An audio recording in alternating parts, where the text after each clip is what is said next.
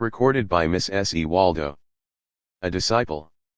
Wednesday, June 19, 1895.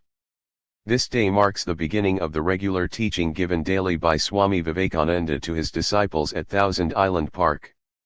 We had not yet all assembled there, but the Master's heart was always in his work, so he commenced at once to teach the 3 or 4 who were with him. He came on this first morning with the Bible in his hand and opened to the book of John, saying that since we were all Christians, it was proper that he should begin with the Christian scriptures. In the beginning was the Word, and the Word was with God, and the Word was God. The Hindu calls this Maya, the manifestation of God, because it is the power of God. The Absolute reflecting through the universe is what we call nature. The Word has 2 manifestations, the general one of nature, and the special one of the great incarnations of God, Krishna, Buddha, Jesus, and Ramakrishna. Christ, the special manifestation of the Absolute, is known and knowable. The Absolute cannot be known, we cannot know the Father, only the Son. We can only see the Absolute through the tint of humanity, through Christ. In the first 5 verses of John is the whole essence of Christianity, each verse is full of the profoundest philosophy. The perfect never becomes imperfect. It is in the darkness, but is not affected by the darkness. God's mercy goes to all, but is not affected by their wickedness. The sun is not affected by any disease of our eyes which may make us see it distorted. In the 29th verse, taketh away the sin of the world means that Christ would show us the way to become perfect.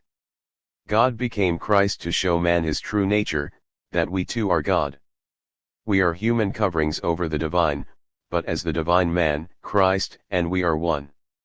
The Trinitarian Christ is elevated above us, the Unitarian Christ is merely a moral man, neither can help us.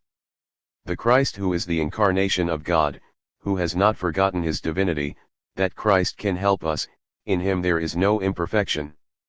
These incarnations are always conscious of their own divinity, they know it from their birth. They are like the actors whose play is over, but who, after their work is done, return to please others. These great ones are untouched by aught of earth, they assume our form and our limitations for a time in order to teach us, but in reality they are never limited, they are ever free. Good is near truth, but is not yet truth. After learning not to be disturbed by evil, we have to learn not to be made happy by good. We must find that we are beyond both evil and good, we must study their adjustment and see that they are both necessary. The idea of dualism is from the ancient Persians. Point 1 Really good and evil are one, because they are both chains and products of Maya, and are in our own mind. When the mind is self-poised, neither good nor bad affects it. Be perfectly free, then neither can affect it, and we enjoy freedom and bliss. Evil is the iron chain, good is the gold one, both are chains. Be free, and know once for all that there is no chain for you. Lay hold of the golden chain to loosen the hold of the iron one, then throw both away. The thorn of evil is in our flesh, take another thorn from the same bush and extract the first thorn, then throw away both and be free. In the world take always the position of the giver. Give everything and look for no return. Give love, give help, give service, give any little thing you can, but keep out barter. Make no conditions, and none will be imposed. Let us give out of our own bounty, just as God gives to us. The Lord is the only giver, all the men in the world are only shopkeepers. Get his check, and it must be honored everywhere. God is the inexplicable, inexpressible essence of love, to be known, but never defined. Asterisk asterisk asterisk.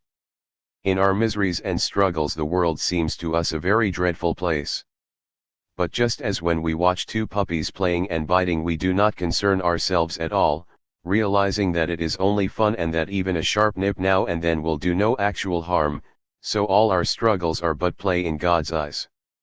This world is all for play and only amuses God, nothing in it can make God angry. Asterisk asterisk asterisk. Mother. In the sea of life my bark is sinking.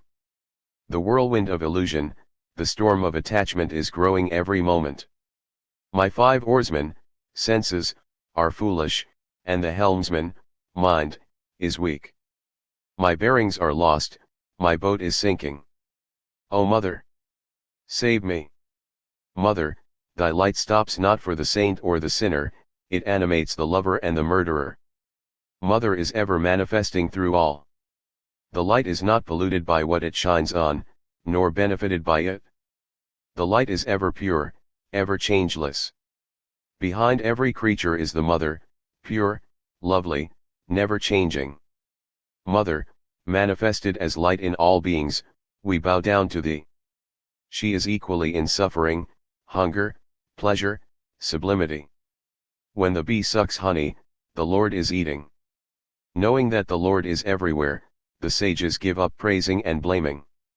Know that nothing can hurt you. How? Are you not free? Are you not Atman? He is the life of our lives, the hearing of our ears, the sight of our eyes. We go through the world like a man pursued by a policeman and see the barest glimpses of the beauty of it. All this fear that pursues us comes from believing in matter. Matter gets its whole existence from the presence of mind behind it. What we see is God percolating through nature. Here nature means matter and mind. Recorded by Miss S. E. Waldo. A disciple. Sunday, June 23, 1895. Be brave and be sincere, then follow any path with devotion, and you must reach the whole. Once lay hold of one link of the chain, and the whole chain must come by degrees. Water the roots of the tree, that is, reach the Lord, and the whole tree is watered. Getting the Lord, we get all. One-sidedness is the bane of the world. The more sides you can develop, the more souls you have, and you can see the universe through all souls, through the Bhakta, devotee, and the Jnani, philosopher. Determine your own nature and stick to it. Nishtha, devotion to one ideal, is the only method for the beginner, but with devotion and sincerity it will lead to all.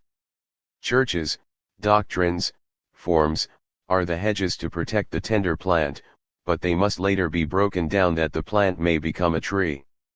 So the various religions, Bibles, Vedas, dogmas, all are just tubs for the little plant, but it must get out of the tub. Nishtha is, in a manner, placing the plant in the tub, shielding the struggling soul in its path. Look at the ocean and not at the wave, see no difference between ant and angel. Every worm is the brother of the Nazarene. How say one is greater and one less? Each is great in his own place. We are in the sun and in the stars as much as here. Spirit is beyond space and time and is everywhere. Every mouth praising the Lord is my mouth, every eye seeing is my eye. We are confined nowhere, we are not body, the universe is our body. We are magicians waving magic wands and creating scenes before us at will. We are the spider in his huge web, who can go on the varied strands wheresoever he desires. The spider is now only conscious of the spot where he is, but he will in time become conscious of the whole web. We are now conscious only where the body is, we can use only one brain, but when we reach ultra-consciousness, we know all, we can use all brains. Even now we can give the push in consciousness, and it goes beyond and acts in the superconscious. We are striving to be and nothing more, no I ever just pure crystal, reflecting all, but ever the same. When that state is reached, there is no more doing, the body becomes a mere mechanism, pure without care for it, it cannot become impure. Know you are the infinite, then fear must die. Say ever, I and my Father are one. Asterisk asterisk asterisk. In time to come Christs will be in numbers like bunches of grapes on a vine, then the play will be over and will pass out as water in a kettle beginning to boil shows first one bubble, then another, then more and more, until all is in ebullition and passes out as steam. Buddha and Christ are the two biggest bubbles the world has yet produced. Moses was a tiny bubble, greater and greater ones came. Sometime, however, all will be bubbles and escape, but creation, ever new, will bring new water to go through the process all over again. Recorded by Miss S. E. Waldo. A disciple. Monday, June 24, 1895. The reading today was from the Bhakti Sutras by Narada. Extreme love to God is bhakti, and this love is the real immortality, getting which a man becomes perfectly satisfied, sorrows for no loss, and is never jealous, knowing which man becomes mad. My master used to say, this world is a huge lunatic asylum where all men are mad, some after money, some after women, some after name or fame, and a few after God. I prefer to be mad after God. God is the philosopher's stone that turns us to gold in an instant, the form remains, but the nature is changed, the human form remains, but no more can we hurt or sin. Thinking of God, some weep, some sing, some laugh, some dance, some say wonderful things, but all speak of nothing but God. Prophets preach, but the incarnations like Jesus, Buddha, Ramakrishna, can give religion, one glance, one touch is enough. That is the power of the Holy Ghost, the laying on of hands. The power was actually transmitted to the disciples by the Master, the chain of Guru power. That, the real baptism, has been handed down for untold ages. Bhakti cannot be used to fulfill any desires, itself being the check to all desires. Narada gives these as the signs of love, when all thoughts, all words, and all deeds are given up unto the Lord, and the least forgetfulness of God makes one intensely miserable, then love has begun. This is the highest form of love because therein is no desire for reciprocity, which desire is in all human love. A man who has gone beyond social and scriptural usage, he is a sannyasin. When the whole soul goes to God, when we take refuge only in God, then we know that we are about to get this love. Obey the scriptures until you are strong enough to do without them, then go beyond them. Books are not an end-all. Verification is the only proof of religious truth. Each must verify for himself, and no teacher who says, I have seen, but you cannot, is to be trusted, only that one who says, you can see too. All scriptures, all truths are Vedas in all times, in all countries, because these truths are to be seen, and anyone may discover them. When the sun of love begins to break on the horizon, we want to give up all our actions unto God, and when we forget Him for a moment, it grieves us greatly. Let nothing stand between God and your love for Him. Love Him, love Him, love Him, and let the world say what it will. Love is of three sorts: one demands, but gives nothing, the second is exchange, and the third is love without thought of return, love like that of the moth for the light. Love is higher than work, than yoga, than knowledge. Work is merely a schooling for the doer, it can do no good to others. We must work out our own problem, the prophets only show us how to work. What you think, you become, so if you throw your burden on Jesus, you will have to think of Him and thus become like Him. You love Him. Extreme love and highest knowledge are one. But theorizing about God will not do, we must love and work. Give up the world and all worldly things, especially while the plant is tender. Day and night think of God and think of nothing else as far as possible. The daily necessary thoughts can all be thought through God. Eat to Him, drink to Him, sleep to Him, see Him in all. Talk of God to others, this is most beneficial. Get the mercy of God and of His greatest children, these are the two chief ways to God. The company of these children of light is very hard to get, 5 minutes in their company will change a whole life, and if you really want it enough, one will come to you. The presence of those who love God makes a place holy, such is the glory of the children of the Lord. They are He, and when they speak, their words are scriptures. The place where they have been becomes filled with their vibrations, and those going there feel them and have a tendency to become holy also. To such lovers there is no distinction of caste, learning, beauty, birth, wealth, or occupation, because all are His. Give up all evil company, especially at the beginning. Avoid worldly company, that will distract your mind. Give up all me and mine. To him who has nothing in the universe the Lord comes. Cut the bondage of all worldly affections, go beyond laziness and all care as to what becomes of you. Never turn back to see the result of what you have done. Give all to the Lord and go on and think not of it. The whole soul pours in a continuous current to God. There is no time to seek money, or name, or fame, no time to think of anything but God. Then will come into our hearts that infinite, wonderful bliss of love. All desires are but beads of glass. Love of God increases every moment and is ever new, to be known only by feeling it. Love is the easiest of all, it waits for no logic, it is natural. We need no demonstration, no proof. Reasoning is limiting something by our own minds. We throw a net and catch something, and then say that we have demonstrated it, but never, never can we catch God in a net. Love should be unrelated. Even when we love wrongly, it is of the true love, of the true bliss, the power is the same, use it as we may. Its very nature is peace and bliss. The murderer when he kisses his baby forgets for an instant all but love. Give up all self, all egotism, get out of anger, lust, give all to God.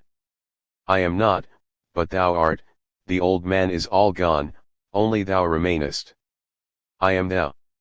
Blame none, if evil comes, know the Lord is playing with you and be exceeding glad. Love is beyond time and space, it is absolute. Recorded by Miss S. E. Waldo. A Disciple. Sunday, August 4, 1895. Whom the ignorant worship, him I preach unto thee. This one and only God is the knownest of the known. He is the one thing we see everywhere. All know their own self, all know, I am, even animals. All we know is the projection of the self. Teach this to the children, they can grasp it. Every religion has worshipped the self, even though unconsciously, because there is nothing else. This indecent clinging to life as we know it here, is the source of all evil. It causes all this cheating and stealing. It makes money a god and all vices and fears ensue. Value nothing material and do not cling to it. If you cling to nothing, not even life, then there is no fear. He goes from death to death who sees many in this world. There can be no physical death for us and no mental death, when we see that all is one. All bodies are mine, so even body is eternal, because the tree, the animal, the sun, the moon, the universe itself is my body, then how can it die? Every mind, every thought is mine, then how can death come? The self is never born and never dies. When we realize this, all doubts vanish. I am, I know, I love, these can never be doubted. There is no hunger, for all that is eaten by me. If a hair falls out, we do not think we die, so if one body dies, it is but a hair falling. The superconscious is God, is beyond speech, beyond thought, beyond consciousness. There are three states: brutality, tamas, humanity, rajas, and divinity, sattva. Those attaining the highest state simply are. Duty dies there, they only love and as a magnet draw others to them. This is freedom. No more you do moral acts, but whatever you do is moral. The Brahmavid, knower of God, is higher than all gods. The angels came to worship Jesus when he had conquered delusion and had said, "Get thee behind me, Satan." None can help a Brahmavid, the universe itself bows down before him. His every desire is fulfilled, his spirit purifies others, therefore worship the Brahmavid if you wish to attain the highest. When we have the three great gifts of God, a human body, intense desire to be free, and the help of a great soul to show us the way, then liberation is certain for us. Mukti is ours. Asterisk asterisk asterisk. Death of the body forever is nirvana. It is the negative side and says, I am not this, nor this, nor this. Vedanta takes the further step and asserts the positive side, mukti or freedom. I am existence absolute, knowledge absolute, bliss absolute, I am He. This is Vedanta, the capstone of the perfect arch. The great majority of the adherents of Northern Buddhism believe in mukti and are really Vedantists. Only the Ceylonese accept nirvana as annihilation. No belief or disbelief can kill the I. That which comes with belief and goes with disbelief is only delusion. Nothing teaches the Atman. I salute my own self. Self-illuminated, I salute myself, I am Brahman. The body is a dark room, when we enter it, it becomes illuminated, it becomes alive. Nothing can ever affect the illumination, it cannot be destroyed. It may be covered, but never destroyed. Asterisk asterisk asterisk. At the present time God should be worshipped as Mother, the infinite energy. This will lead to purity, and tremendous energy will come here in America. Here no temples weigh us down, no one suffers as they do in poorer countries. Woman has suffered for eons, and that has given her infinite patience and infinite perseverance. She holds on to an idea. It is this which makes her the support of even superstitious religions and of the priests in every land, and it is this that will free her. We have to become Vedantists and live this grand thought, the masses must get it, and only in free America can this be done. In India these ideas were brought out by individuals like Buddha, Shankara and others, but the masses did not retain them. The new cycle must see the masses living Vedanta, and this will have to come through women.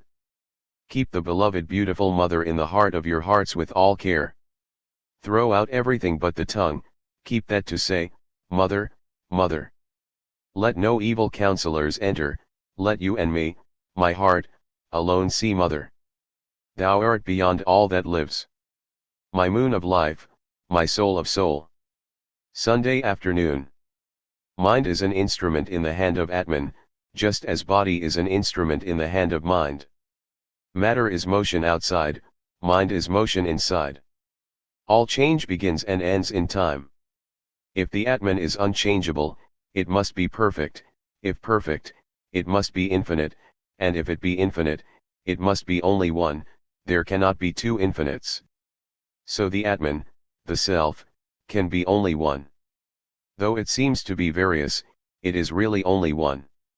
If a man were to go toward the sun, at every step he would see a different sun, and yet it would be the same sun after all. Asti, isness, is the basis of all unity, and just as soon as the basis is found, perfection ensues. If all color could be resolved into one color, painting would cease. The perfect oneness is rest, we refer all manifestations to one being. Taoists, Confucianists, Buddhists, Hindus, Jews, Mohammedans, Christians, and Zoroastrians, all preached the Golden Rule and in almost the same words, but only the Hindus have given the rationale, because they saw the reason, man must love others because those others are himself. There is but one. Of all the great religious teachers the world has known, only Lao Tzu, Buddha, and Jesus transcended the Golden Rule and said, do good to your enemies, love them that hate you. Principles exist, we do not create them, we only discover them. Religion consists solely in realization. Doctrines are methods, not religion. All the different religions are but applications of the one religion adapted to suit the requirements of different nations. Theories only lead to fighting, thus the name of God that ought to bring peace has been the cause of half the bloodshed of the world. Go to the direct source. Ask God what He is. Unless He answers, He is not, but every religion teaches that He does answer. Have something to say for yourself, else how can you have any idea of what others have said? Do not cling to old superstitions, be ever ready for new truths. Fools are they who would drink brackish water from a well that their forefathers have digged and would not drink pure water from a well that others have digged. Until we realize God for ourselves, we can know nothing about Him. Each man is perfect by his nature, prophets have manifested this perfection, but it is potential in us. How can we understand that Moses saw God unless we too see Him? If God ever came to anyone, He will come to me. I will go to God direct, let Him talk to me. I cannot take belief as a basis, that is atheism and blasphemy. If God spake to a man in the deserts of Arabia 2000 years ago, He can also speak to me today, else how can I know that He has not died? Come to God any way you can, only come. But in coming do not push anyone down. The knowing ones must have pity on the ignorant. One who knows is willing to give up his body even for an ant, because he knows that the body is nothing. Recorded by Miss S. E. Waldo. A Disciple. Wednesday, June 26, 1895. Our best work is done, our greatest influence is exerted, when we are without thought of self. All great geniuses know this. Let us open ourselves to the one divine actor, and let him act, and do nothing ourselves. O Arjuna! I have no duty in the whole world, says Krishna. Be perfectly resigned, perfectly unconcerned, then alone can you do any true work. No eyes can see the real forces, we can only see the results. Put out self, lose it, forget it, just let God work, it is His business. We have nothing to do but stand aside and let God work. The more we go away, the more God comes in. Get rid of the little I, and let only the great I live. We are what our thoughts have made us, so take care of what you think. Words are secondary. Thoughts live, they travel far. Each thought we think is tinged with our own character, so that for the pure and holy man, even his jests or abuse will have the twist of his own love and purity and do good. Desire nothing, think of God and look for no return. It is the desireless who bring results. The begging monks carry religion to every man's door, but they think that they do nothing, they claim nothing, their work is unconsciously done. If they should eat of the tree of knowledge, they would become egoists, and all the good they do would fly away. As soon as we say I, we are humbugged all the time, and we call it knowable, but it is only going round and round like a bullock tied to a tree. The Lord has hidden himself best, and his work is best, so he who hides himself best, accomplishes most. Conquer yourself, and the whole universe is yours. In the state of sattva we see the very nature of things, we go beyond the senses and beyond reason. The adamantine wall that shuts us in is egoism, we refer everything to ourselves, thinking, I do this, that, and the other. Get rid of this puny I, kill this diabolism in us, not I, but thou say it, feel it, live it. Until we give up the world manufactured by the ego, never can we enter the kingdom of heaven. None ever did, none ever will. To give up the world is to forget the ego, to know it not at all living in the body, but not of it. This rascal ego must be obliterated. Bless men when they revile you. Think how much good they are doing you, they can only hurt themselves. Go where people hate you, let them thrash the ego out of you, and you will get nearer to the Lord. Like the mother monkey, we hug our baby, the world, as long as we can, but at last when we are driven to put it under our feet and step on it then we are ready to come to God. Blessed it is to be persecuted for the sake of righteousness. Blessed are we if we cannot read, we have less to take us away from God. Enjoyment is the million-headed serpent that we must tread underfoot. We renounce and go on, then find nothing and despair, but hold on, hold on. The world is a demon. It is a kingdom of which the puny ego is king. Put it away and stand firm. Give up lust and gold and fame and hold fast to the Lord, and at last we shall reach a state of perfect indifference. The idea that the gratification of the senses constitutes enjoyment is purely materialistic. There is not one spark of real enjoyment there, all the joy there is a mere reflection of the true bliss. Those who give themselves up to the Lord do more for the world than all the so-called workers. One man who has purified himself thoroughly accomplishes more than a regiment of preachers. Out of purity and silence comes the word of power. Be like a lily, stay in one place and expand your petals, and the bees will come of themselves. There was a great contrast between Keshav Chandra Sen and Sri Ramakrishna. The second never recognized any sin or misery in the world, no evil to fight against. The first was a great ethical reformer, leader, and founder of the Brahmo Samaj. After 12 years the quiet prophet of Dakshineshvar had worked a revolution not only in India, but in the world. The power is with the silent ones, who only live and love and then withdraw their personality. They never say me and mine, they are only blessed in being instruments. Such men are the makers of Christs and Buddhas, ever living fully identified with God, ideal existences, asking nothing and not consciously doing anything. They are the real movers, the Jivanmuktas, literally, free even while living, absolutely selfless, the little personality entirely blown away, ambition non-existent. They are all principle, no personality. The mother monkey is very fond of her young, but if an iron plate is heated under her feet and it becomes unbearable, she throws down the baby and stands on it to save herself. Recorded by Miss S. E. Waldo. A Disciple. Thursday, June 27, 1895. The Swami brought the New Testament this morning and talked again on the book of John. Mohammed claimed to be the comforter that Christ promised to send. He considered it unnecessary to claim a supernatural birth for Jesus. Such claims have been common in all ages and in all countries. All great men have claimed gods for their fathers. Knowing is only relative, we can be God, but never know Him. Knowledge is a lower state. Adam's fall was when he came to know. Before that he was God, he was truth, he was purity. We are our own faces, but can see only a reflection, never the real thing. We are love, but when we think of it, we have to use a phantasm, which proves that matter is only externalist thought. 1. Nvrti is turning aside from the world. Hindu mythology says that the four first created were Sanaka, Sanandana, Sanatana, and Sanatkumara, were warned by a swan, God himself, that manifestation was only secondary, so they remained without creating. The meaning of this is that expression is degeneration, because spirit can only be expressed by the letter and then the letter killeth. Bible, 2 Cor 3. 6.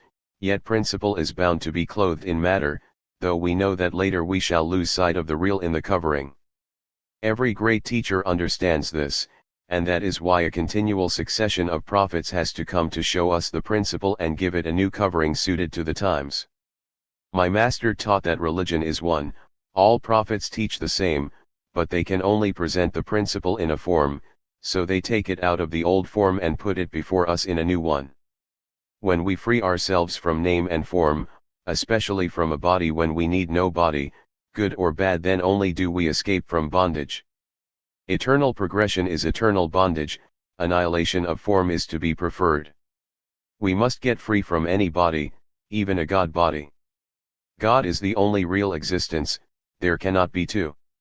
There is but one soul, and I am that. Good works are only valuable as a means of escape, they do good to the doer, never to any other. Knowledge is mere classification.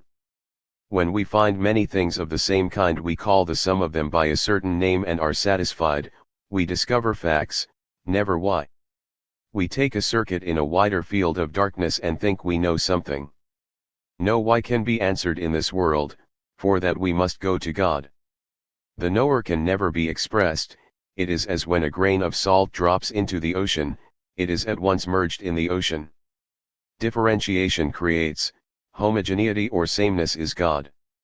Get beyond differentiation, then you conquer life and death and reach eternal sameness and are in God, are God. Get freedom, even at the cost of life. All lives belong to us as leaves to a book, but we are unchanged, the witness, the soul, upon whom the impression is made, as when the impression of a circle is made upon the eyes when a firebrand is rapidly whirled round and round. The soul is the unity of all personalities, and because it is at rest, eternal, unchangeable. It is God, Atman. It is not life, but it is coined into life. It is not pleasure, but it is manufactured into pleasure.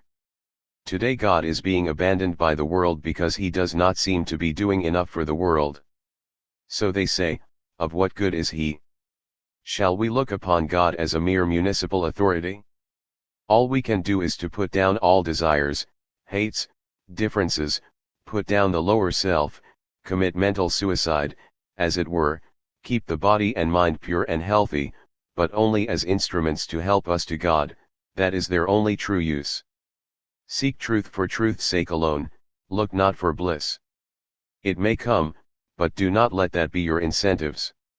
Have no motive except God. Dare to come to truth even through hell. Recorded by Miss S. E. Waldo. A Disciple. Friday, June 28, 1895. The entire party went on a picnic for the day, and although the swami taught constantly, as he did wherever he was, no notes were taken and no record, therefore, of what he said remains. As he began his breakfast before setting out, however, he remarked, "Be thankful for all food, it is Brahman. His universal energy is transmuted into our individual energy and helps us in all that we do." Recorded by Miss S. E. Waldo. A Disciple. Saturday, June 29, 1895. The Swami came this morning with a Gita in his hand.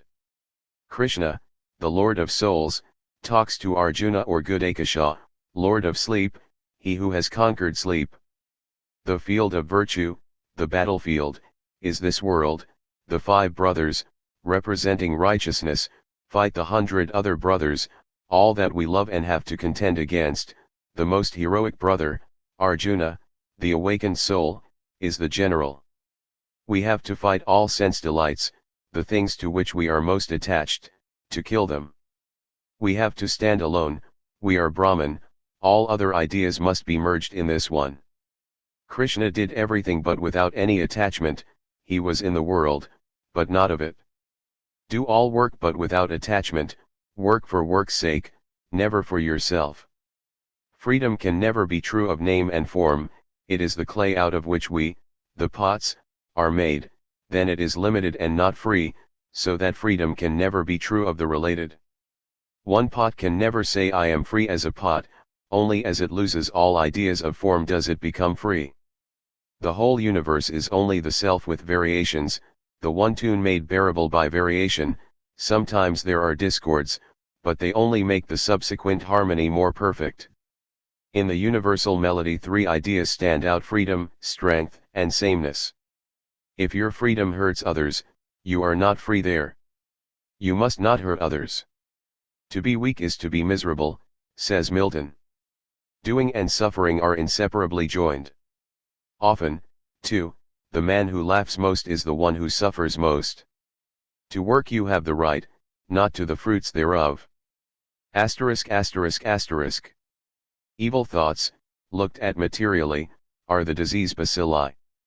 Each thought is a little hammer blow on the lump of iron which our bodies are, manufacturing out of it what we want it to be. We are heirs to all the good thoughts of the universe, if we open ourselves to them. The book is all in us. Fool, hearest not thou? In thine own heart day and night is singing that eternal music Satchitananda, Saham, Saham existence knowledge bliss absolute, I am he, I am he. The fountain of all knowledge is in every one of us, in the ant as in the highest angel. Real religion is one, but we quarrel with the forms, the symbols, the illustrations. The millennium exists already for those who find it, we have lost ourselves and then think the world is lost. Perfect strength will have no activity in this world, it only is, it does not act.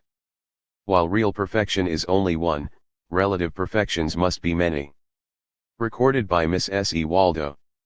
A Disciple. Sunday, June 30, 1895. To try to think without a phantasm is to try to make the impossible possible. We cannot think mammalia without a concrete example. So with the idea of God. The great abstraction of ideas in the world is what we call God. Each thought has 2 parts, the thinking and the word, and we must have both. Neither idealists nor materialists are right, we must take both idea and expression. All knowledge is of the reflected, as we can only see our face in a mirror. No one will ever know his own self or God, but we are that own self, we are God. In nirvana you are when you are not. Buddha said, you are best, you are real, when you are not, when the little self is gone. The light divine within is obscured in most people. It is like a lamp in a cask of iron, no gleam of light can shine through. Gradually, By purity and unselfishness we can make the obscuring medium less and less dense, until at last it becomes as transparent as glass. Sri Ramakrishna was like the iron cask transformed into a glass cask through which can be seen the inner light as it is. We are all on the way to become the cask of glass and even higher and higher reflections. As long as there is a cask at all, we must think through material means. No impatient one can ever succeed. Asterisk asterisk asterisk. Great saints are the object lessons of the principle. But the disciples make the saint the principle, and then they forget the principle in the person. The result of Buddha's constant inveighing against a personal God was the introduction of idols into India. In the Vedas they knew them not, because they saw God everywhere, but the reaction against the loss of God as creator and friend was to make idols, and Buddha became an idol, so too with Jesus. The range of idols is from wood and stone to Jesus and Buddha, but we must have idols. Asterisk asterisk asterisk. Violent attempts at reform always end by retarding reform. Do not say, you are bad, say only, you are good, but be better. Priests are an evil in every country, because they denounce and criticize, pulling at one string to mend it until 2 or 3 others are out of place. Love never denounces, only ambition does that. There is no such thing as righteous anger or justifiable killing. If you do not allow one to become a lion, he will become a fox. Women are a power, only now it is more for evil because man oppresses woman, she is the fox, but when she is not longer oppressed, she will become the lion. Ordinarily speaking, spiritual aspiration ought to be balanced through the intellect, otherwise it may degenerate into mere sentimentality. All theists agree that behind the changeable there is an unchangeable, though they vary in their conception of the ultimate. Buddha denied this in toto. There is no Brahman, no Atman, no soul, he said. As a character Buddha was the greatest the world has ever seen, next to him Christ. But the teachings of Krishna as taught by the Gita are the grandest the world has ever known. He who wrote that wonderful poem was one of those rare souls whose lives sent a wave of regeneration through the world. The human race will never again see such a brain as his who wrote the Gita. Asterisk asterisk asterisk. There is only one power, whether manifesting as evil or good. God and the devil are the same river with the water flowing in opposite directions. Recorded by Miss S. E. Waldo. A disciple. Monday, July 1, 1895. Sri Ramakrishna Deva. Sri Ramakrishna was the son of a very orthodox Brahmin, who would refuse even a gift from any but a special caste of Brahmins. Neither might he work, nor even be a priest in a temple, nor sell books, nor serve anyone. He could only have what fell from the skies, alms, and even then it must not come through a fallen Brahmin. Temples have no hold on the Hindu religion. If they were all destroyed, religion would not be affected a grain. A man must only build a house for God and guests. To build for himself would be selfish, therefore he erects temples as dwelling places for God. Owing to the extreme poverty of his family, Sri Ramakrishna was obliged to become in his boyhood a priest in a temple dedicated to the Divine Mother, also called Prakriti, or Kali, represented by a female figure standing with feet on a male figure, indicating that until Maya lifts, we can know nothing. Brahman is neuter, unknown, and unknowable, but to be objectified he covers himself with a veil of Maya, becomes the mother of the universe, and so brings forth the creation. The prostrate figure, Shiva or God, has become Shaiva, dead or lifeless, by being covered by Maya. The Jainani says, I will uncover God by force, Advaitism, but the dualist says, I will uncover God by praying to Mother, begging her to open the door to which she alone has the key. The daily service of the Mother Kali gradually awakened such intense devotion in the heart of the young priest that he could no longer carry on the regular temple worship. So he abandoned his duties and retired to a small woodland in the temple compound, where he gave himself up entirely to meditation. These woods were on the bank of the river Ganga, and one day the swift current bore to his very feet just the necessary materials to build him a little enclosure. In this enclosure he stayed and wept and prayed, taking no thought for the care of his body or for aught except his divine mother. A relative fed him once a day and watched over him. Later came a sannyasini or lady ascetic, to help him find his mother. Whatever teachers he needed came to him unsought. From every sect some holy saint would come and offer to teach him, and to each he listened eagerly. But he worshipped only Mother, all to him was Mother. Sri Ramakrishna never spoke a harsh word against anyone. So beautifully tolerant was he that every sect thought that he belonged to them. He loved everyone. To him all religions were true. He found a place for each one. He was free, but free in love, not in thunder. The mild type creates, the thundering type spreads. Paul was the thundering type to spread the light. And it has been said by many that Swami Vivekananda himself was a kind of Saint Paul to Sri Ramakrishna. The age of Saint Paul, however, is gone. We are to be the new lights for this day. A self-adjusting organization is the great need of our time. When we can get one, that will be the last religion of the world. The wheel must turn, and we should help it, not hinder. The waves of religious thought rise and fall, and on the topmost one stands the prophet of the period. Ramakrishna came to teach the religion of today, constructive, not destructive. He had to go afresh to nature to ask for facts, and he got scientific religion which never says believe, but see, I see, and you too can see.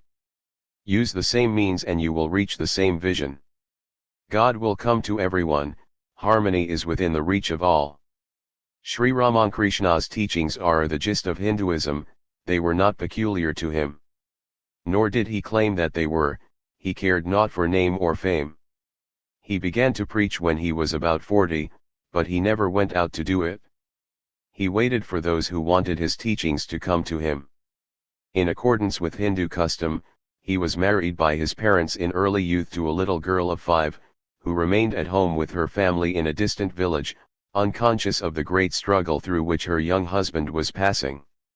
When she reached maturity, he was already deeply absorbed in religious devotion.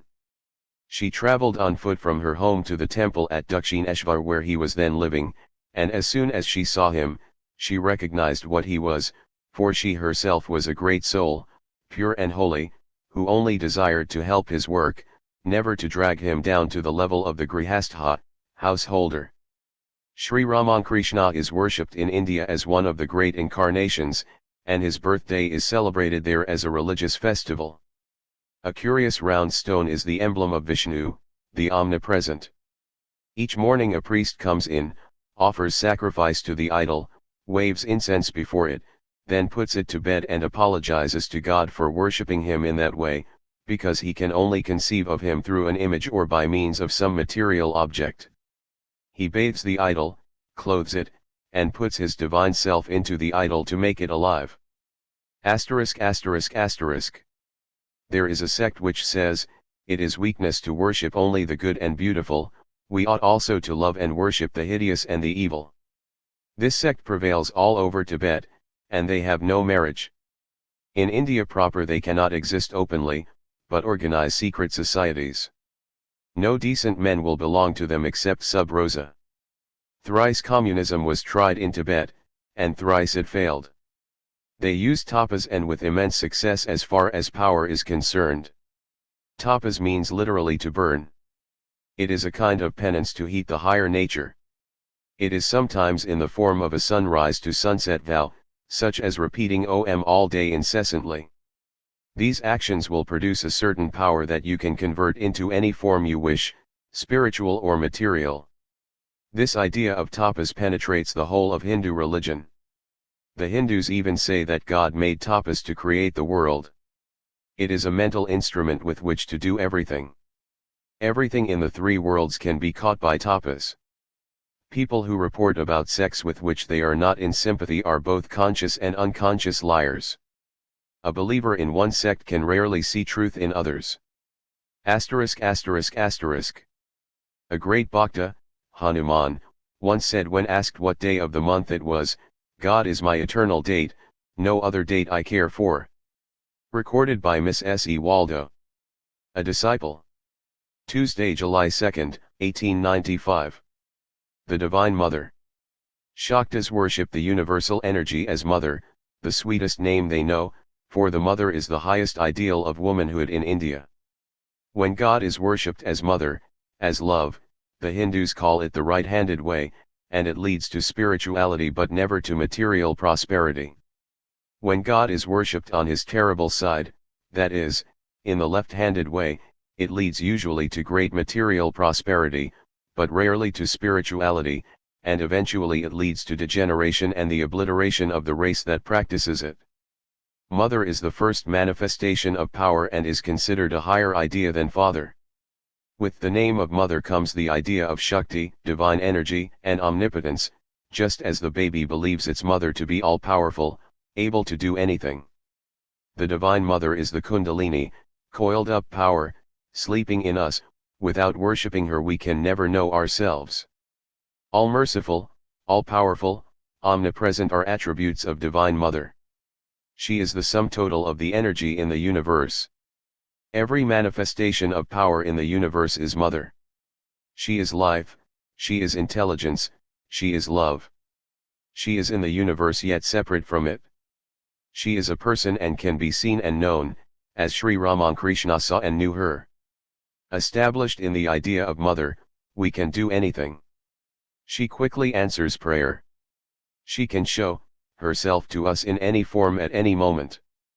Divine Mother can have form, rupa, and name, nama, or name without form, and as we worship her in these various aspects we can rise to pure being, having neither form nor name. The sum total of all the cells in an organism is one person, so each soul is like one cell and the sum of them is God, and beyond that is the Absolute. The sea calm is the Absolute, the same sea in waves is Divine Mother. She is time, space, and causation. God is Mother and has two natures, the conditioned and the unconditioned. As the former, she is God, nature, and soul, man. As the latter, she is unknown and unknowable. Out of the unconditioned came the Trinity God, nature, and soul, the triangle of existence. This is the Vishishtadvaitist idea. A bit of Mother, a drop, was Krishna, another was Buddha, another was Christ. The worship of even one spark of Mother in our earthly mother leads to greatness. Worship her if you want love and wisdom. RRECORDED by Miss S. E. Waldo. A Disciple. Friday, July 5, 1895. Until you are ready to change any minute, you can never see the truth, but you must hold fast and be steady in the search for truth. Charvakas, a very ancient sect in India, were rank materialists. They have died out now, and most of their books are lost. They claimed that the soul, being the product of the body and its forces, died with it, that there was no proof of its further existence. They denied inferential knowledge accepting only perception by the senses. Asterisk. Samadhi is when the divine and human are in one, or it is bringing sameness. Materialism says, the voice of freedom is a delusion. Idealism says, the voice that tells of bondage is delusion. Vedanta says, you are free and not free at the same time, never free on the earthly plane, but ever free on the spiritual. Be beyond both freedom and bondage. We are Shiva, we are immortal knowledge beyond the senses. Infinite power is back of everyone, pray to Mother, and it will come to you. O Mother, giver of Vak, eloquence, thou self-existent, come as the Vak upon my lips, Hindu invocation. That Mother whose voice is in the thunder, come thou in me. Kali, thou time eternal, thou force irresistible, Shakti, power. Eckerted by Miss S. E. Waldo. A Disciple. Wednesday, July 3, 1895. Generally speaking, human religion begins with fear. The fear of the Lord is the beginning of wisdom. But later comes the higher idea. Perfect love casteth out fear. Traces of fear will remain with us until we get knowledge, know what God is. Christ, being man, had to see impurity and denounced it, but God, infinitely higher, does not see iniquity and cannot be angry. Denunciation is never the highest. David's hands were smeared with blood, he could not build the temple. Bible, Samuel, chap 17 end. The more we grow in love and virtue and holiness, the more we see love and virtue and holiness outside. All condemnation of others really condemns ourselves. Adjust the microcosm, which is in your power to do, and the macrocosm will adjust itself for you. It is like the hydrostatic paradox, one drop of water can balance the universe. We cannot see outside what we are not inside. The universe is to us what the huge engine is to the miniature engine, an indication of any error in the tiny engine leads us to imagine trouble in the huge one. Every step that has been really gained in the world has been gained by love. Criticizing can never do any good, it has been tried for thousands of years. Condemnation accomplishes nothing. A real Vedantist must sympathize with all. Monism, or absolute oneness, is the very soul of Vedanta. Dualists naturally tend to become intolerant, to think theirs as the only way. The Vaishnavas in India, who are dualists, are a most intolerant sect. Among the Shaivas, another dualistic sect, the story is told of a devotee by the name of Gantakarna or the Bell-eared, who was so devout a worshipper of Shiva that he did not wish even to hear the name of any other deity, so he wore 2 bells tied to his ears in order to drown the sound of any voice uttering other divine names. On account of his intense devotion to Shiva, the latter wanted to teach him that there was no difference between Shiva and Vishnu, so he appeared before him as half Vishnu and half Shiva. At that moment the devotee was waving incense before him, but so great was the bigotry of Gantakarna that when he saw the fragrance of the incense entering the nostril of Vishnu, he thrust his finger into it to prevent the god from enjoying the sweet smell. The meat-eating animal, like the lion, gives one blow and subsides, but the patient bullock goes on all day, eating and sleeping as it walks. The live Yankee cannot compete with the rice-eating Chinese coolie. While military power dominates, meat-eating still prevail, but with the advance of science, fighting will grow less, and then the vegetarians will come in. Asterisk asterisk asterisk. We divide ourselves into 2 to love God, myself loving myself. God has created me and I have created God. We create God in our image, it is we who create him to be our master, it is not God who makes us his servants. When we know that we are one with God, that we and he are friends, then come equality and freedom. So long as you hold yourself separated by a hair's breadth from this eternal one, fear cannot go. Never ask that foolish question, what good will it do to the world? Let the world go.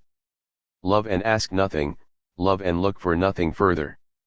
Love and forget all the isms. Drink the cup of love and become mad. Say thine, O thine forever O Lord. And plunge in, forgetting all else. The very idea of God is love. Seeing a cat loving her kittens, stand and pray. God has become manifest there, literally believe this. Repeat I am thine, for we can see God everywhere. Do not seek for him, just see him.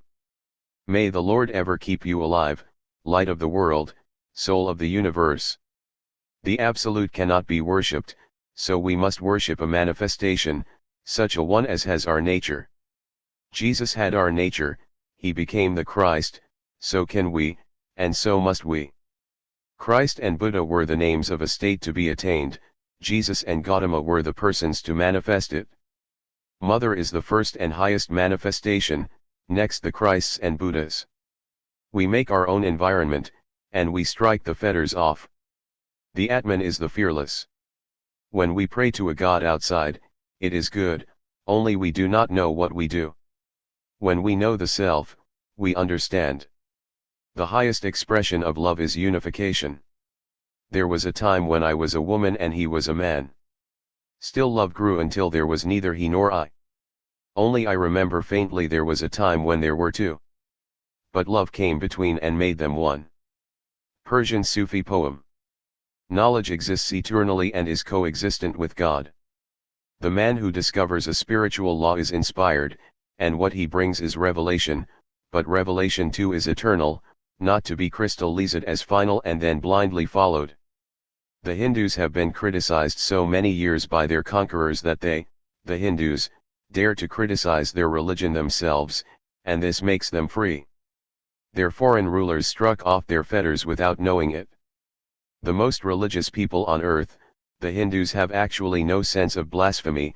To speak of holy things in any way is to them in itself a sanctification. Nor have they any artificial respect for prophets or books, or for hypocritical piety. The Church tries to fit Christ into it, not the Church into Christ, so only those writings were preserved that suited the purpose in hand. Thus the books are not to be depended upon, and book worship is the worst kind of idolatry to bind our feet. All has to conform to the book. Science, religion, philosophy, it is the most horrible tyranny, this tyranny of the Protestant Bible. Every man in Christian countries has a huge cathedral on his head, and on top of that a book, and yet man lives and grows. Does not this prove that man is God? Man is the highest being that exists, and this is the greatest world. We can have no conception of God higher than man, so our God is man, and man is God. When we rise and go beyond and find something higher, we have to jump out of the mind, out of body and the imagination, and leave this world. When we rise to be the absolute, we are no longer in this world. Man is the apex of the only world we can ever know. All we know of animals is only by analogy, we judge them by what we do and feel ourselves.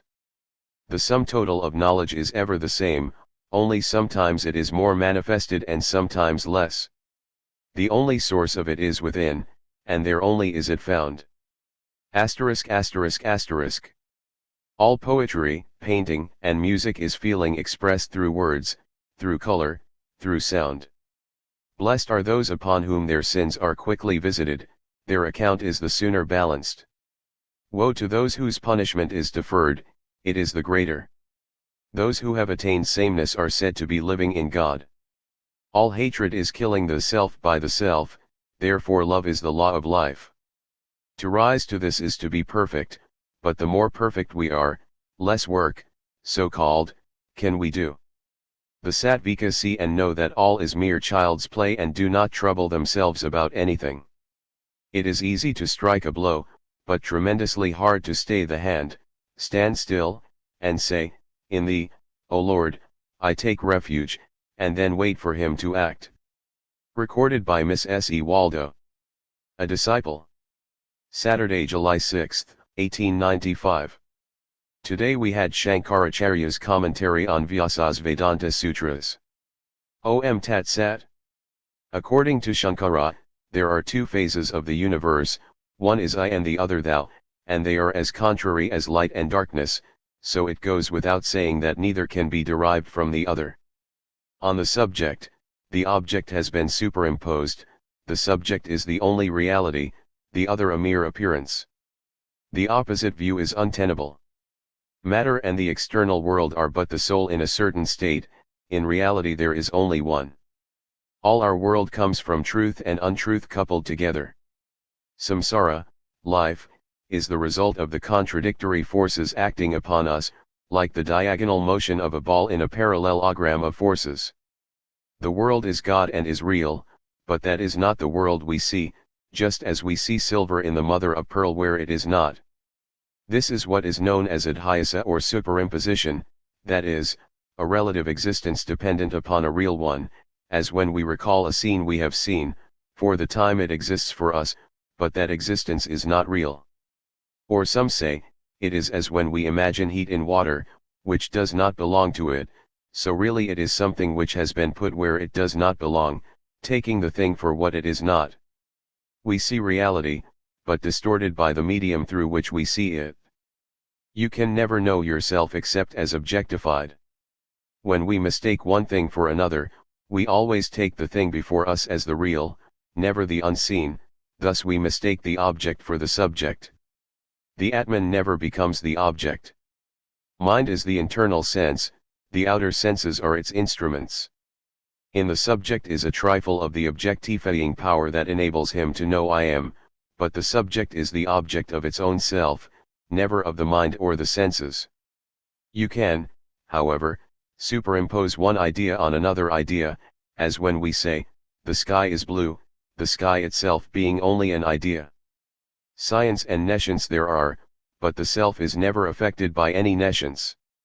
Relative knowledge is good, because it leads to absolute knowledge, but neither the knowledge of the senses, nor of the mind, nor even of the Vedas is true, since they are all within the realm of relative knowledge. First get rid of the delusion, I am the body, then only can we want real knowledge. Man's knowledge is only a higher degree of brute knowledge. Asterisk asterisk asterisk. One part of the Vedas deals with karma form and ceremonies. The other part deals with the knowledge of Brahman and discusses religion.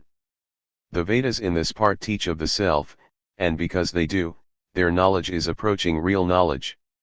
Knowledge of the Absolute depends upon no book, nor upon anything, it is absolute in itself.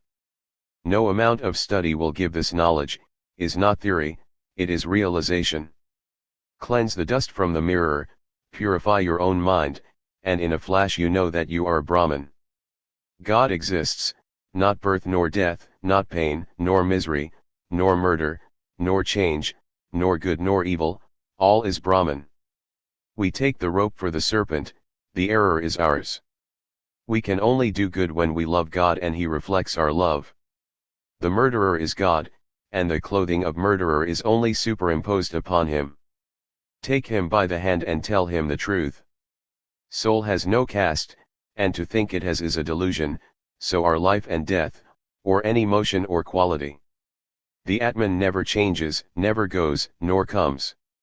It is the eternal witness of all its own manifestations, but we take it for the manifestation, an eternal illusion, without beginning or end, ever going on. The Vedas, however, have to come down to our level, for if they told us the highest truth in the highest way, we could not understand it. Heaven is a mere superstition arising from desire, and desire is ever a yoke, a degeneration. Never approach anything except as God, for if we do, we see evil, because we throw a veil of delusion over what we look at, and then we see evil. Get free from these illusions, be blessed. Freedom is to lose all illusions. In one sense Brahman is known to every human being, he knows, I am, but man does not know himself as he is. We all know we are, but not how we are. All lower explanations are partial truths, but the flower, the essence of the Vedas, is that the self in each of us is Brahman. Every phenomenon is included in birth, growth, and death, appearance, continuance and disappearance. Our own realization is beyond the Vedas, because even they depend upon that. The highest Vedanta is the philosophy of the beyond. To say that creation has any beginning is to lay the axe at the root of all philosophy. Maya is the energy of the universe, potential and kinetic. Until Mother releases us, we cannot get free. The universe is ours to enjoy. But want nothing. To want is weakness. Want makes us beggars, and we are sons of the King, not beggars. Recorded by Miss S. E. Waldo. A disciple. Sunday morning, July 7, 1895. Infinite manifestation dividing itself in portions still remains infinite, and each portion is infinite. 1. Brahman is the same in two forms, changeable and unchangeable, expressed and unexpressed. Know that the knower and the known are one. The Trinity, the knower, the known, and knowing, is manifesting as this universe. That God the yogi sees in meditation, he sees through the power of his own self. What we call nature, fate, is simply God's will. So long as enjoyment is sought, bondage remains. Only imperfection can enjoy, because enjoyment is the fulfilling of desire. The human soul enjoys nature. The underlying reality of nature, soul, and God is Brahman, but it, Brahman, is unseen, until we bring it out. It may be brought out by pramantha or friction, just as we can produce fire by friction. The body is the lower piece of wood, Om is the pointed piece, and dhyana, meditation, is the friction. When this is used, that light which is the knowledge of Brahman will burst forth in the soul. Seek it through tapas. Holding the body upright, sacrifice the organs of sense in the mind. The sense centers are within, and their organs without, drive them into the mind, and through dharana, concentration, fix the mind in dhyana. Brahman is omnipresent in the universe as is butter in milk, but friction makes it manifest in one place. As churning brings out the butter in the milk, so dhyana brings the realization of Brahman in the soul. All Hindu philosophy declares that there is a sixth sense, the superconscious, and through it comes inspiration. *******.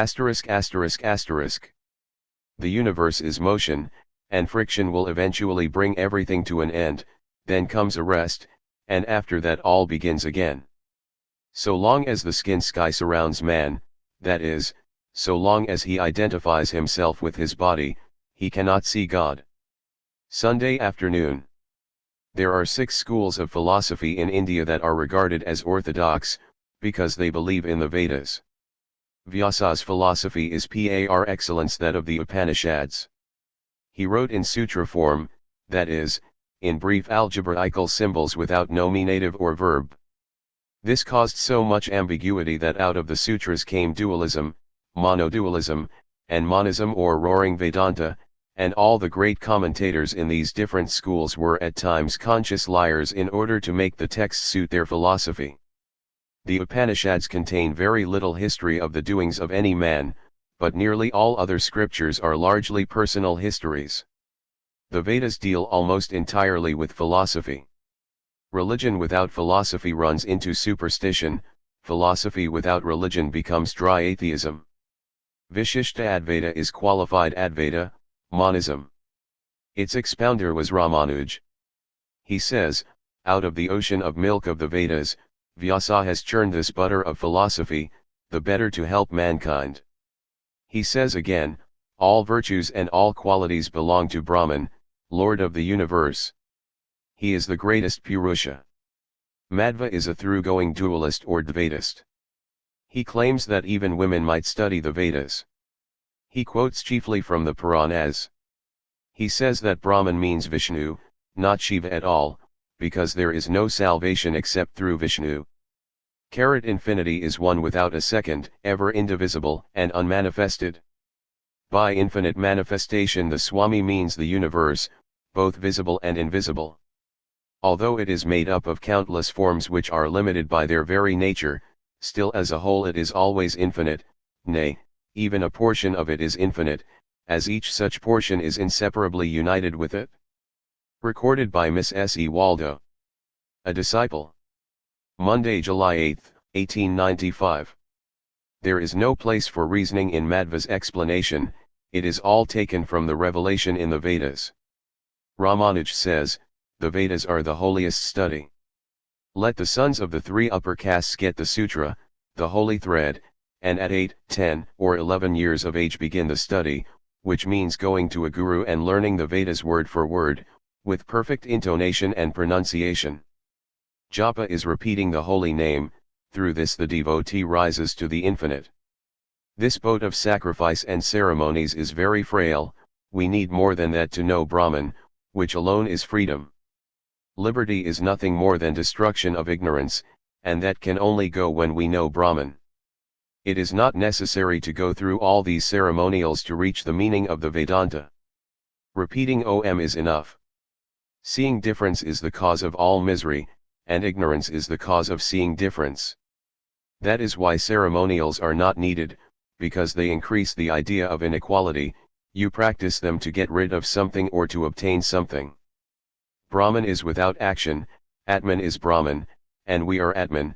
Knowledge like this takes off all error. It must be heard, apprehended intellectually, and lastly realized. Cogitating is applying reason and establishing this knowledge in ourselves by reason. Realizing is making it a part of our lives by constant thinking of it.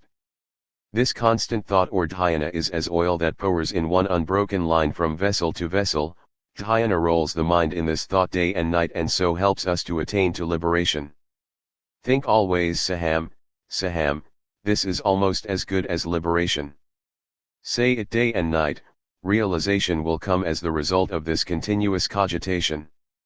This absolute and continuous remembrance of the Lord is what is meant by bhakti. This bhakti is indirectly helped by all good works.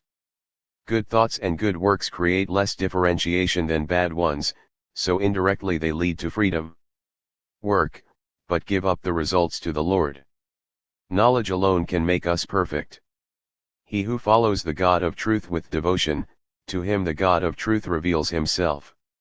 We are lamps, and our burning is what we call life. When the supply of oxygen gives out, then the lamp must go out. All we can do is to keep the lamp clean. Life is a product, a compound, and as such must resolve itself into its elements. Recorded by Miss S. E. Waldo. A disciple.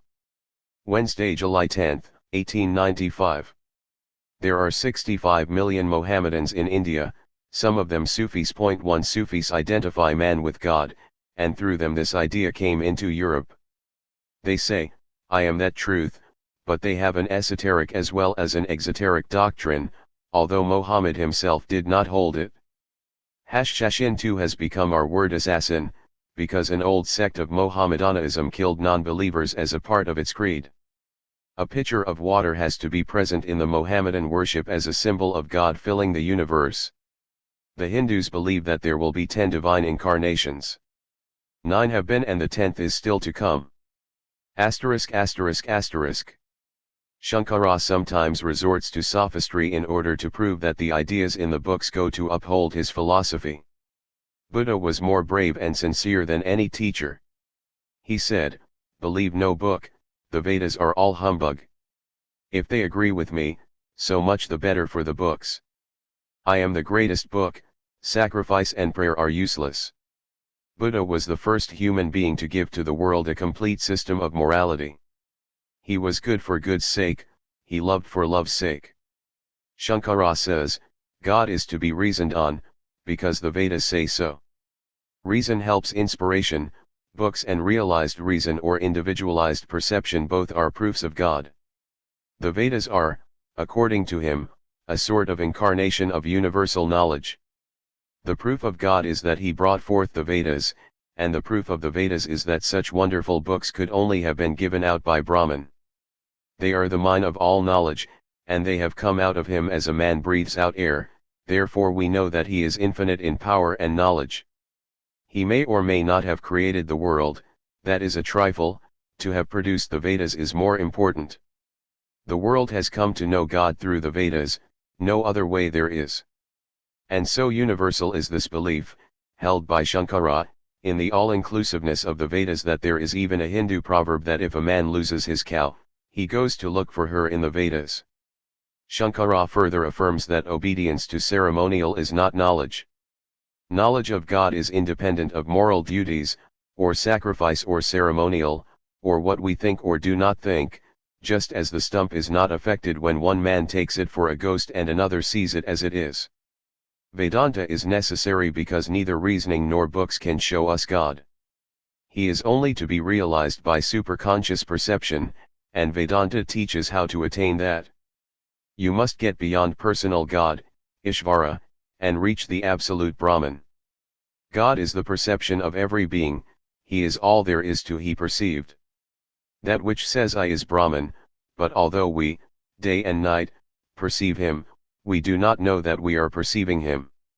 As soon as we become aware of this truth, all misery goes, so we must get knowledge of the truth. Reach unity, no more duality will come. But knowledge does not come by sacrifice, but by seeking, worshipping, knowing the Atman. Brahmavidya is the highest knowledge, knowing the Brahman, lower knowledge is science. This is the teaching of the Mundakopanishad or the Upanishad for sannyasins. There are two sorts of knowledge, principal and secondary.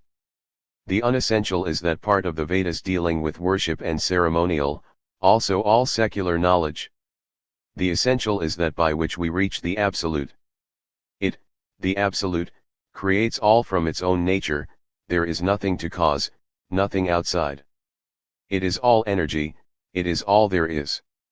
He who makes all sacrifices to himself, the Atman, he alone knows Brahman. Fools think outside worship the highest, fools think works can give us God. Only those who go through the Sushumna, the path of the yogis, reach the Atman. They must go to a guru to learn. Each part has the same nature as the whole, all springs from the Atman. Meditation is the arrow, the whole soul going out to God is the bow, which speeds the arrow to its mark, the Atman. As finite, we can never express the infinite, but we are the infinite. Knowing this, we argue with no one. Divine wisdom is to be got by devotion, meditation, and chastity. Truth alone triumphs, and not untruth. Through truth alone the way is spread to Brahman, where alone love and truth are. The influence of Hinduism upon Mohammedanism in India gave rise to the sect known as Sufis. The name of a military and religious order existing in Syria in the 11th century and notorious for the number of secret murders committed by its members in obedience to the will of their chief. The literal meaning of the word is hashish eater and was applied to the order because of their habitual use of this special drug to fortify the murderers for their task. Recorded by Miss S. E. Waldo. A disciple. Thursday, July 11, 1895. Without mother love no creation could continue. Nothing is entirely physical, nor yet entirely metaphysical, one presupposes the other and explains the other. All theists agree that there is a background to this visible universe, they differ as to the nature or character of that background. Materialists say there is no background. In all religions the superconscious state is identical. Hindus, Christians, Mohammedans, Buddhists, and even those of no creed, all have the very same experience when they transcend the body. The purest Christians in the world were established in India by the Apostle Thomas about 25 years after the death of Jesus. This was while the Anglo-Saxons were still savages, painting their bodies and living in caves. The Christians in India once numbered about 3 millions, but now there are about 1 million. Christianity is always propagated by the sword. How wonderful that the disciples of such a gentle soul should kill so much. The three missionary religions are the Buddhist, Mohammedan, and Christian. The three older ones, Hinduism, Judaism, and Zoroastrianism, never sought to make converts. Buddhists never killed, but converted 3/4 of the world at one time by pure gentleness. The Buddhists were the most logical agnostics. You can really stop nowhere between nihilism and absolutism. The Buddhists were intellectually all-destroyers, carrying their theory to its ultimate logical issue. The Advaitists also worked out their theory to its logical conclusion and reached the absolute one identified unit substance out of which all phenomena are being manifested. Both Buddhists and Advaitists have a feeling of identity and non-identity at the same time. One of these feelings must be false, and the other true. The nihilist puts the reality in non-identity, the realist puts the reality in identity, and this is the fight which occupies the whole world. This is the tug of war. The realist asks, how does the nihilist get any idea of identity? How does the revolving light appear a circle? A point of rest alone explains motion. The nihilist can never explain the genesis of the delusion that there is a background, neither can the idealist explain how the one becomes the many. The only explanation must come from beyond the sense plane. We must rise to the superconscious, to a state entirely beyond sense perception.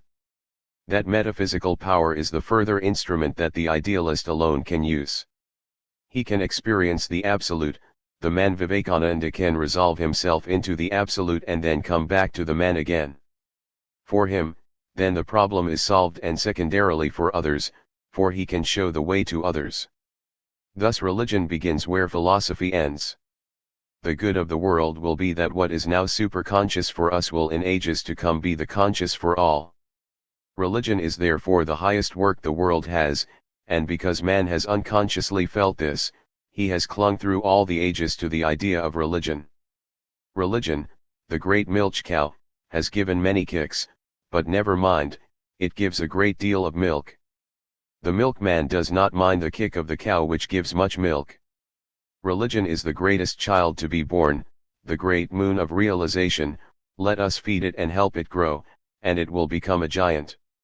King Desire and King Knowledge fought, and just as the latter was about to be defeated, he was reconciled to Queen Upanishad and a child was born to him, realization, who saved the victory to him. From the Prabodha Chandrodaya, a Vedantic Sanskrit mask. Love concentrates all the power of the will without effort, as when a man falls in love with a woman. The path of devotion is natural and pleasant. Philosophy is taking the mountain stream back to its force. It is a quicker method but very hard. Philosophy says, check everything. Devotion says, give the stream, have eternal self-surrender. It is a longer way, but easier and happier. Thine am I forever, henceforth whatever I do, it is thou doing it. No more is there any me or mine. Having no money to give, no brains to learn, no time to practice yoga, to thee, O sweet one, I give myself, to thee my body and mind. No amount of ignorance or wrong ideas can put a barrier between the soul and God. Even if there be no God, still hold fast to love. It is better to die seeking a God than as a dog seeking only carrion. Choose the highest ideal, and give your life up to that. Death being so certain, it is the highest thing to give up life for a great purpose.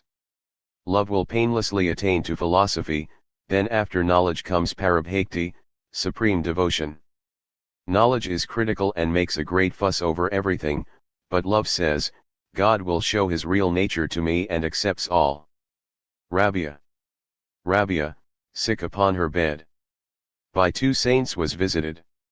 Holy Malik, Hassan wise. Men of mark in Moslem eyes. Hassan said, whose prayer is pure, will God's chastisements endure.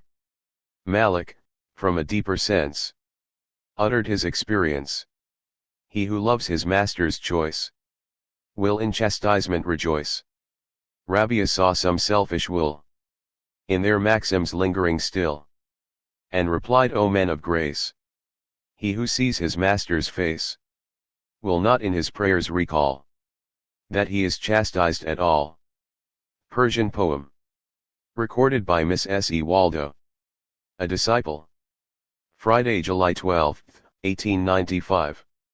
Shankara's commentary. 4th Vyasa Sutra. Atman, is, the aim of all.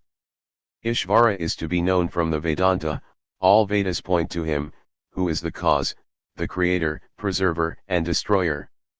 Ishvara is the unification of the Trinity, known as Brahma, Vishnu, and Shiva, which stand at the head of the Hindu pantheon. Thou art our Father who takest us to the other shore of the dark ocean, disciples' words to the Master. The Vedas cannot show you Brahman, you are that already, they can only help to take away the veil that hides the truth from our eyes. The first veil to vanish is ignorance, and when that is gone, sin goes, next desire ceases, selfishness ends, and all misery disappears. This cessation of ignorance can only come when I know that God and I are one. In other words, identify yourself with Atman, not with human limitations. Disidentify yourself with the body, and all pain will cease. This is the secret of healing. The universe is a case of hypnotization, dehypnotize yourself and cease to suffer. In order to be free we have to pass through vice to virtue, and then get rid of both. Tamas is to be conquered by Rajas, both are to be submerged in Sattva, then go beyond the three qualities. Reach a state where your very breathing is a prayer. Whenever you learn, gain anything, from another man's words, know that you had the experience in a previous existence, because experience is the only teacher. With all powers comes further misery, so kill desire. Getting any desire is like putting a stick into a nest of hornets. Vairagya is finding out that desires are but gilded balls of poison. Mind is not God, Shankara. Tat tvam aham brahmasmi, that thou art, I am Brahman. When a man realizes this, all the knots of his heart are cut asunder, all his doubts vanish. Fearlessness is not possible as long as we have even God over us, we must be God. What is disjoined will be forever disjoined. If you are separate from God, then you can never be one with Him, and vice versa. If by virtue you are joined to God, when that ceases, disjunction will come. The junction is eternal, and virtue only helps to remove the veil. We are azad, free, we must realize it. Whom the self chooses means we are the self and choose ourselves. Does seeing depend upon our own efforts, or does it depend upon something outside? It depends upon ourselves. Our efforts take off the dust, the mirror does not change. There is neither knower, knowing, nor known. He who knows that he does not know, knows it. He who has a theory knows nothing. The idea that we are bound is only an illusion. Religion is not of this world, it is heart cleansing, and its effect on this world is secondary. Freedom is inseparable from the nature of the Atman. This is ever pure, ever perfect, ever unchangeable. This Atman you can never know. We can say nothing about the Atman but not this, not this. Brahman is that which we can never drive out by any power of mind or imagination. Shankara. ******. The universe is thought, and the Vedas are the words of this thought. We can create and uncreate this whole universe. Repeating the words, the unseen thought is aroused, and as a result a seen effect is produced. This is the claim of a certain sect of karmas. They think that each one of us is a creator. Pronounce the words, the thought which corresponds will arise, and the result will become visible. Thought is the power of the word is the expression of the thought, say Mimamsakas, a Hindu philosophical sect. Recorded by Miss S. E. Waldo. A disciple. Saturday, July 13, 1895. Everything we know is a compound, and all sense knowledge comes through analysis. To think that mind is a simple, single, or independent is dualism. Philosophy is not got by studying books. The more you read books, the more muddled becomes the mind. The idea of unthinking philosophers was that the mind was a simple, and this led them to believe in free will. Psychology, the analysis of the mind, shows the mind to be a compound, and every compound must be held together by some outside force, so the will is bound by the combination of outside forces. Man cannot even will to eat unless he is hungry. Will is subject to desire. But we are free, everyone feels it. The agnostic says this idea is a delusion. Then, how do you prove the world? Its only proof is that we all see it and feel it, so just as much we all feel freedom. If universal consensus affirms this world, then it must be accepted as affirming freedom, but freedom is not of the will as it is. The constitutional belief of man in freedom is the basis of all reasoning. Freedom is of the will as it was before it became bound. The very idea of free will shows every moment man's struggle against bondage. The free can be only one, the unconditioned, the infinite, the unlimited. Freedom in man is now a memory, an attempt towards freedom. Everything in the universe is struggling to complete a circle, to return to its source, to return to its only real source, Atman. The search for happiness is a struggle to find the balance, to restore the equilibrium. Morality is the struggle of the bound will to get free and is the proof that we have come from perfection. The idea of duty is the midday sun of misery scorching the very soul. O king, drink this one drop of nectar and be happy. I am not the doer, this is the nectar. Let there be action without reaction, action is pleasant, all misery is reaction. The child puts its hand in the flame, that is pleasure, but when its system reacts, then comes the pain of burning.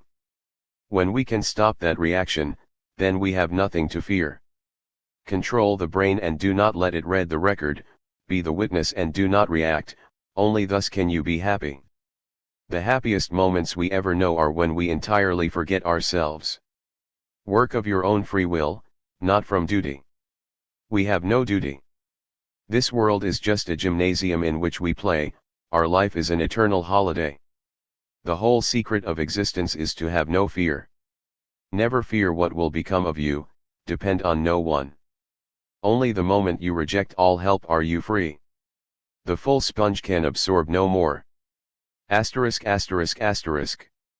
Even fighting in self-defense is wrong, though it is higher than fighting in aggression. There is no righteous indignation, because indignation comes from not recognizing sameness in all things. Recorded by Miss S. E. Waldo. A disciple. Sunday, July 14, 1895. Philosophy in India means that through which we see God, the rationale of religion, so no Hindu could ever ask for a link between religion and philosophy. Concrete, generalist, abstract are the three stages in the process of philosophy. The highest abstraction in which all things agree is the one. In religion we have first, symbols and forms, next, mythologies, and last, philosophy. The first two are for the time being. Philosophy is the underlying basis of all, and the others are only stepping stones in the struggle to reach the ultimate. In Western religion the idea is that without the New Testament and Christ there could be no religion. A similar belief exists in Judaism with regard to Moses and the prophets, because these religions are dependent upon mythology only. Real religion, the highest, rises above mythology, it can never rest upon that. Modern science has really made the foundations of religion strong. That the whole universe is one, is scientifically demonstrable. What the metaphysicians call being, the physicist calls matter, but there is no real fight between the two, for both are one. Though an atom is invisible, unthinkable, yet in it are the whole power and potency of the universe. That is exactly what the Vedantist says of Atman. All sects are really saying the same thing in different words. Vedanta and modern science both posit a self-evolving cause. In itself are all the causes. Take for example the potter shaping a pot. The potter is the primal cause, the clay the material cause, and the will the instrumental cause, but the Atman is all three. Atman is cause and manifestation too. The Vedantist says the universe is not real, it is only apparent. Nature is God seen through nescience. The pantheists say, God has become nature or this world. The Advaitists affirm that God is appearing as this world, but he is not this world. We can only know experience as a mental process, a fact in the mind as well as a mark in the brain. We cannot push the brain back or forward, but we can the mind, it can stretch over all time past, present, and future, and so facts in the mind are eternally preserved. All facts are already generalist in mind, which is omnipresent. Point 1. Kant's great achievement was the discovery that time, space, and causation are modes of thought, but Vedanta taught this ages ago and called it Maya. Schopenhauer stands on reason only and rationalizes the Vedas. Shankara maintained the orthodoxy of the Vedas. *******. Treeness or the idea of tree, found out among trees is knowledge, and the highest knowledge is one. Personal God is the last generalization of the universe, only hazy, not clear-cut and philosophic. Unity is self-evolving, out of which everything comes. Physical science is to find out facts, metaphysics is the thread to bind the flowers into a bouquet. Every abstraction is metaphysical, even putting manure at the root of a tree involves a process of abstraction. Religion includes the concrete, the more generalized and the ultimate unity. Do not stick to particularizations.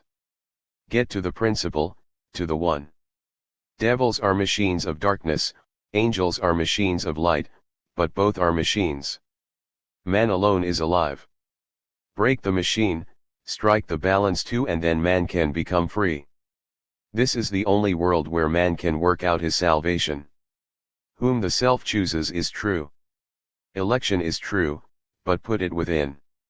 As an external and fatalistic doctrine, it is horrible. As the entire creation existing in space, time, and causation can never exist beyond mind or memory manifesting itself as thinking, feeling, and willing, the whole of space, time, and causation must have to be in it. Hence mind is omnipresent. Individual mind is a portion of the omnipresent or universal mind. Find out that the relationship between yourself and the machine is as between a worker and his instrument. Never identify yourself with it. Recorded by Miss S. E. Waldo. A disciple. Monday, July 15, 1895. Where there is polyandry, as in Tibet, women are physically stronger than the men. When the English go there, these women carry large men up the mountains.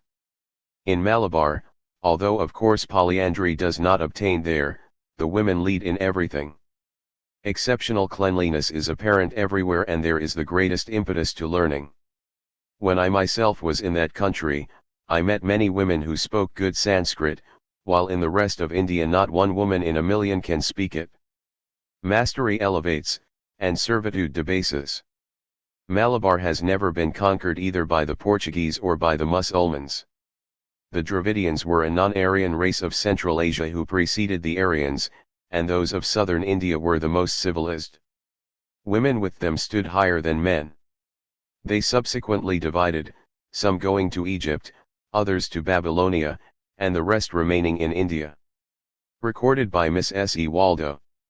A Disciple.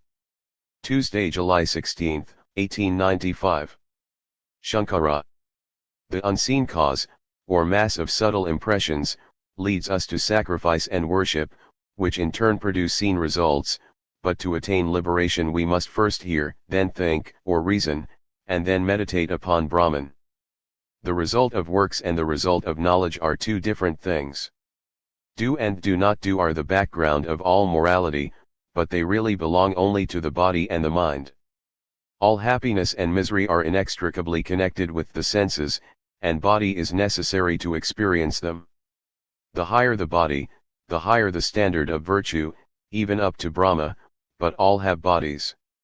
As long as there is a body, there must be pleasure and pain, only when one has got rid of the body can one escape them.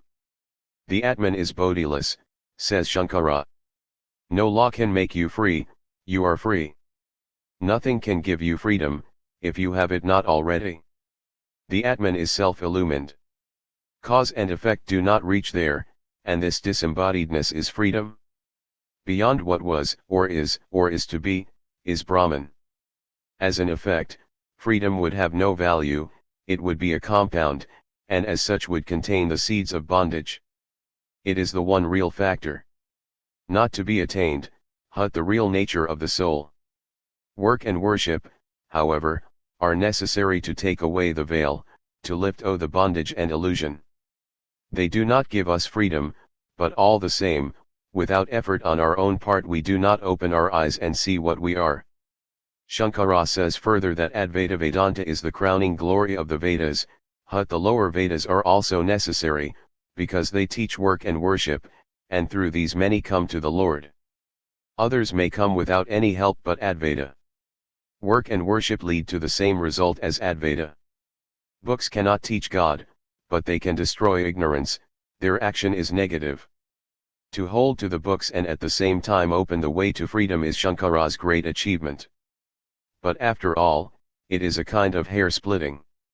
Give man first the concrete, then raise him to the highest by slow degrees. This is the effort of the various religions and explains their existence and why each is suited to some stage of development. The very books are a part of the ignorance they help to dispel. Their duty is to drive out the ignorance that has come upon knowledge. Truth shall drive out untruth. You are free and cannot be made so. So long as you have a creed, you have no God. He who knows he knows nothing. Who can know the knower? There are two eternal facts in existence, God and the universe, the former unchangeable, the latter changeable. The world exists eternally. Where your mind cannot grasp the amount of change, you call it eternally. You see the stone or the bas-relief on it, but not both at once, yet both are one. Asterisk asterisk asterisk. Can you make yourself at rest even for a second? All yogis say you can. The greatest sin is to think yourself weak. No one is greater, realize you are Brahman. Nothing has power except what you give it. We are beyond the sun, the stars, the universe. Teach the godhood of man. Deny evil, create none. Stand up and say, I am the master of all. We forge the chain, and we alone can break it. No action can give you freedom, only knowledge can make you free. Knowledge is irresistible, the mind cannot take it or reject it. When it comes the mind has to accept it, so it is not a work of the mind, only, its expression comes in the mind. Work or worship is to bring you back to your own nature. It is an entire illusion that the self is the body, so even while living here in the body, we can be free. The body has nothing in common with the self. Illusion is taking the real for the unreal, not nothing at all. Recorded by Miss S. E. Waldo. A disciple. Wednesday, July 17, 1895. Ramanuj divides the universe into Chit, Akat, and Ishvara, man, nature, and God, conscious, subconscious, and superconscious. Shankara, on the contrary, says that Chit, the soul, is the same as God. God is truth, is knowledge, is infinity, these are not qualities. Any thought of God is a qualification, and all that can be said of him is Om Tat Sat. Shankara further asks, can you see existence separate from everything else? Where is the differentiation between two objects? Not in sense perception, else all would be one in it. We have to perceive in sequence. In getting knowledge of what a thing is, we get also something which it is not. The differentia are in the memory and are got by comparison with what is stored there. Difference is not in the nature of a thing, it is in the brain. Homogeneous one is outside, differentia are inside, in the mind, so the idea of many is the creation of the mind. Differentia become qualities when they are separate but joined in one object. We cannot say positively what differentiation is. All that we see and feel about things is pure and simple existence, isness. All else is in us. Being is the only positive proof we have of anything. All differentiation is really secondary reality, as the snake in the rope, because the serpent, too, had a certain reality, in that something was seen although misapprehended. When the knowledge of the rope becomes negative, the knowledge of the snake becomes positive, and vice versa, but the fact that you see only one does not prove that the other is non-existent. The idea of the world is an obstruction covering the idea of God and is to be removed, but it does have an existence. Shankara says again, perception is the last proof of existence. It is self-effulgent and self-conscious, because to go beyond the senses we should still need perception. Perception is independent of the senses, of all instruments, unconditioned. There can be no perception without consciousness. Perception has self-luminosity, which in a lesser degree is called consciousness. Not one act of perception can be unconscious, in fact, consciousness is the nature of perception. Existence and perception are one thing, not two things joined together. That which needs no cause is infinite, so, as perception is the last proof of itself, it is eternal. It is always subjective, perception itself is its own perceiver. Perception is not in the mind, but perception brings mind.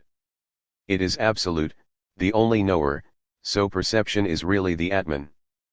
Perception itself perceives, but the Atman cannot be a knower, because a knower becomes such by the action of knowledge, but, Shankara says, this Atman is not I, because the consciousness I am, aham, is not in the Atman.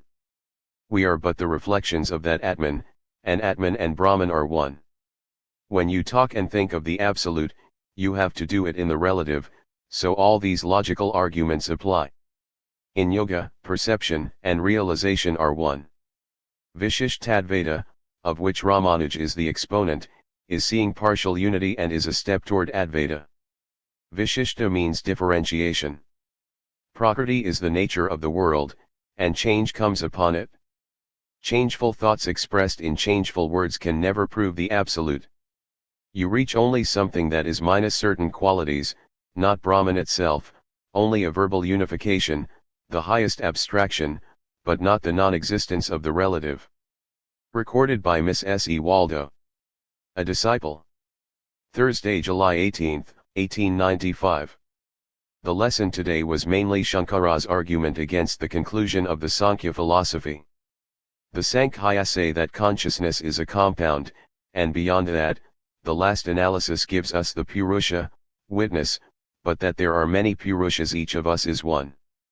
Advaita, on the contrary, affirms that Purushas can be only one, that Purusha cannot be conscious, unconscious, or have any qualification, for either these qualities would bind, or they would eventually cease, so the one must be without any qualities, even knowledge, and it cannot be the cause of the universe or of anything. In the beginning, existence only, one without a second, says the Vedas. Asterisk asterisk asterisk. The presence of sattva with knowledge does not prove that sattva is the cause of knowledge. On the contrary, sattva calls out what was already existing in man, as the fire heats an iron ball placed near it by arousing the heat latent in it, not by entering into the ball. Shankara says, knowledge is not a bondage, because it is the nature of God. The world ever is, whether manifested or unmanifested, so an eternal object exists. Jnana-Balakriya, knowledge, power, activity, is God. Nor does he need form, because the finite only needs form to interpose as an obstruction to catch and hold infinite knowledge, but God really needs no such help. There is no moving soul, there is only one Atman. Jiva, individual soul, is the conscious ruler of this body, in whom the 5 life principles come into unity, and yet that very Jiva is the Atman, because all is Atman. What you think about it is your delusion and not in the Jiva. You are God, and whatever else you may think is wrong. You must worship the self in Krishna, not Krishna as Krishna. Only by worshipping the self can freedom be won. Even personal God is but the self objectified. Intense search after my own reality is bhakti, says Shankara. All the means we take to reach God are true, it is only like trying to find the pole star by locating it through the stars that are around it. Asterisk asterisk asterisk. The Bhagavad Gita is the best authority on Vedanta. Recorded by Miss S. E. Waldo. A disciple. Friday, July 19, 1895. So long as I say you, I have the right to speak of God protecting us. When I see another, I must take all the consequences and put in the third, the ideal, which stands between us, that is the apex of the triangle. The vapor becomes snow, then water, then Ganga, but when it is vapor, there is no Ganga, and when it is water, we think of no vapor in it. The idea of creation or change is inseparably connected with will. So long as we perceive this world in motion, we have to conceive will behind it. Physics proves the utter delusion of the senses, nothing really is as ever see, hear, feel, smell, taste it. Certain vibrations producing certain results affect our senses, we know only relative truth. The Sanskrit word for truth is isness, sat. From our present standpoint, this world appears to us as will and consciousness. Personal God is as much an entity for himself as we are for ourselves, and no more. God can also be seen as a form, just as we are seen. As men, we must have a God, as God, we need none. This is why Sri Ramakrishna constantly saw the Divine Mother ever present with him, more real than any other thing around him, but in samadhi all went but the self. Personal God comes nearer and nearer until he melts away, and there is no more personal God and no more I, all is merged in self. Consciousness is a bondage. The argument from design claims that intelligence precedes form, but if intelligence is the cause of anything, it itself is in its turn an effect. It is Maya. God creates us, and we create God, and this is Maya. The circle is unbroken, mind creates body, and body creates mind, the egg brings the chicken the egg, the tree the seed the tree. The world is neither entirely differentiated nor yet entirely homogeneous. Man is free and must rise above both sides. Both are right in their place, but to reach truth, isness, we must transcend all that we now know of existence, will, consciousness, doing, going, knowing. There is no real individuality of the jiva, separate soul, eventually it, as a compound, will go to pieces. Only that which is beyond further analysis is simple, and that alone is truth, freedom, immortality, bliss. All struggles for the preservation of this elusive individuality are really vices. All struggles to lose this individuality are virtues. Everything in the universe is trying to break down this individuality, either consciously or unconsciously. All morality is based upon the destruction of separateness or false individuality, because that is the cause of all sin. Morality exists first, later, religion codifies it. Customs come first, and then mythology follows to explain them. While things are happening, they come by a higher law than reasoning, that arises later in the attempt to understand them. Reasoning is not the motive power, it is chewing the cud afterwards. Reason is the historian of the actions of the human beings. Buddha was a great Vedantist, for Buddhism was really only an offshoot of Vedanta, and Shankara is often called a hidden Buddhist. Buddha made the analysis, Shankara made the synthesis out of it. Buddha never bowed down to anything, neither Veda, nor caste, nor priest, nor custom. He fearlessly reasoned so far as reason could take him. Such a fearless search for truth and such love for every living thing the world has never seen. Buddha was the Washington of the religious world. He conquered a throne only to give it to the world, as Washington did to the American people. He sought nothing for himself. Recorded by Miss S. E. Waldo. A Disciple. Sunday, July 21, 1895. Patanjali's Yoga Aphorisms. Yoga is the science of restraining the chit, mind, from breaking into vrittis, modifications. Mind is a mixture of sensation and feelings, or action and reaction, so it cannot be permanent. The mind has a fine body and through this it works on the gross body. Vedanta says that behind the mind is the real self. It accepts the other two, but posits a third, the eternal, the ultimate, the last analysis, the unit, where there is no further compound. Birth is recomposition, death is decomposition, and the final analysis is where Atman is found, there being no further division possible, the perdurable is reached. The whole ocean is present at the back of each wave, and all manifestations are waves, some very big, some small, yet all are the ocean in their essence, the whole ocean, but as waves each is apart. When the waves are stilled, then all is one, a spectator without a spectacle, says Patanjali. When the mind is active, the Atman is mixed up with it. The repetition of old forms in quick succession is memory. Be unattached. Knowledge is power, and getting one you get the other. By knowledge you can even banish the material world. When you can mentally get rid of one quality after another from any object until all are gone, you can at will make the object itself disappear from your consciousness. Those who are ready, advance very quickly and can become yogis in 6 months. The less developed may take several years, and anyone by faithful work and by giving up everything else and devoting himself solely to practice can reach the goal in 12 years.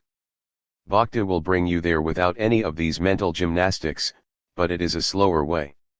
Ishvara is the Atman as seen or grasped by mind.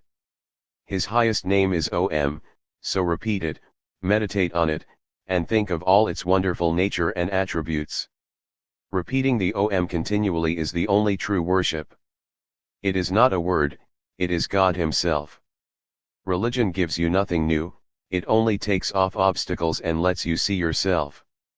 Sickness is the first great obstacle, a healthy body is the best instrument.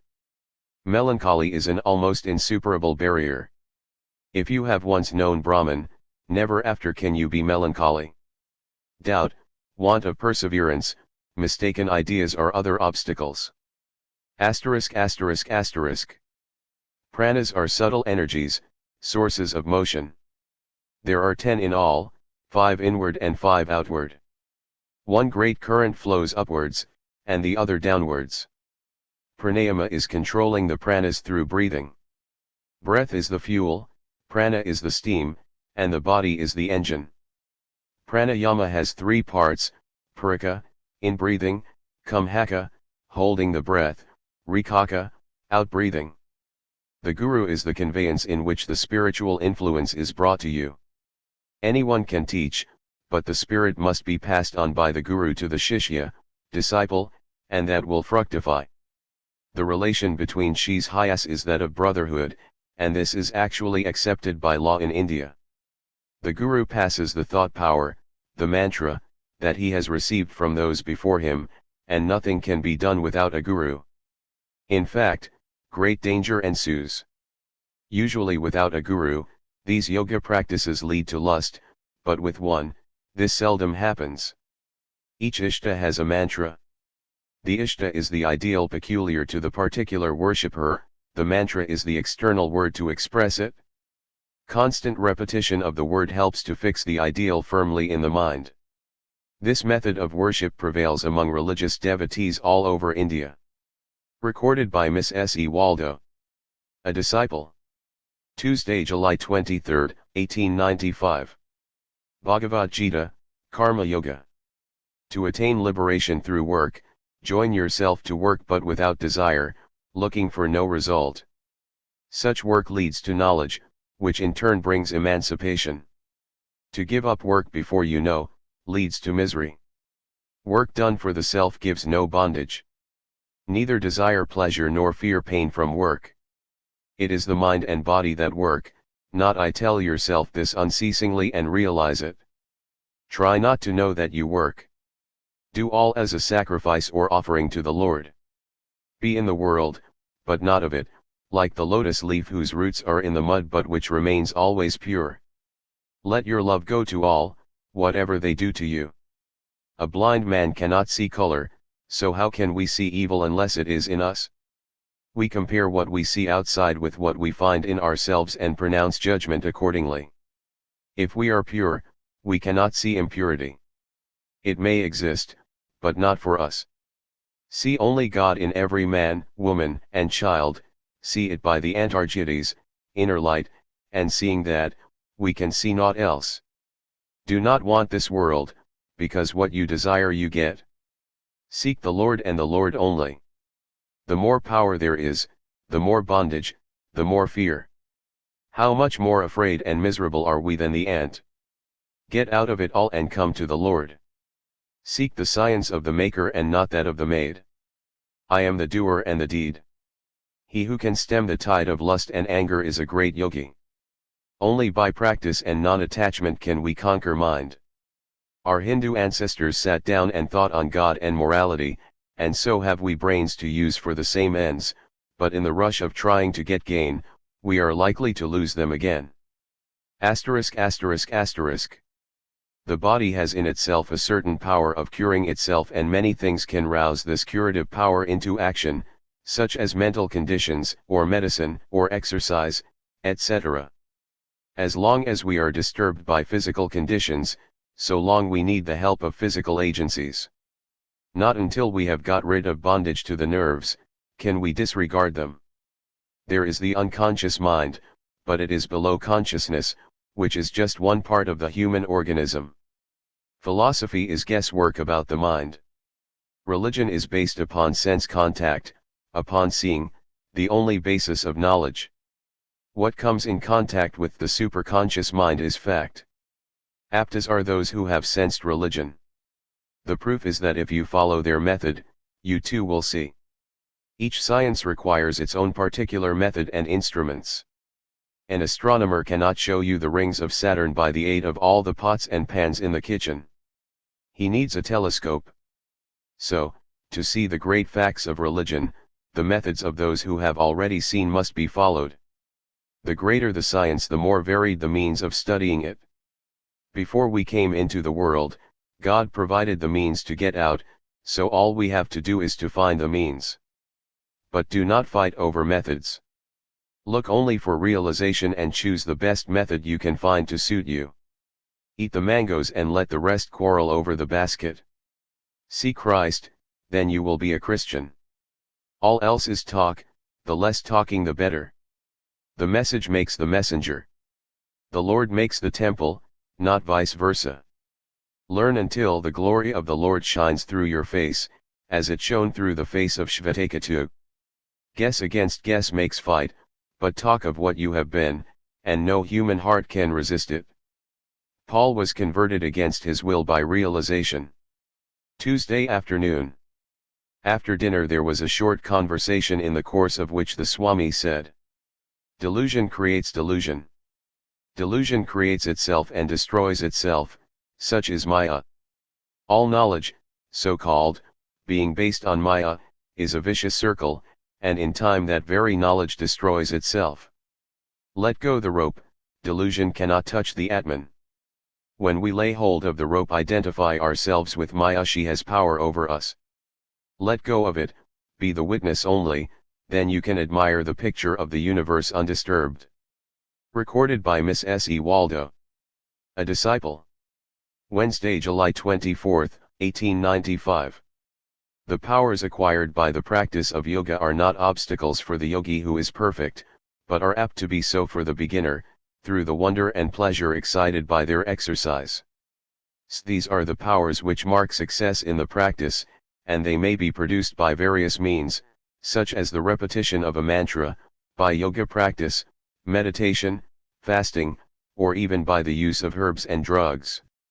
The yogi, who has conquered all interest in the powers acquired and who renounces all virtue arising from his actions, comes into the cloud of virtue, name of one of the states of samadhi, and radiates holiness as a cloud rains water. Meditation is on a series of objects, concentration is on one object. Mind is cognized by the Atman, but it is not self-illuminated. The Atman cannot be the cause of anything. How can it be? How can the Purusha join itself to Prakriti, nature? It does not, it is only elusively thought to do so. Learn to help without pitying or feeling that there is any misery. Learn to be the same to enemy and to friend, then when you can do that and no longer have any desire, the goal is attained. Cut down the banyan tree of desire with the axe of non-attachment, and it will vanish utterly. It is all illusion. He from whom blight and delusion have fallen, he who has conquered the evils of association, he alone is azad, free. To love anyone personally is bondage. Love all alike, then all desires fall off. Time, the eater of everything, comes, and all has to go.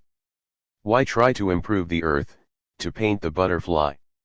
It all has to go at last. Do not be mere white mice in a treadmill, working always and never accomplishing anything.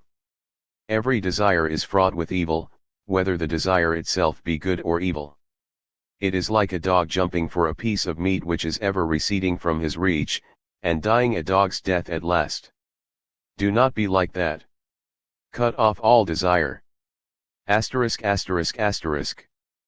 Paramatman as ruling Maya is Ishvara, Paramatman as under Maya is Jivatman. Maya is the sum total of manifestation and will utterly vanish. Tree nature is Maya, it is really God nature which we see under the veil of Maya. The why of anything is in Maya.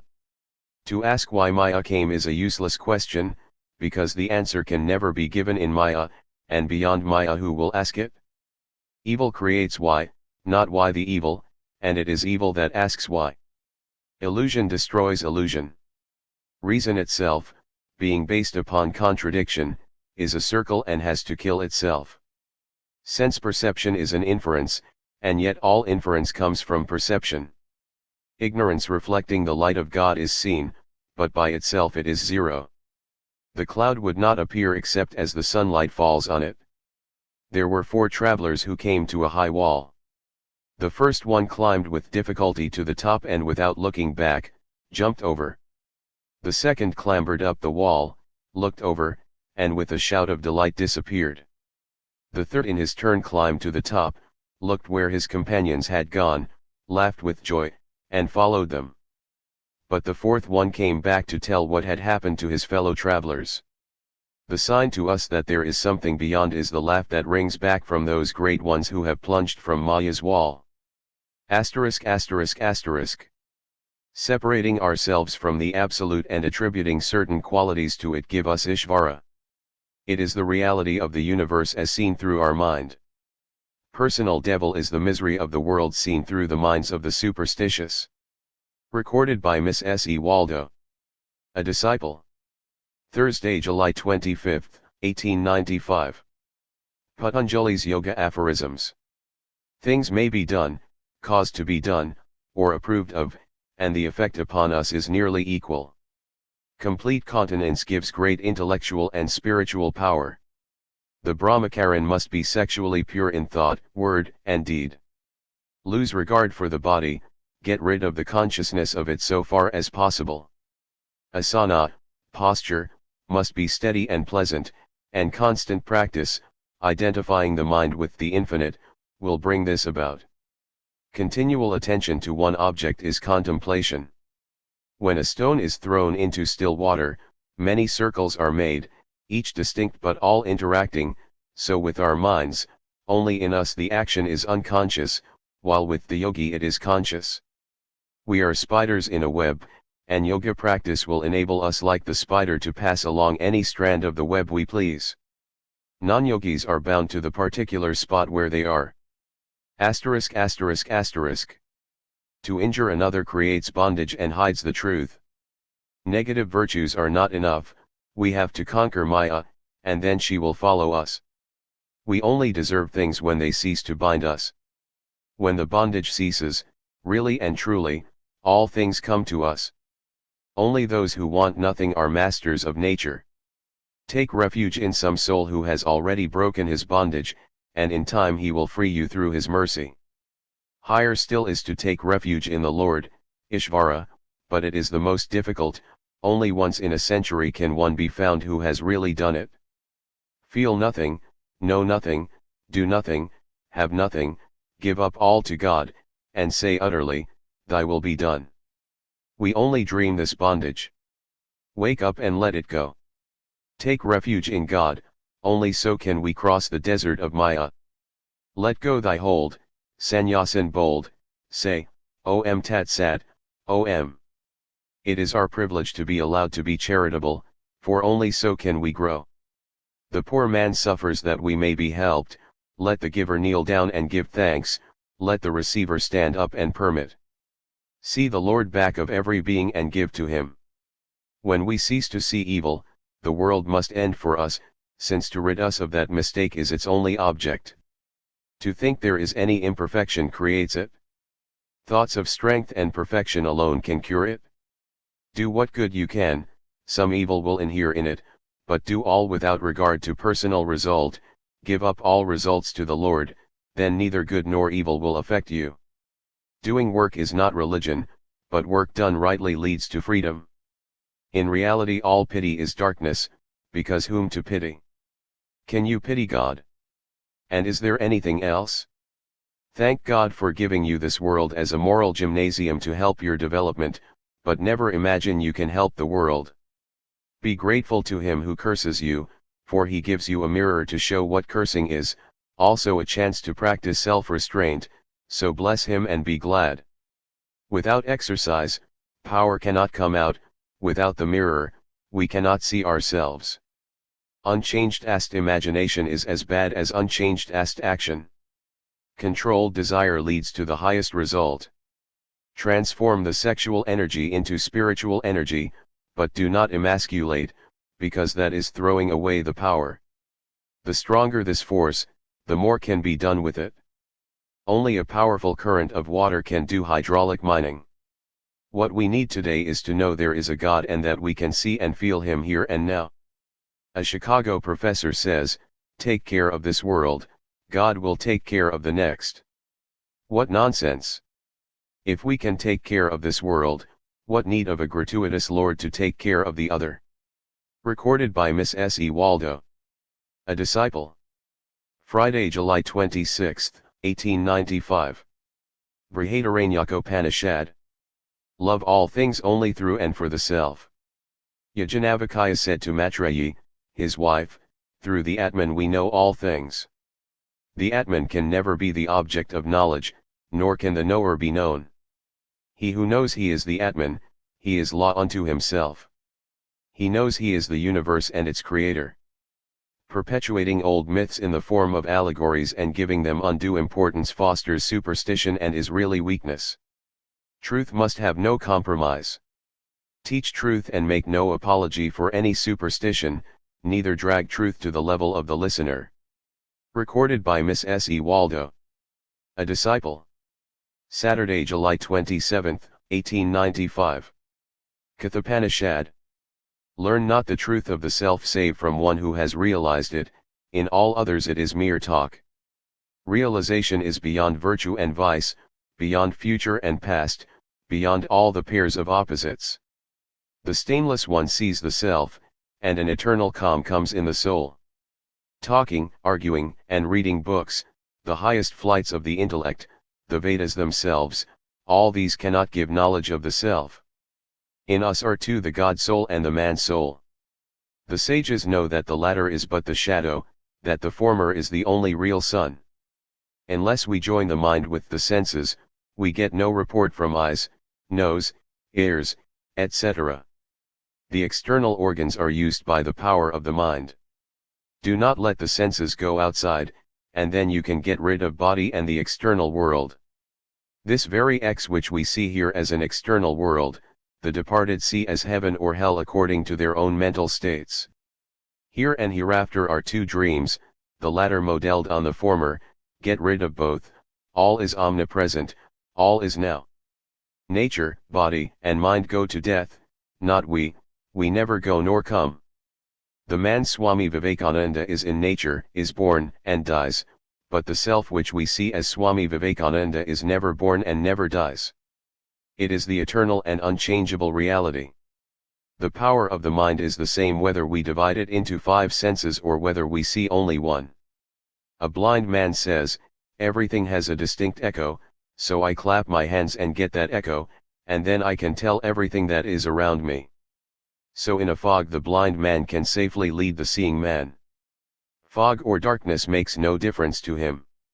Control the mind, cut off the senses, then you are a yogi. After that, all the rest will come. Refuse to hear, to see, to smell, to taste, take away the mental power from the external organs. You continually do it unconsciously as when your mind is absorbed, so you can learn to do it consciously. The mind can put the senses where it pleases. Get rid of the fundamental superstition that we are obliged to act through the body. We are not. Go into your own room and get the Upanishads out of your own self. You are the greatest book that ever was or ever will be, the infinite depository of all that is.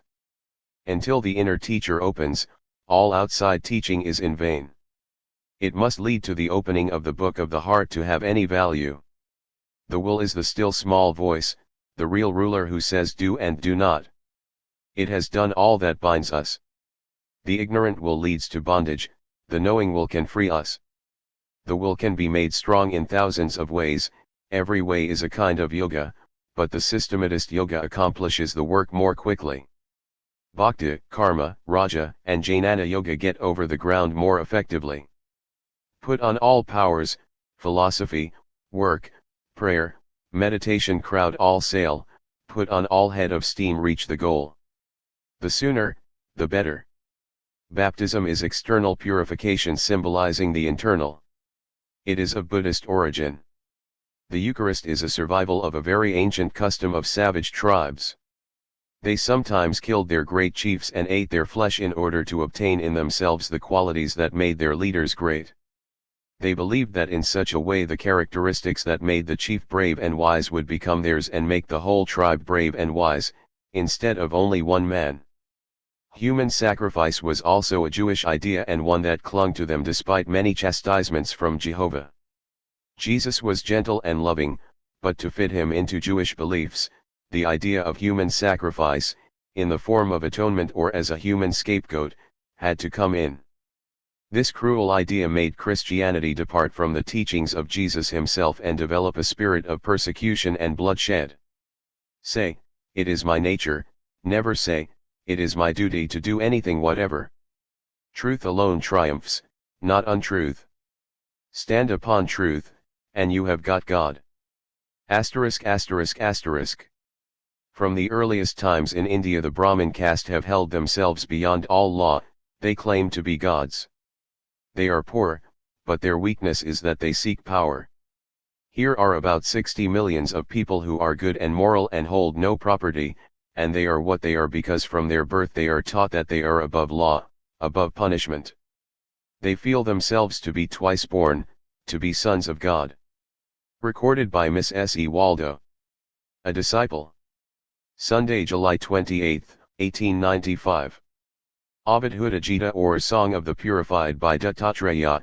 Dattatreya, the son of Atri and Ansuya, was an incarnation of Brahma, Vishnu, and Shiva. All knowledge depends upon calmness of mind. He who has filled the universe, he who is self in self, how shall I salute him? To know the Atman as my nature is both knowledge and realization. I am he, there is not the least doubt of it. No thought, no word, no deed, creates a bondage for me. I am beyond the senses, I am knowledge and bliss. There is neither existence nor non-existence, all is Atman. Shake off all ideas of relativity, shake off all superstitions, let caste and birth and devas and all else vanish. Why talk of being and becoming? Give up talking of dualism and Advaitism. When were you two, that you talk of two or one? The universe is this Holy One and He alone. Talk not of yoga to make you pure, you are pure by your very nature. None can teach you. Men like him who wrote this song are what keep religion alive. They have actually realized, they care for nothing, feel nothing done to the body, care not for heat and cold or danger or anything. They sit still and enjoy the bliss of Atman, while red-hot coals burn their body, and they feel them not. When the threefold bondage of knower, knowledge, and known ceases, there is the Atman. Where the delusion of bondage and freedom ceases, there the Atman is. What if you have controlled the mind, what if you have not? What if you have money, what if you have not? You are the Atman ever pure. Say, I am the Atman. No bondage ever came near me. I am the changeless sky, clouds of belief may pass over me, but they do not touch me. Burn virtue, burn vice. Freedom is baby talk. I am that immortal knowledge. I am that purity. No one was ever bound, none was ever free. There is none but me. I am the infinite, the ever free. Talk not to me. What can change me, the essence of knowledge? Who can teach, who can be taught? Throw argument, throw philosophy into the ditch. Only a slave sees slaves, the deluded delusion, the impure impurity. Place, time, causation are all delusions. It is your disease that you think you are bound and will be free. You are the unchangeable. Talk not. Sit down and let all things melt away, they are but dreams. There is no differentiation, no distinction, it is all superstition, therefore be silent and know what you are. I am the essence of bliss. Follow no ideal, you are all there is. Fear not, you are the essence of existence. Be at peace. Do not disturb yourself. You never were in bondage, you never were virtuous or sinful. Get rid of all these delusions and be at peace. Whom to worship? Who worships? All is the Atman. To speak, to think is superstition. Repeat over and over, I am Atman, I am Atman. Let everything else go. Recorded by Miss S. E. Waldo. A Disciple. Monday, July 29, 1895. We sometimes indicate a thing by describing its surroundings. When we say Satchidananda, existence, knowledge, bliss, we are merely indicating the shores of an indescribable beyond. Not even can we say is about it, for that too is relative. Any imagination, any concept is in vain. Needy, not this, is all that can be said, for even to think is to limit and so to lose. The senses cheat you day and night. Vedanta found that out ages ago, modern science is just discovering the same fact. A picture has only length and breadth, and the painter copies nature in her cheating by artificially giving the appearance of depth. No two people see the same world. The highest knowledge will show you that there is no motion, no change in anything, that the very idea of it is all Maya. Study nature as a whole, that is, Study motion. Mind and body are not our real self, both belong to nature, but eventually we can know the ding and sich. Then mind and body being transcended, all that they conceive goes. When you cease utterly to know and see the world, then you realize Atman. The superseding of relative knowledge is what we want. There is no infinite mind or infinite knowledge, because both mind and knowledge are limited. We are now seeing through a veil, then we reach the X, which is the reality of all our knowing. If we look at a picture through a pinhole in a cardboard, we get an utterly mistaken notion, yet what we see is really the picture. As we enlarge the hole, we get a clearer and clearer idea. Out of the reality we manufacture the different views in conformity with our mistaken perceptions of name and form. When we throw away the cardboard, we see the same picture, but we see it as it is. We put in all the attributes, all the errors, the picture itself is unaltered thereby. That is because Atman is the reality of all we see is Atman, but not as we see it, as name and form, they are all in our veil, in Maya.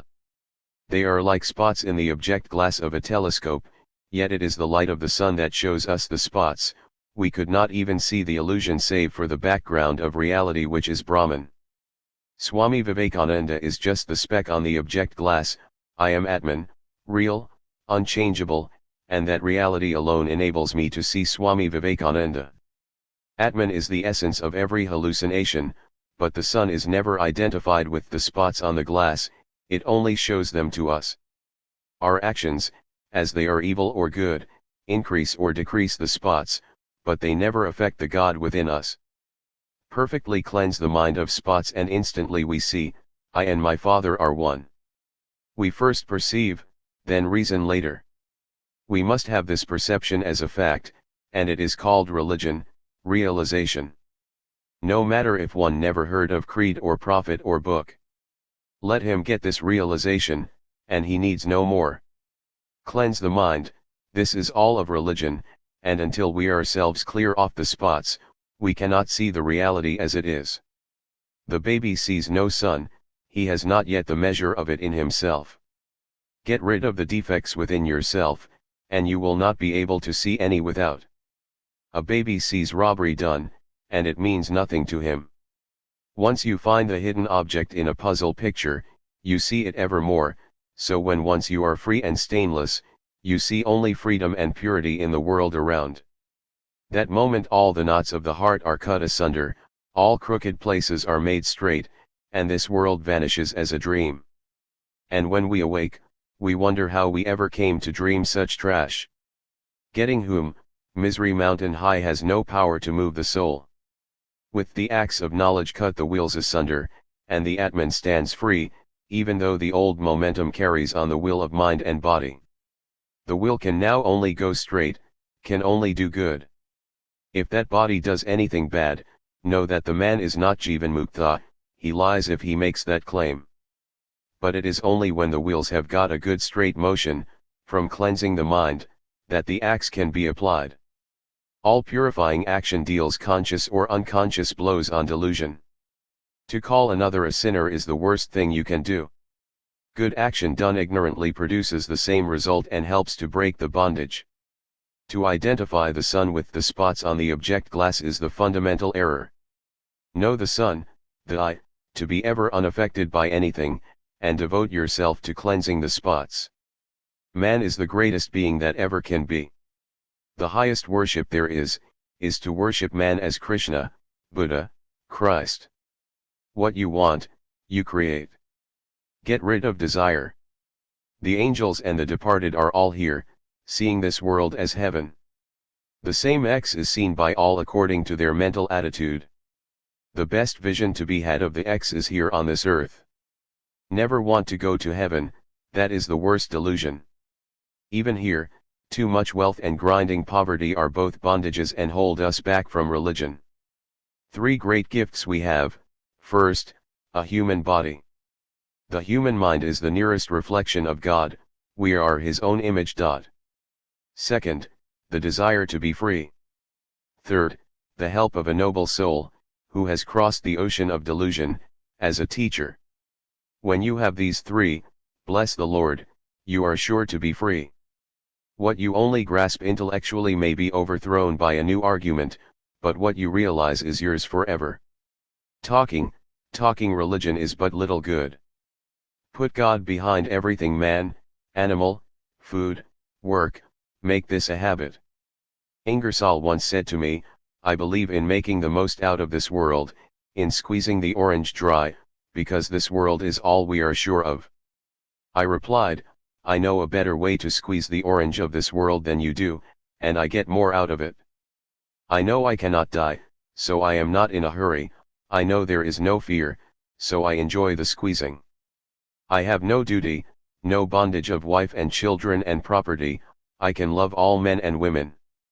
Everyone is God to me. Think of the joy of loving man as God. Squeeze your orange this way and get 10,000-fold more out of it. Get every single drop. That which seems to be the will is the Atman behind, it is really free. Monday afternoon.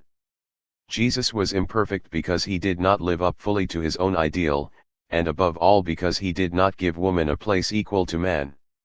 Women did everything for him, and yet he was so bound by the Jewish custom that not one was made an apostle.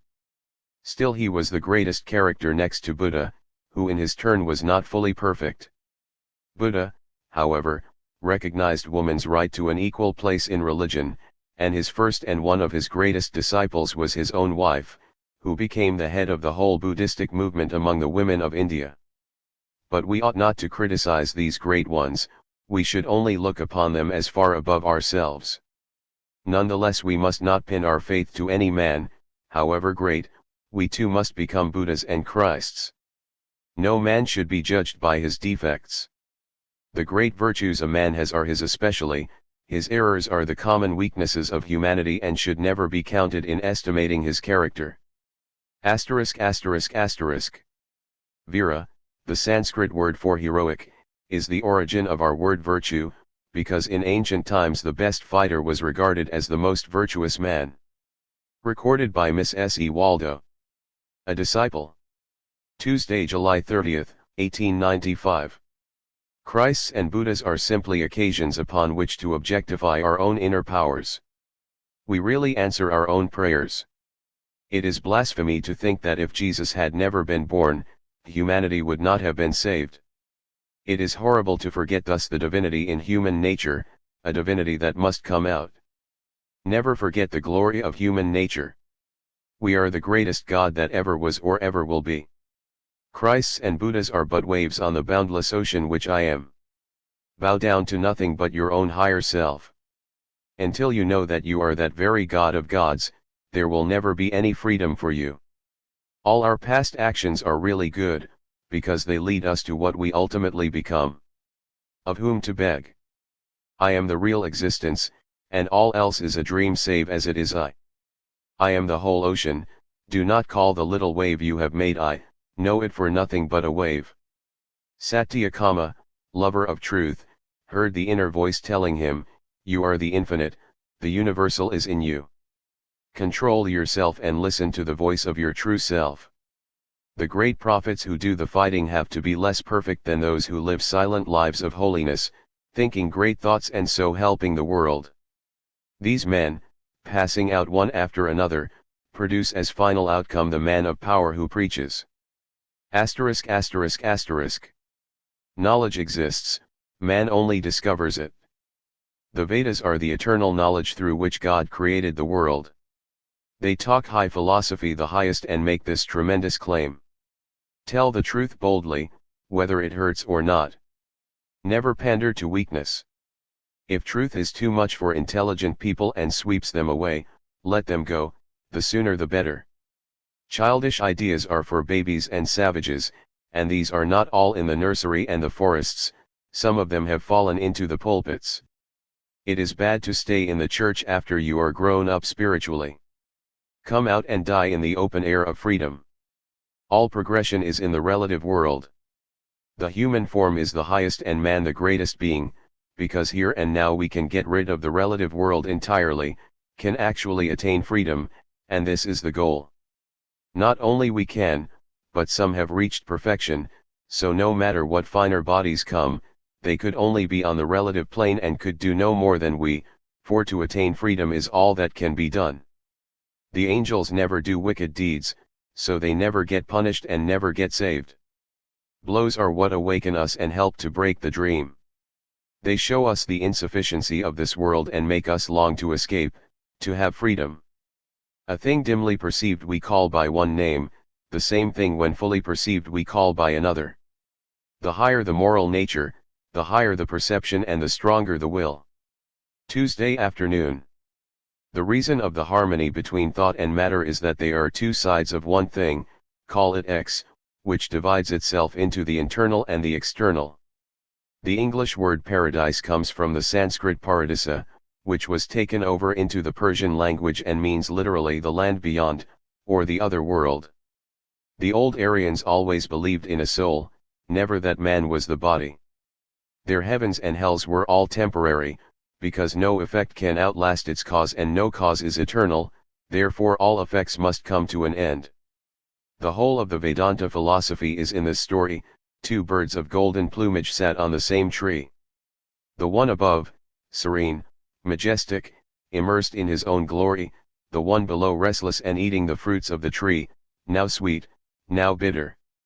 Once he ate an exceptionally bitter fruit, then he paused and looked up at the majestic bird above, but he soon forgot about the other bird and went on eating the fruits of the tree as before. Again he ate a bitter fruit, and this time he hopped up a few boughs nearer to the bird at the top. This happened many times until at last the lower bird came to the place of the upper bird and lost himself. He found all at once that there had never been two birds, but that he was all the time that upper bird, serene, majestic, and immersed in his own glory. Recorded by Miss S. E. Waldo. A Disciple. Wednesday, July 31, 1895.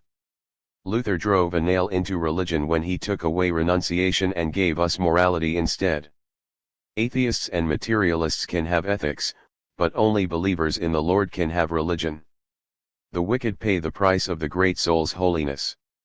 Think of that when you see a wicked man. Just as the poor man's labor pays for the rich man's luxury, so is it in the spiritual world. The terrible degradation of the masses in India is the price nature pays for the production of great souls like Mirabai, Buddha, etc. 1. *******. I am the holiness of the holy, Gita. I am the root, each uses it in his own way, but all is I. I do everything, you are but the occasion. Do not talk much, but feel the spirit within you, then you are a Jnani. This is knowledge, all else is ignorance. All that is to be known is Brahman. It is the all. Sattva binds through the search for happiness and knowledge, Rajas binds through desire, Tamas binds through wrong perception and laziness. Conquer the two lower by Sattva, and then give up all to the Lord and be free. The Bhakti Yogi realizes Brahman very soon and goes beyond the three qualities. Gita, Chapter 12. The will, the consciousness, the senses, desire, the passions, all these combined make what we call the soul. There is first, the apparent self, body, second, the mental self who mistakes the body for himself, the absolute bound by Maya, third, the Atman, the ever pure, the ever free. Seen partially, it is nature, seen wholly, all nature goes, even the memory of it is lost. There is the changeable, mortal, the eternally changeable, nature, and the unchangeable, Atman. Be perfectly hopeless, that is the highest state. What is there to hope for? Burst asunder the bonds of hope, stand on yourself, be at rest, never mind what you do, give up all to God, but have no hypocrisy about it. Svastha, the Sanskrit word for standing on your own self, is used colloquially in India to inquire, are you well, are you happy? And when Hindus would express, I saw a thing, they say, I saw a word meaning, padartha, dot. Even this universe is a word meaning. Asterisk. A perfect man's body mechanically does right, it can do only good because it is fully purified. The past momentum that carries on the will of body is all good. All evil tendencies are burnt out. Asterisk asterisk asterisk. That day is indeed a bad day when we do not speak of the Lord, not a stormy day. Only love for the Supreme Lord is true bhakti. Love for any other being, however great, is not bhakti. The Supreme Lord here means Ishvara, the concept of which transcends what you in the West mean by the personal God.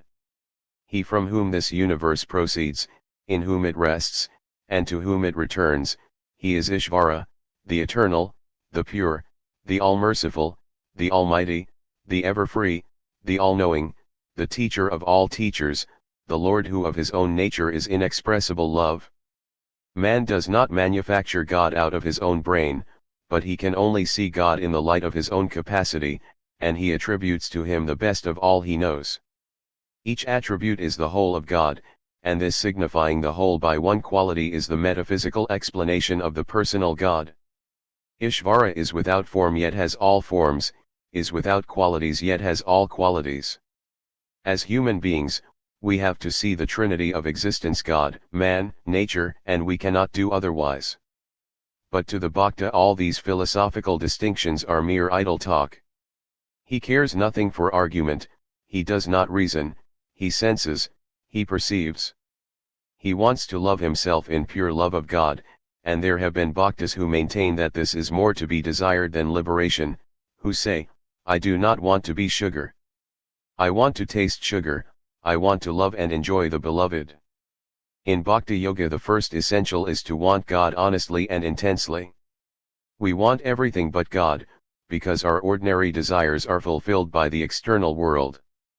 So long as our needs are confined within the limits of the physical universe, we do not feel any need for God. It is only when we have had hard blows in our lives and are disappointed with everything here that we feel the need for something higher, then we seek God. Bhakti is not destructive, it teaches that all our faculties may become means to reach salvation. We must turn them all towards God and give to Him that love which is usually wasted on the fleeting objects of sense. Bhakti differs from your Western idea of religion in that Bhakti admits no elements of fear, no being to be appeased or propitiated.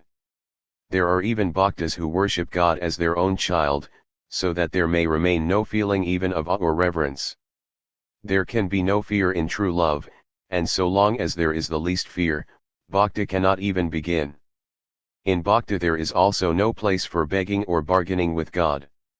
The idea of asking God for anything is sacrilege to a Bhakta.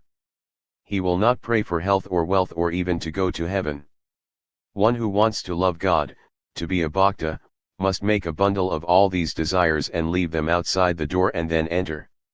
He who wants to enter the realms of light must make a bundle of all shopkeeping religion and cast it away before he can pass the gates.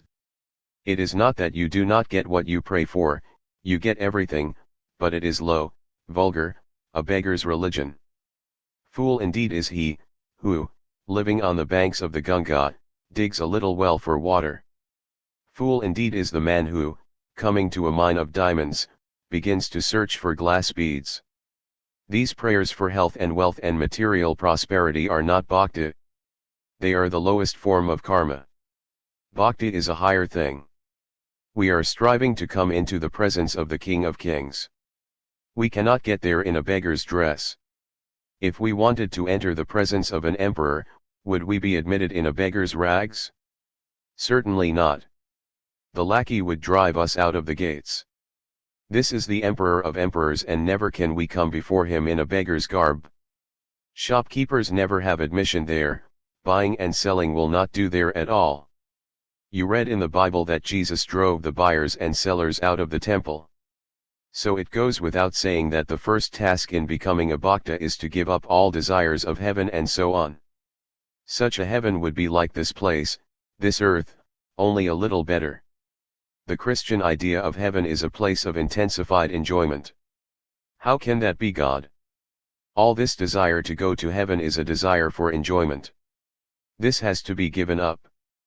The love of the bhakta must be absolutely pure and unselfish, seeking nothing for itself either here or hereafter. Giving up the desire of pleasure and pain, gain or loss, worship God day and night, not a moment is to be lost in vain. Giving up all other thoughts, the whole mind day and night worships God. Thus being worshipped day and night, he reveals himself and makes his worshippers feel him. Rightward arrow. Just as in storming a fort 90 out of 100 soldiers may die, so that the remaining 10 may win. It is only in a society with very lofty ideals that such great souls are born, but the masses, failing to live up to those ideals, are degraded. Recorded by Miss S. E. Waldo. A disciple. Thursday, August 1, 1895. The real Guru is the one through whom we have our spiritual descent.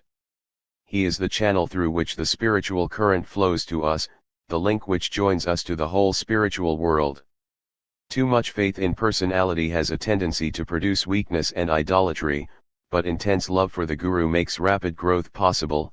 He connects us with the internal Guru. Adore your Guru if there be real truth in him. That Guru Bhakti, devotion to the teacher, will quickly lead you to the highest. Sri Ramakrishna's purity was that of a baby. He never touched money in his life, and lust was absolutely annihilated in him. Do not go to great religious teachers to learn physical science, their whole energy has gone to the spiritual. In Sri Ramakrishna Paramahansa the man was all dead and only God remained. He actually could not see sin, he was literally of purer eyes than to behold iniquity. The purity of these few Paramahansa, monks of the highest order, is all that holds the world together. If they should all die out and leave it, the world would go to pieces. They do good by simply being, and they know it not, they just are. Books suggest the inner light and the method of bringing that out, but we can only understand them when we have earned the knowledge ourselves. When the inner light has flashed for you, let the books go, and look only within. You have in you all and 1,000 times more than is in all the books. Never lose faith in yourself, you can do anything in this universe. Never weaken, all power is yours.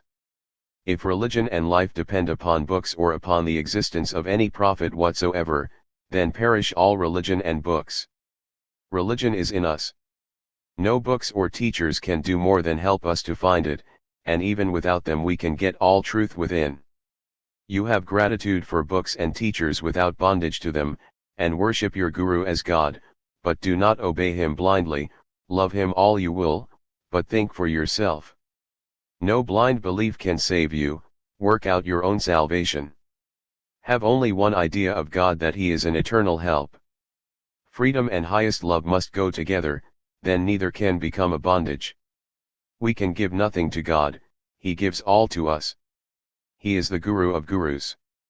Then we find that he is the soul of our souls, our very self. No wonder we love him, he is the soul of our souls, whom or what else can we love? We want to be the steady flame, burning without heat and without smoke. To whom can you do good, when you see only God? You cannot do good to God. All doubt goes, all is sameness. If you do good at all, you do it to yourself, feel that the receiver is the higher one. You serve the other because you are lower than he, not because he is low and you are high. Give as the rose gives perfume, because it is its own nature, utterly unconscious of giving. The great Hindu reformer, Rajaram Mohan Roy, was a wonderful example of this unselfish work. He devoted his whole life to helping India. It was he who stopped the burning of widows. It is usually believed that this reform was due entirely to the English, but it was Rajaram Mohan Roy who started the agitation against the custom and succeeded in obtaining the support of the government in suppressing it. Until he began the movement, the English had done nothing. He also founded the important religious society called the Brahmo Samaj, and subscribed $100,000 to found a university. He then stepped out and told them to go ahead without him. He cared nothing for fame or for results to himself. Thursday afternoon. There are endless series of manifestations, like merry-go-round, in which the souls ride, so to speak. The series are eternal, individual souls get out, but the events repeat themselves eternally, and that is how one's past and future can be read, because all is really present. When the soul is in a certain chain, it has to go through the experiences of that chain. From one series souls go to other series, from some series they escape forever by realizing that they are Brahman. By getting hold of one prominent event in a chain and holding onto it, the whole chain can be dragged in and read. This power is easily acquired, but it is of no real value, and to practice it takes just so much from our spiritual forces. Go not after these things, worship God. Recorded by Miss S. E. Waldo. A Disciple. Friday, August 2, 1895. Nishtha, devotion to one ideal, is the beginning of realization. Take the honey out of all flowers, sit and be friendly with all, pay reverence to all, say to all, yes, brother, but keep firm in your own way. A higher stage is actually to take the position of the other. If I am all, why can I not really and actively sympathize with my brother and see with his eyes? While I am weak, I must stick to one course, nishtha, but when I am strong, I can feel with every other and perfectly sympathize with his ideas. The old idea was, develop one idea at the expense of all the rest. The modern way is harmonious development. A third way is to develop the mind and control it, then put it where you will, the result will come quickly. This is developing yourself in the truest way. Learn concentration and use it in any direction. Thus you lose nothing. He who gets the whole must have the parts too. Dualism is included in Advaitism, monism. I first saw him and he saw me. There was a flash of I from me to him and from him to me. This went on until the two souls became so closely united that they actually became one. There are two kinds of samadhi. I concentrate on myself, then I concentrate and there is a unity of subject and object. You must be able to sympathize fully with each particular, then at once to jump back to the highest monism. After having perfected yourself, you limit yourself voluntarily. Take the whole power into each action. Be able to become a dualist for the time being and forget Advaita, yet be able to take it up again at will. Asterisk. Cause and effect are all Maya, and we shall grow to understand that all we see is as disconnected as the child's fairy tales now seem to us. There is really no such thing as cause and effect, and we shall come to know it. Then if you can, lower your intellect to let any allegory pass through your mind without questioning about connection. Develop love of imagery and beautiful poetry and then enjoy all mythologies as poetry. Come not to mythology with ideas of history and reasoning. Let it flow as a current through your mind, let it be whirled as a candle before your eyes, without asking who holds the candle, and you will get the circle, the residuum of truth will remain in your mind. The writers of all mythologies wrote in symbols of what they saw and heard, they painted flowing pictures. Do not try to pick out the themes and so destroy the pictures, take them as they are and let them act on you. Judge them only by the effect and get the good out of them. Asterisk. Your own will is all that answers prayer, only it appears under the guise of different religious conceptions to each mind. We may call it Buddha, Jesus, Krishna, Jehovah, Allah, Agni, but it is only the self, the I. Concepts grow, but there is no historical value in the allegories which present them. Moses' visions are more likely to be wrong than ours are, because we have more knowledge and are less likely to be deceived by illusions. Books are useless to us until our own book opens, then all other books are good so far as they confirm our book. It is the strong that understand strength, it is the elephant that understands the lion, not the rat. How can we understand Jesus until we are his equals? It is all in the dream to feed 5,000 with 2 loaves, or to feed 2 with 5 loaves, neither is real and neither affects the other. Only grandeur appreciates grandeur, only God realizes God. The dream is only the dreamer, it has no other basis. It is not one thing and the dreamer another. The keynote running through the music is I am he, all other notes are but variations and do not affect the real theme. We are the living books and books are but the words we have spoken. Everything is the living God, the living Christ, see it as such. Read man, he is the living poem. We are the light that illumines all the Bibles and Christs and Buddhas that ever were. Without that, these would be dead to us, not living. Stand on your own self. The dead body resents nothing, let us make our bodies dead and cease to identify ourselves with them. Recorded by Miss S. E. Waldo. A Disciple. Sunday, August 4, 1895. Whom the ignorant worship, him I preach unto thee. This one and only God is the knownest of the known. He is the one thing we see everywhere. All know their own self, all know, I am, even animals. All we know is the projection of the self. Teach this to the children, they can grasp it. Every religion has worshipped the self, even though unconsciously, because there is nothing else. This indecent clinging to life as we know it here, is the source of all evil. It causes all this cheating and stealing. It makes money a god and all vices and fears ensue. Value nothing material and do not cling to it. If you cling to nothing, not even life, then there is no fear. He goes from death to death who sees many in this world. There can be no physical death for us and no mental death, when we see that all is one. All bodies are mine, so even body is eternal, because the tree, the animal, the sun, the moon, the universe itself is my body, then how can it die? Every mind, every thought is mine, then how can death come? The self is never born and never dies. When we realize this, all doubts vanish. I am, I know, I love, these can never be doubted. There is no hunger, for all that is eaten by me. If a hair falls out, we do not think we die, so if one body dies, it is but a hair falling. The superconscious is God, is beyond speech, beyond thought, beyond consciousness. There are three states: brutality, tamas, humanity, rajas, and divinity, sattva. Those attaining the highest state simply are. Duty dies there, they only love and as a magnet draw others to them. This is freedom. No more you do moral acts, but whatever you do is moral. The Brahmavid, knower of God, is higher than all gods. The angels came to worship Jesus when he had conquered delusion and had said, "Get thee behind me, Satan." None can help a Brahmavid, the universe itself bows down before him.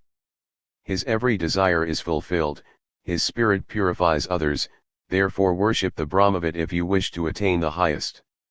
When we have the three great gifts of God, a human body, intense desire to be free, and the help of a great soul to show us the way, then liberation is certain for us. Mukti is ours. Asterisk asterisk asterisk. Death of the body forever is nirvana. It is the negative side and says, I am not this, nor this, nor this. Vedanta takes the further step and asserts the positive side, mukti or freedom. I am existence absolute, knowledge absolute, bliss absolute, I am he. This is Vedanta, the capstone of the perfect arch. The great majority of the adherents of Northern Buddhism believe in mukti and are really Vedantists. Only the Ceylonese accept nirvana as annihilation. No belief or disbelief can kill the I. That which comes with belief and goes with disbelief is only delusion. Nothing teaches the Atman. I salute my own self. Self-illuminated, I salute myself, I am Brahman. The body is a dark room, when we enter it, it becomes illuminated, it becomes alive. Nothing can ever affect the illumination, it cannot be destroyed. It may be covered, but never destroyed. Asterisk asterisk asterisk. At the present time God should be worshipped as Mother, the infinite energy. This will lead to purity, and tremendous energy will come here in America. Here no temples weigh us down, no one suffers as they do in poorer countries. Woman has suffered for eons, and that has given her infinite patience and infinite perseverance. She holds on to an idea. It is this which makes her the support of even superstitious religions and of the priests in every land, and it is this that will free her. We have to become Vedantists and live this grand thought, the masses must get it, and only in free America can this be done. In India these ideas were brought out by individuals like Buddha, Shankara and others, but the masses did not retain them. The new cycle must see the masses living Vedanta, and this will have to come through women. Keep the beloved beautiful mother in the heart of your hearts with all care. Throw out everything but the tongue, keep that to say, Mother, Mother. Let no evil counselors enter, let you and me, my heart, alone see Mother. Thou art beyond all that lives. My moon of life, my soul of soul. Sunday afternoon.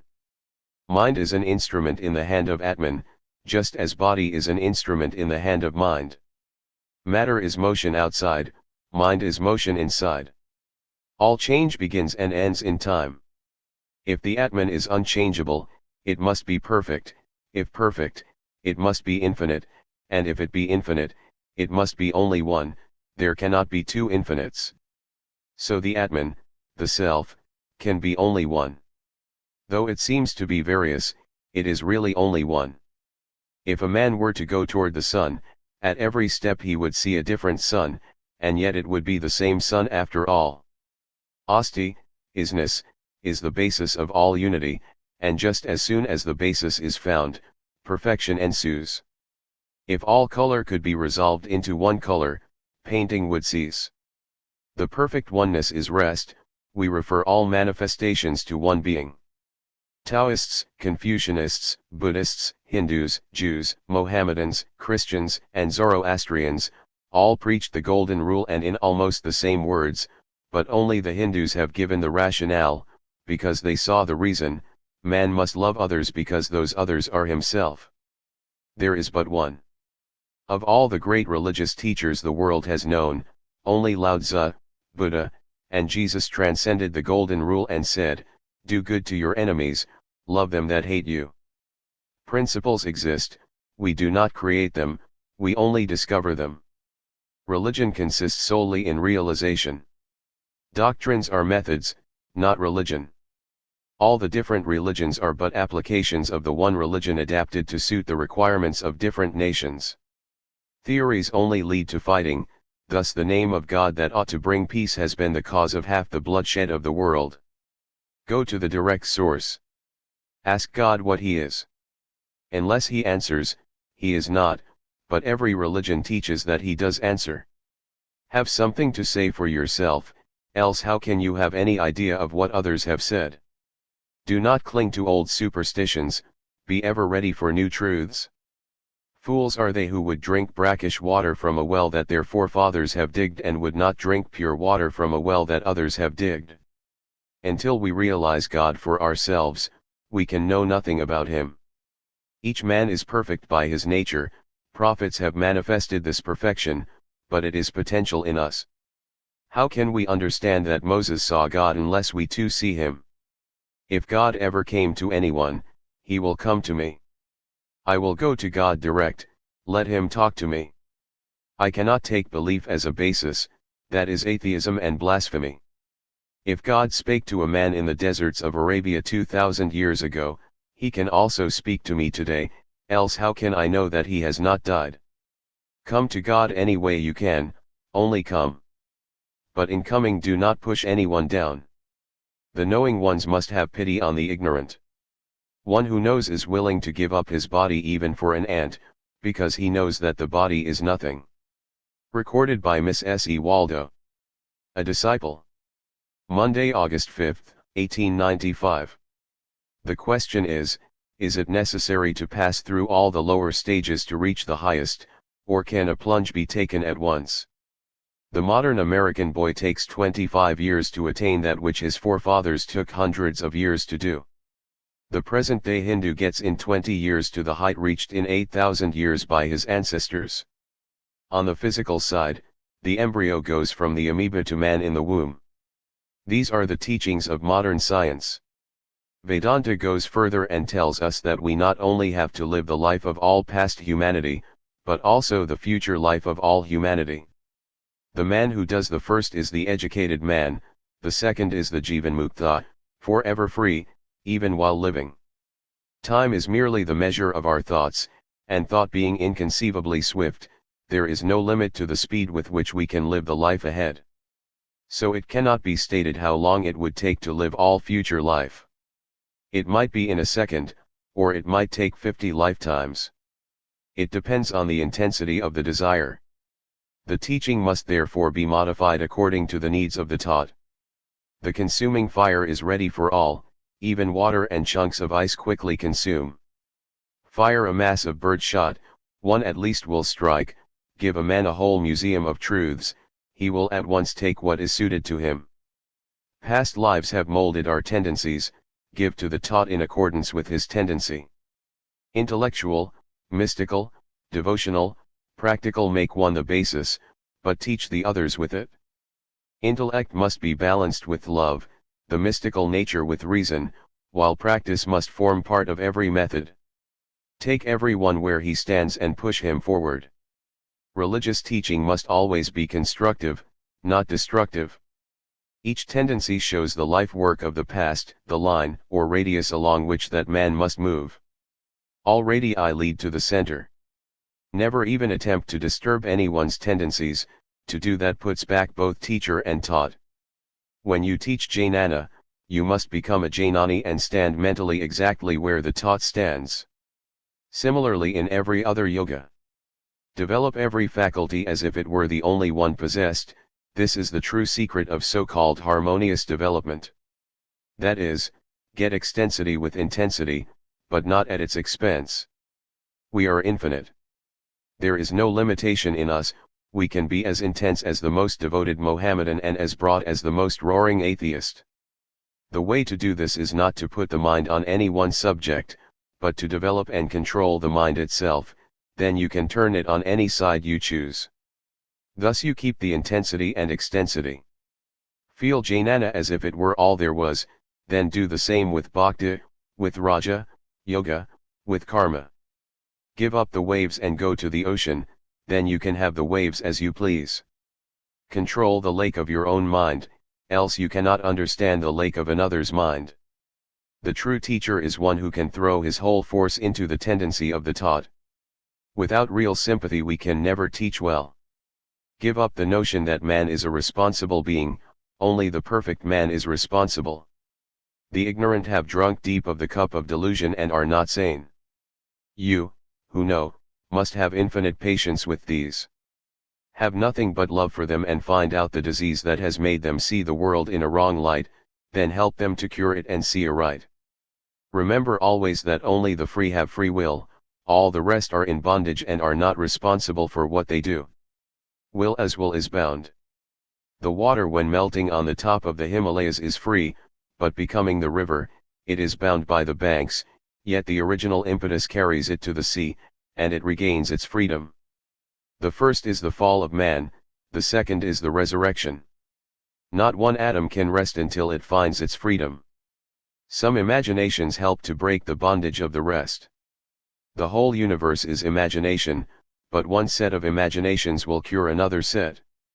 Those which tell us that there is sin and sorrow and death in the world are terrible, but the other set which says ever, I am holy, there is God, there is no pain, these are good and help to break the bondage of the others. The highest imagination that can break all the links of the chain is that of personal God. Om Tat Sat is the only thing beyond Maya, but God exists eternally. As long as the Niagara Falls exist, the rainbow will exist, but the water continually flows away. The falls are the universe, and the rainbow is personal God, and both are eternal. While the universe exists, God must exist. God creates the universe, and the universe creates God, and both are eternal. Maya is neither existence nor non-existence. Both the Niagara Falls and the rainbow are eternally changeable. Brahman seen through Maya. Persians and Christians split Maya into two and call the good half God and the bad half the devil. Vedanta takes Maya as a whole and recognizes a unity beyond it, Brahman. Mohammed found that Christianity was straying out from the Semitic fold, and his teachings were to show what Christianity ought to be as a Semitic religion, that it should hold to one God. The Aryan idea that I and my Father are one disgusted and terrified him. In reality, the conception of the Trinity was a great advance over the dualistic idea of Jehovah, who was forever separate from man. The theory of incarnation is the first link in the chain of ideas leading to the recognition of the oneness of God and man. God appearing first in one human form, then reappearing at different times in other human forms, is at last recognized as being in every human form, or in all men. Monistic is the highest stage, monotheistic is a lower stage. Imagination will lead you to the highest even more rapidly and easily than reasoning. Let a few stand out and live for God alone and save religion for the world. Do not pretend to be like Janaka when you are only the progenitor of delusions. The name Janaka means progenitor and belonged to a king who, although he still held his kingdom for the sake of his people, had given up everything mentally. Be honest and say, I see the ideal but I cannot yet approach it, but do not pretend to give up when you do not. If you give up, stand fast. If 100 fall in the fight, seize the flag and carry it on. God is true for all that, no matter who fails. Let him who falls hand on the flag to another to carry on, it can never fall. When I am washed and clean, why shall impurity be added onto me? Seek first the kingdom of heaven, and let everything else go. Do not want anything added into you, be only glad to get rid of it. Give up and know that success will follow, even if you never see it. Jesus left 12 fishermen, and yet those few blew up the Roman Empire. Sacrifice on God's altar earth's purest and best. He who struggles is better than he who never attempts. Even to look on one who has given up has a purifying effect. Stand up for God, let the world go. Have no compromise. Give up the world, then alone you are loosened from the body. When it dies, you are azad, free. Be free. Death alone can never free us. Freedom must be attained by our own efforts during life, then, when the body falls, there will be no rebirth for the free. Truth is to be judged by truth and by nothing else. Doing good is not the test of truth, the sun needs no torch by which to see it. Even if truth destroys the whole universe, still it is truth, stand by it. Recorded by Miss S. E. Waldo. A Disciple. Tuesday, August 6, 1895. Without the I there can be no you outside. From this some philosophers came to the conclusion that the external world did not exist save in the subject, that the you existed only in the I. Others have argued that the I can only be known through the you and with equal logic. These two views are partial truths, each wrong in part and each right in part.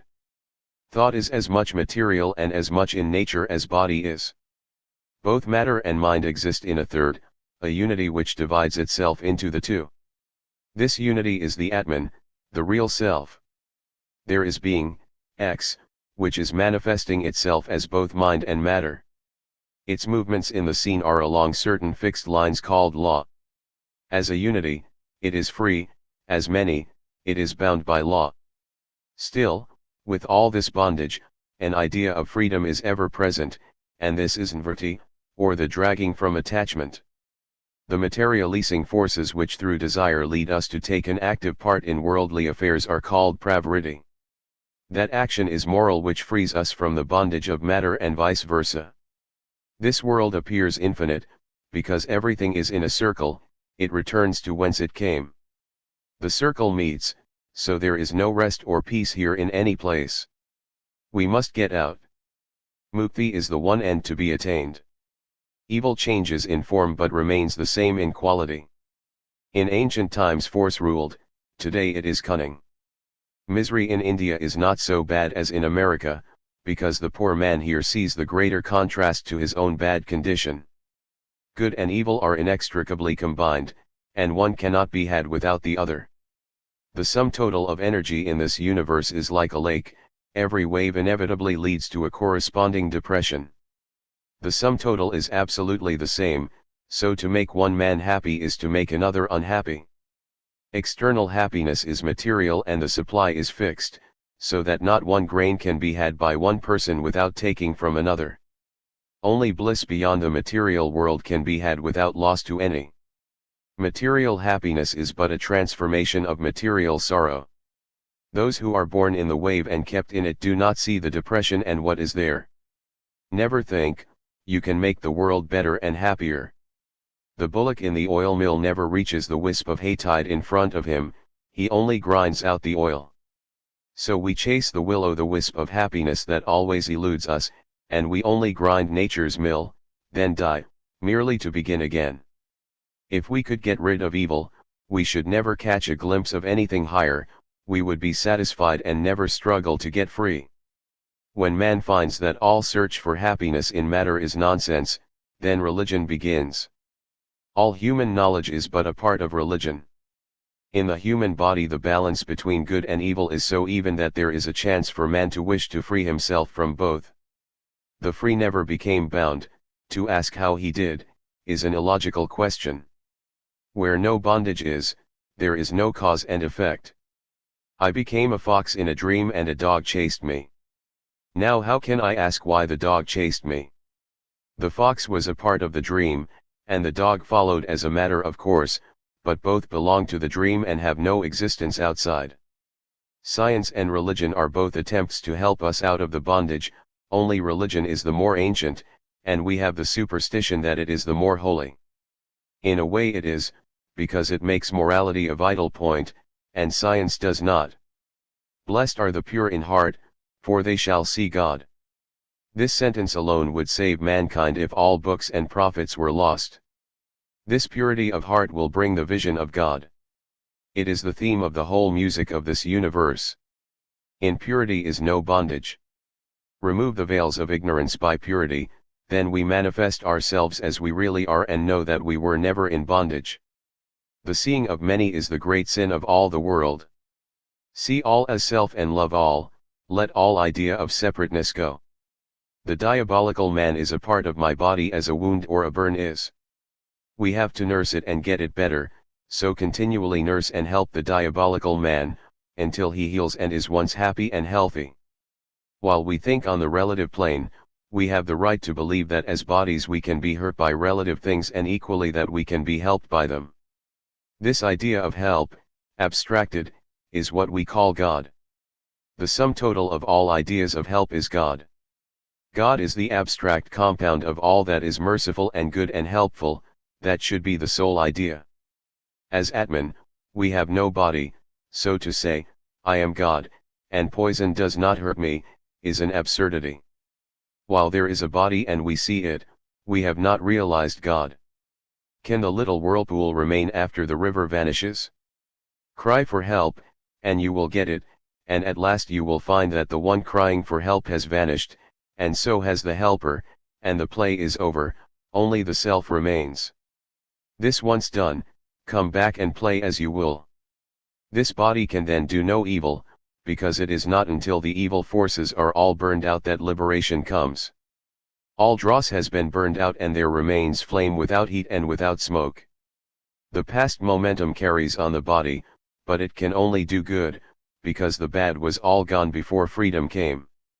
The dying thief on the cross reaped the effects of his past actions. He had been a yogi and had slipped, then he had to be born again he slipped and became a thief, but the past good he had done bore fruit, and he met Jesus in the moment when liberation could come, and one word made him free. Buddha set his greatest enemy free, because he, by hating him, Buddha, so much, kept constantly thinking of him, that thought purified his mind, and he became ready for freedom. Therefore think of God all the time, and that will purify you. Thus ended the beautiful lessons of our beloved Guru. The following Monday he left Thousand Island Park and returned to New York. Conversations and Dialogues. From the Diary of a Disciple, Sri Sharachandra Chakravarti, B.A. I. Translated from Bengali. Place, Belur, the rented math premises. Year, 1898. Swamiji was staying at the time at the rented garden house of Nilambar Babu where the math had been removed from Alam Bazar. Arrangements had been made for Sri Ramankrishna's Tithapuja, nativity, on a grand scale. On the morning of the auspicious day, Swamiji personally inspected the preliminaries of the worship. The inspection over, Swamiji asked the disciple, "Well, you have brought the holy threads, I hope?" Disciple, "Yes, sir, I have. Everything is ready, as you desired. But, sir, I can't make out why so many holy threads are in requisition."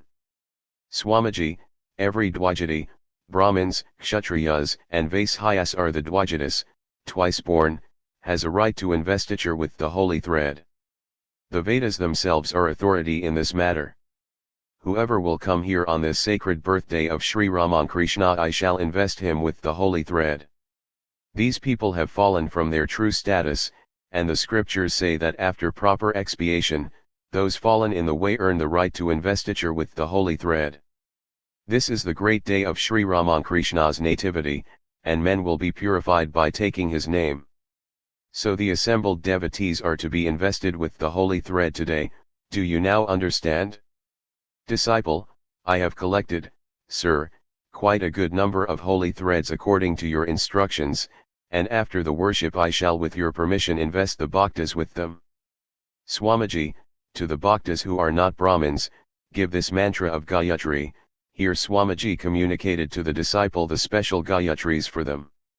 By degrees all the people of the land have to be lifted to the position of Brahmins, not to speak of the bhaktas of Sri Ramakrishna. Each Hindu, I say, is a brother of every other, and it is we who have degraded them by our outcry, "Don't touch, don't touch." And so the whole country has been plunged to the utmost depths of meanness, cowardice, and ignorance. These men have to be uplifted, words of hope and faith have to be proclaimed to them. We have to tell them, you are men like us, and you have all the rights that we have. Do you understand? Disciple, yes, sir, it should be so. Swamiji, now, ask those who will take the holy thread to finish their bath in the Ganga. Then after prostration before Sri Ramakrishna, they will have their investiture.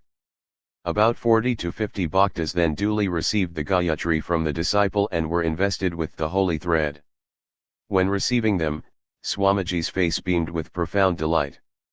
A little after this, Sri Girish Chandra Ghosh arrived at the math from Calcutta. Now arrangements for music were made at the desire of Swamiji, and sannyasins of the math decorated Swamiji as a yogin. Swamiji now chanted with the sweetest intonation to the accompaniment of the tanpura, the Sanskrit hymn beginning with, repeating in a low tone the name of Rama etc., and when the chanting came to a close, he went on repeating with exquisite charm the holy words Rama, Rama, Shri Rama, Rama. His eyes were half closed, and the natural sublimity of his countenance seemed to have deepened 100-fold. Everybody remained spelled for over half an hour. After the chanting of Sri Rama's name, Swamiji continued to sing a song of Tulsidas on Sri Ramachandra in the same intoxicated strain of mind. Then other music followed.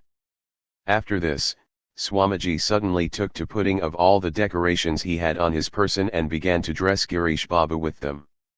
Then he declared, Paramahansadeva used to say our brother is the incarnation of Bhairava, divine companion of Shiva. There's no distinction between him and us. Girish Babu sat speechless all the time. A piece of Jerua cloth was also brought, and was draped in it and uttered no word of remonstrance. For he had merged himself fully today in the wishes of his brother disciples. Swamiji now said, well, GC, you are to speak to us today about Thakur, Lord. And all of you, turning all round himself, sit quiet and attentive. Even then, Girish Babu sat motionless, voiceless like marble, absolutely lost in joy.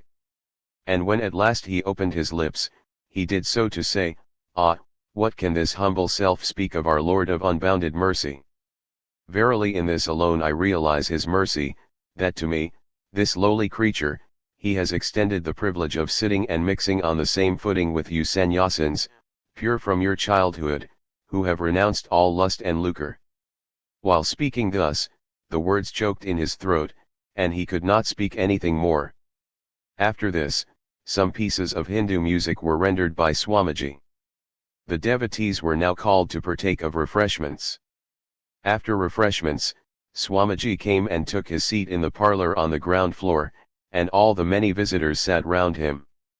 Accosting a householder friend who had his investiture with the holy thread that day, Swamiji said, "Really you all belong to the twice-born castes, only it is long since you lost your status. From this day again you become the twice-born. Repeat the Gayatri at least 100 times daily, won't you?" The householder expressed his assent. Meanwhile Srijat Mahendranath Gupta, Master Mahashaya Venerable, or M., appeared on the scene. Swamiji cordially received him and made him take his seat. "Master Mahashaya," said Swamiji, "this is the anniversary of Sri Ramakrishna's birthday. So you shall have to relate to us something about him." Master Mahashaya bent his head down smilingly in reply. Just then it was announced that Swami Akhandananda had come from Murshidabad with 2 panchuas, one which weighed 1 mond and a half.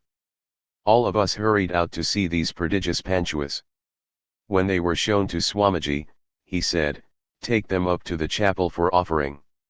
Making Swami Akhandananda the subject of his remarks, Swamiji said to the disciple, "Mark you, what a great hero he is in work. Of fear, death, and the like he has no cognizance, doggedly going on doing his own work for the welfare of the many, for the happiness of the many. Disciple, sir, that power must have come to him as the result of a good deal of austerities." Swamiji, true, power comes of austerities, but again, working for the sake of others itself constitutes tapasya, practice of austerity. The karma yogins regard work itself as part of tapasya.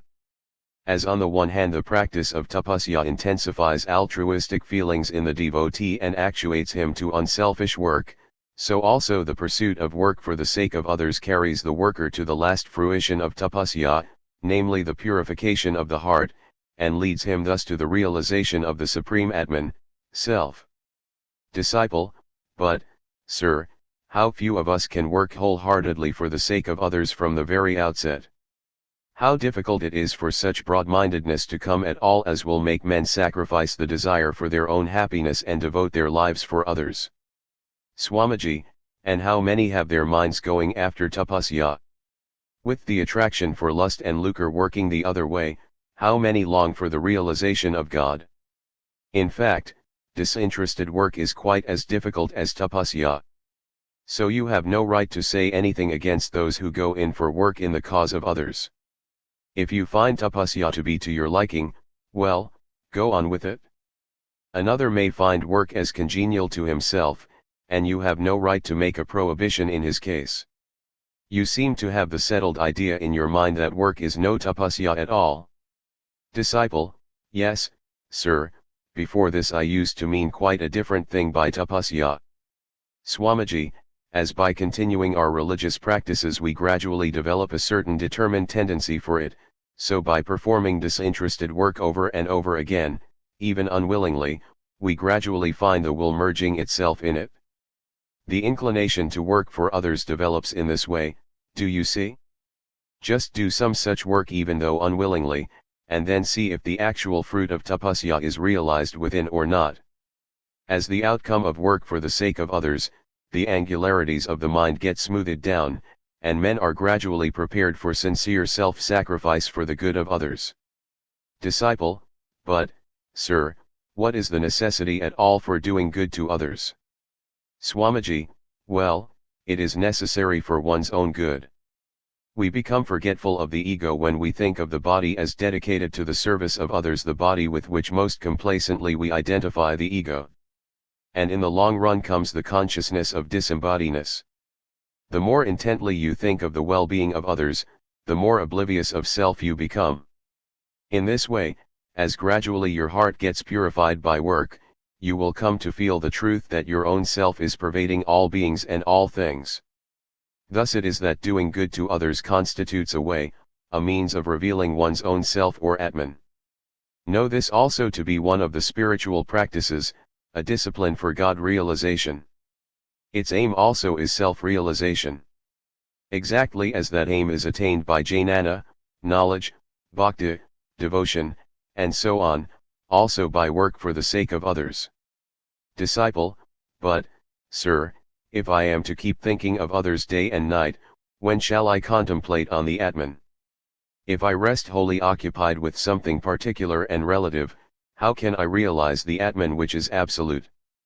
Swamiji, the highest aim of all disciplines, all spiritual paths, is the attainment of the knowledge of Atman. If you, by being devoted to the service of others and by getting your heart purified by such work, attain to the vision of all beings as the self, what else remains to be attained in the way of self-realization? Would you say that self-realization is the state of existing as inert matter, as this wall or as this piece of wood, for instance? Disciple, though that is not the meaning, yet what the scriptures speak of as the withdrawal of the self into its real nature consists in the arresting of all mind functions and all work. Swamiji, yes, this samadhi of which the scriptures speak is a state not at all easy to attain. When very rarely it appears in somebody, it does not last for long, so what will he keep himself occupied with? Thus it is that after realizing that state described in the scriptures, the saint sees the self in all beings and in that consciousness devotes himself to service, so that any karma that was yet left to be worked out through the body may exhaust itself. It is this state which has been described by the authors of the Shastras, scriptures, as Jivanmukti, freedom while living. Disciple, so after all it comes about, sir, that unless this state of Jivanmukti is attained, work for the sake of others can never be pursued in the truest sense of the term. Swamiji, yes, that is what the Shastras say, but they also say that work or service for the good of others leads to the state of Jivanmukti. Otherwise there would be no need on the part of the Shastras to teach a separate path of religious practice, called the Karma Yoga. The disciple now understood the point and became silent, and Swamiji giving up the point commenced rendering in a voice of superhuman sweetness the song composed by Baba Girish Chandra Ghosh to commemorate Sri Ramankrishna's nativity, and beginning. Who art thou lying on the lap of the poor Brahmin matron? Conversations and Dialogues. From the Diary of a Disciple, Sri Sharat Chandra Chakravarti, B.A. 2. Translated from Bengali. Place, the rented math premises at Belur. Year, 1898. Today Swamiji is to perform a sacrifice and install Sri Ramankrishna on the site of the new math. The disciple has been staying at the math since the night before, with a view to witnessing the installation ceremony. In the morning Swamiji had his bath in the Ganga and entered the worship room.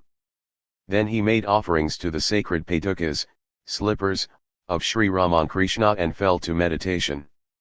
Meditation and worship over, preparations were now made for going to the new math premises. Swamiji himself took on his right shoulder the ashes of Sri Ramankrishna's body preserved in a copper casket, and led the van.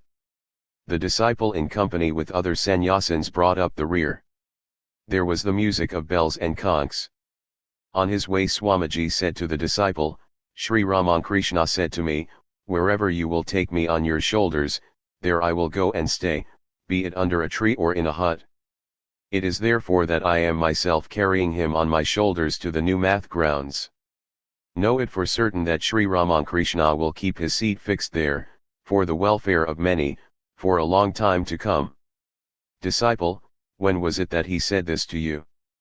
Swamiji, pointing to the sadhus of the math, didn't you hear from them? It was at the Kasipur garden. Disciple, I see.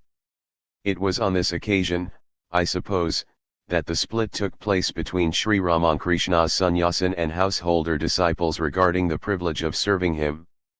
Swamiji, yes, but not exactly a split, it was only a misunderstanding, that's all. Rest assured that among those that are Sri Ramankrishna's devotees, and have truly obtained his grace, there is no sect or schism, there cannot be they householders or sannyasins. As to that kind of slight misunderstanding, do you know what it was due to? Well, each devotee colors Sri Ramankrishna in the light of his own understanding and each forms his own idea of him from his peculiar standpoint. He was, as it were, a great sun and each one of us is eyeing him, as it were, through a different kind of colored glass and coming to look upon that one sun as parti-colored. Of course, it is quite true that this leads to schism in course of time. But then, such schisms rarely occur in the lifetime of those who are fortunate enough to have come in direct contact with an avatara. The effulgence of that personality, who takes pleasure only in the self, dazzles their eyes and sweeps away pride, egotism, and narrow-mindedness from their minds. Consequently, they find no opportunity to create sects and party factions. They are content to offer him their heart's worship, each in his own fashion. Disciple, sir, do the devotees of Avatara then view him differently, notwithstanding their knowing him to be God, and does this lead the succeeding generations of their followers to limit themselves within narrow bounds and form various little sects? Swamiji, quite so. Hence sects are bound to form in course of time. Look, for instance, how the followers of Chaitanya-deva have been divided into 200 or 300 sects, and those of Jesus hold thousands of creeds. But all those sects without exception follow Chaitanya-deva or Jesus, and none else. Disciple, then, perhaps, Sri Ramakrishna's followers, too, will be divided in course of time into various sects? Swamiji, well, of course. But then this math that we are building will harmonize all creeds, all standpoints. Just as Sri Ramakrishna held highly liberal views, this math, too, will be a center for propagating similar ideas. The blazing light of universal harmony that will emanate from here will flood the whole world. While all this was going on, the party reached the math premises. Swamiji took the casket down from his shoulder, placed it on the carpet spread on the ground, and bowed before it, touching the ground with his forehead. Others too followed suit. Then Swamiji again sat for worship.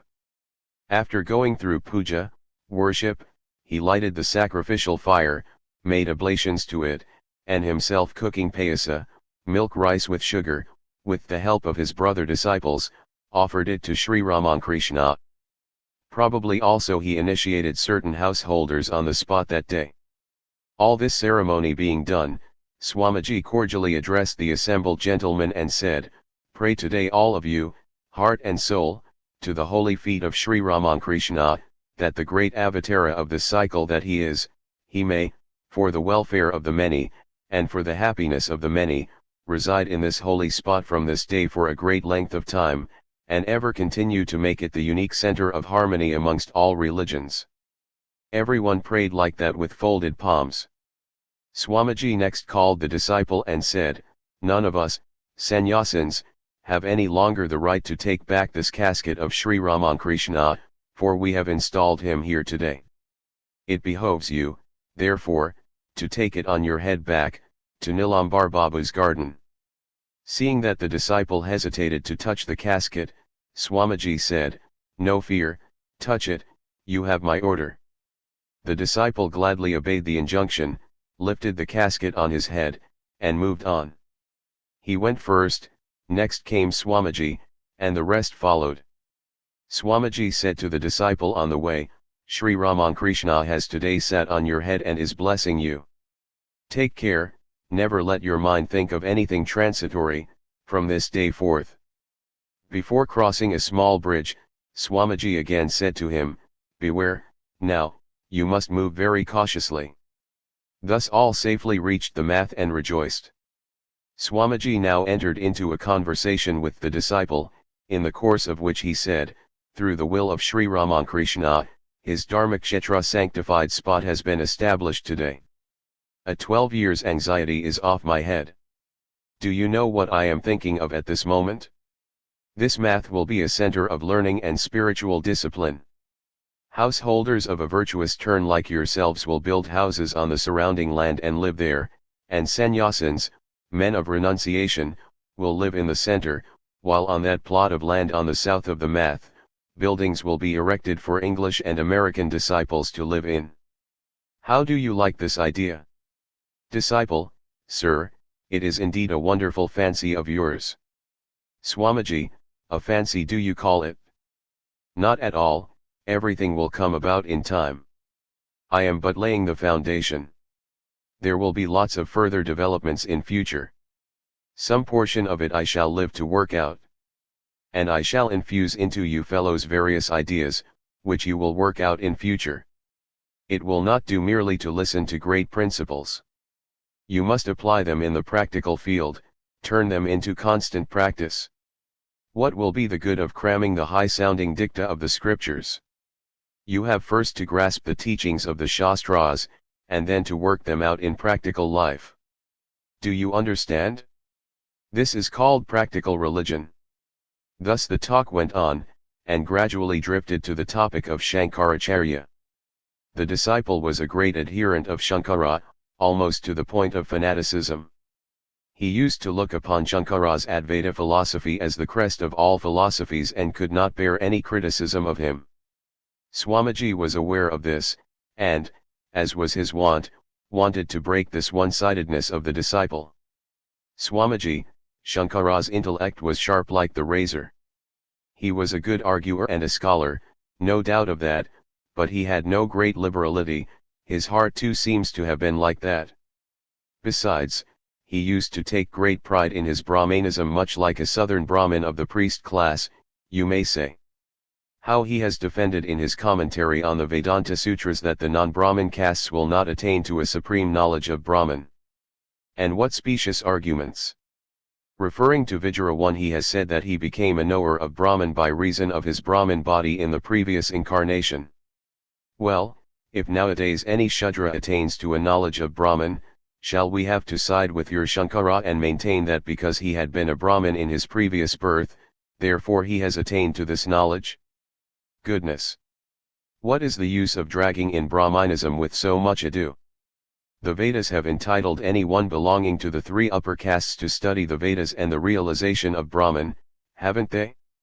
So Shankara had no need whatsoever of displaying this curious bit of pedantry on this subject, contrary to the Vedas.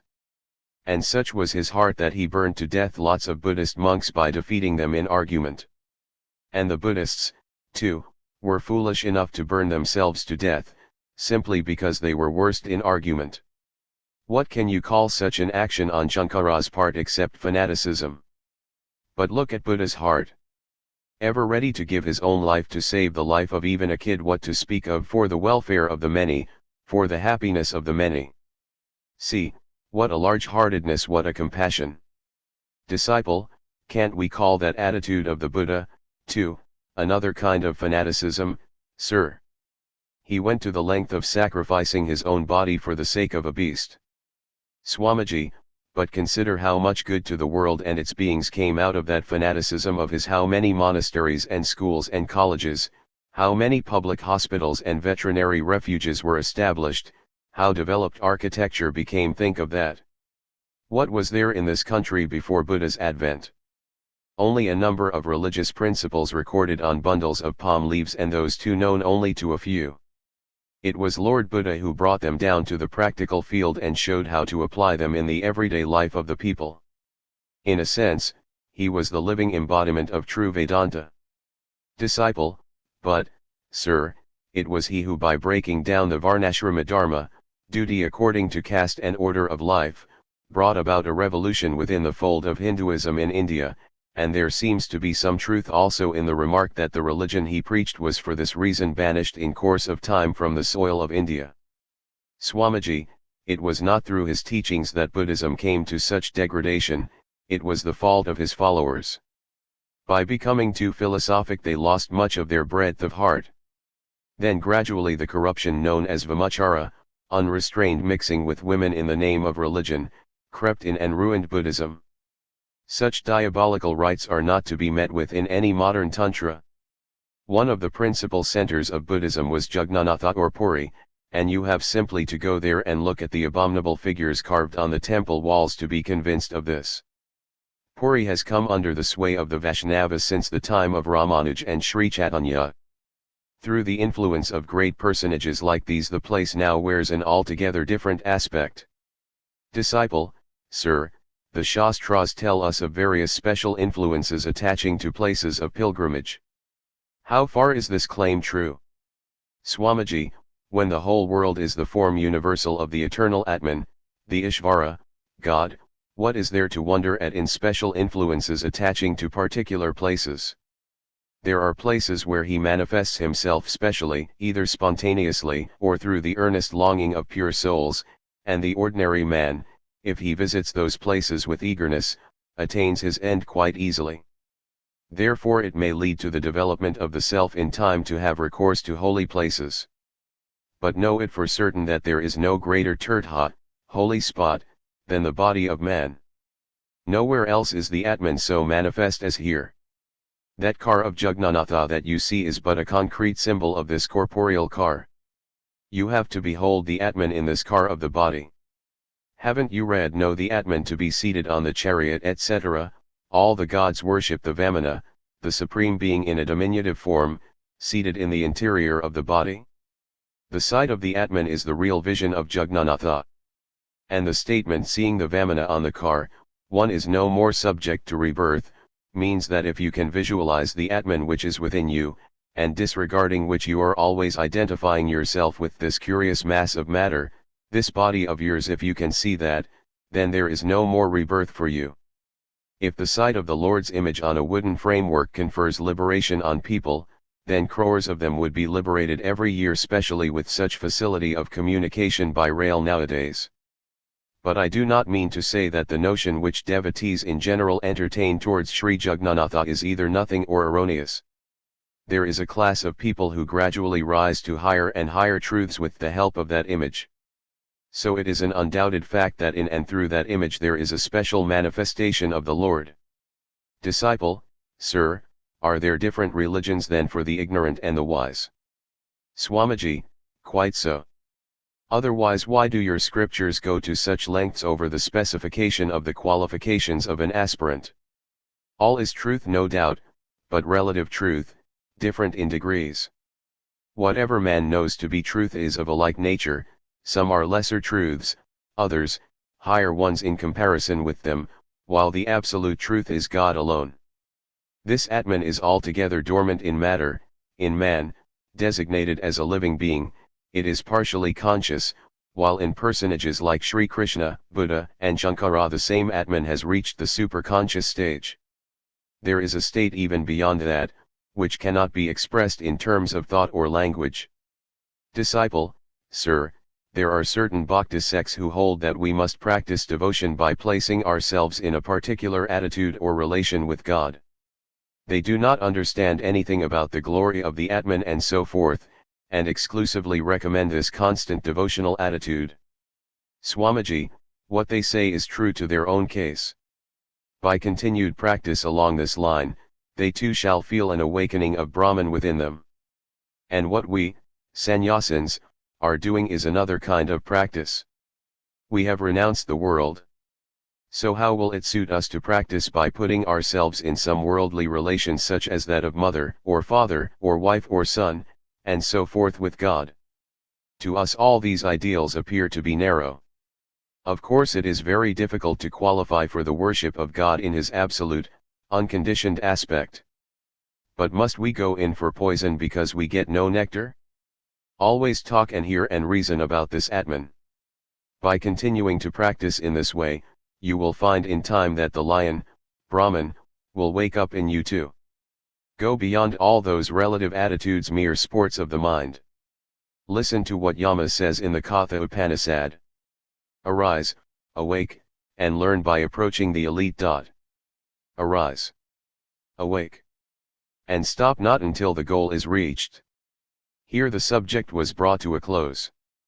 The bell for taking prasada, consecrated food, rang, and Swamiji went to partake of it, followed by the disciple. Conversations and Dialogues. From the Diary of a Disciple, Sri Sharachandra Chakravarti, B.A. 3. Translated from Bengali. Place, the rented math premises at Belur.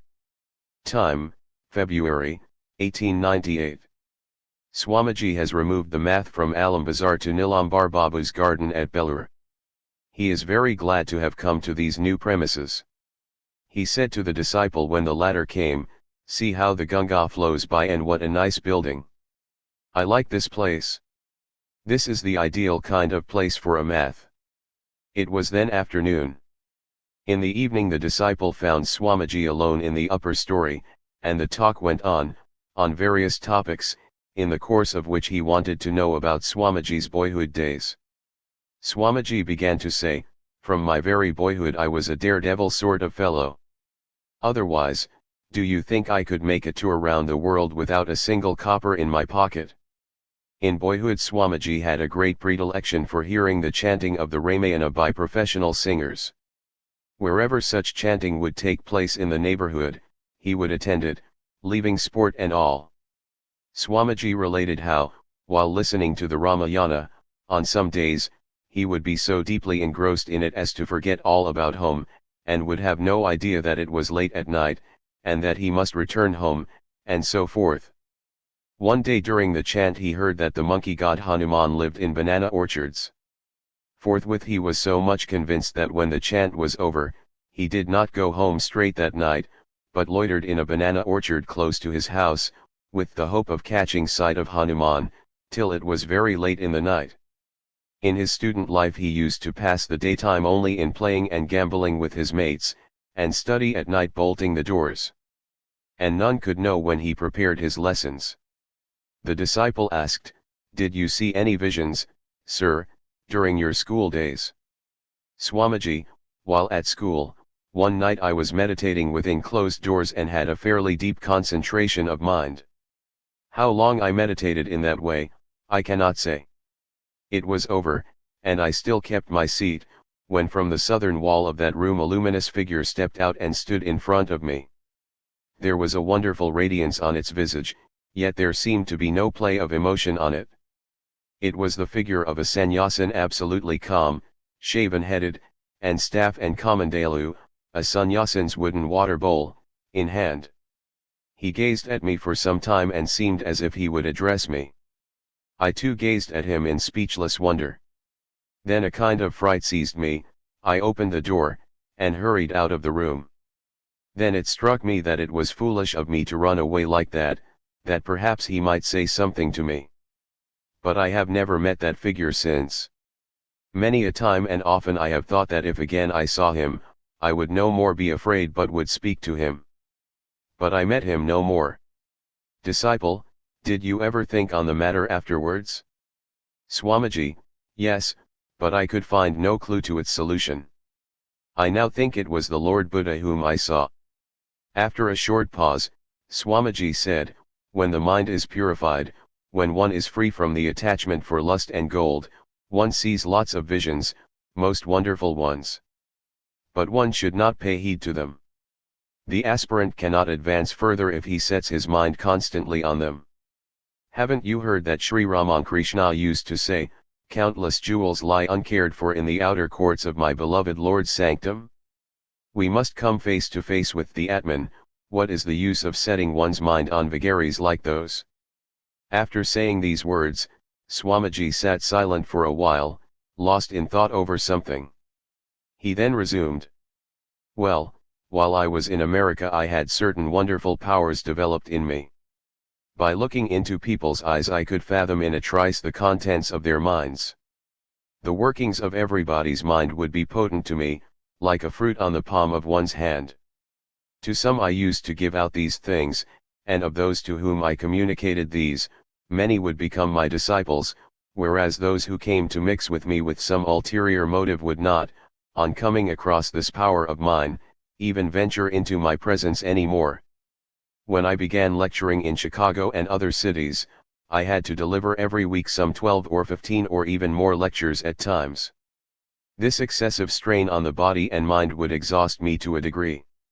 I seemed to run short of subjects for lectures and was anxious where to find new topics for the morrow's lecture. New thoughts seemed altogether scarce. One day, after the lecture, I lay thinking of what means to adopt next.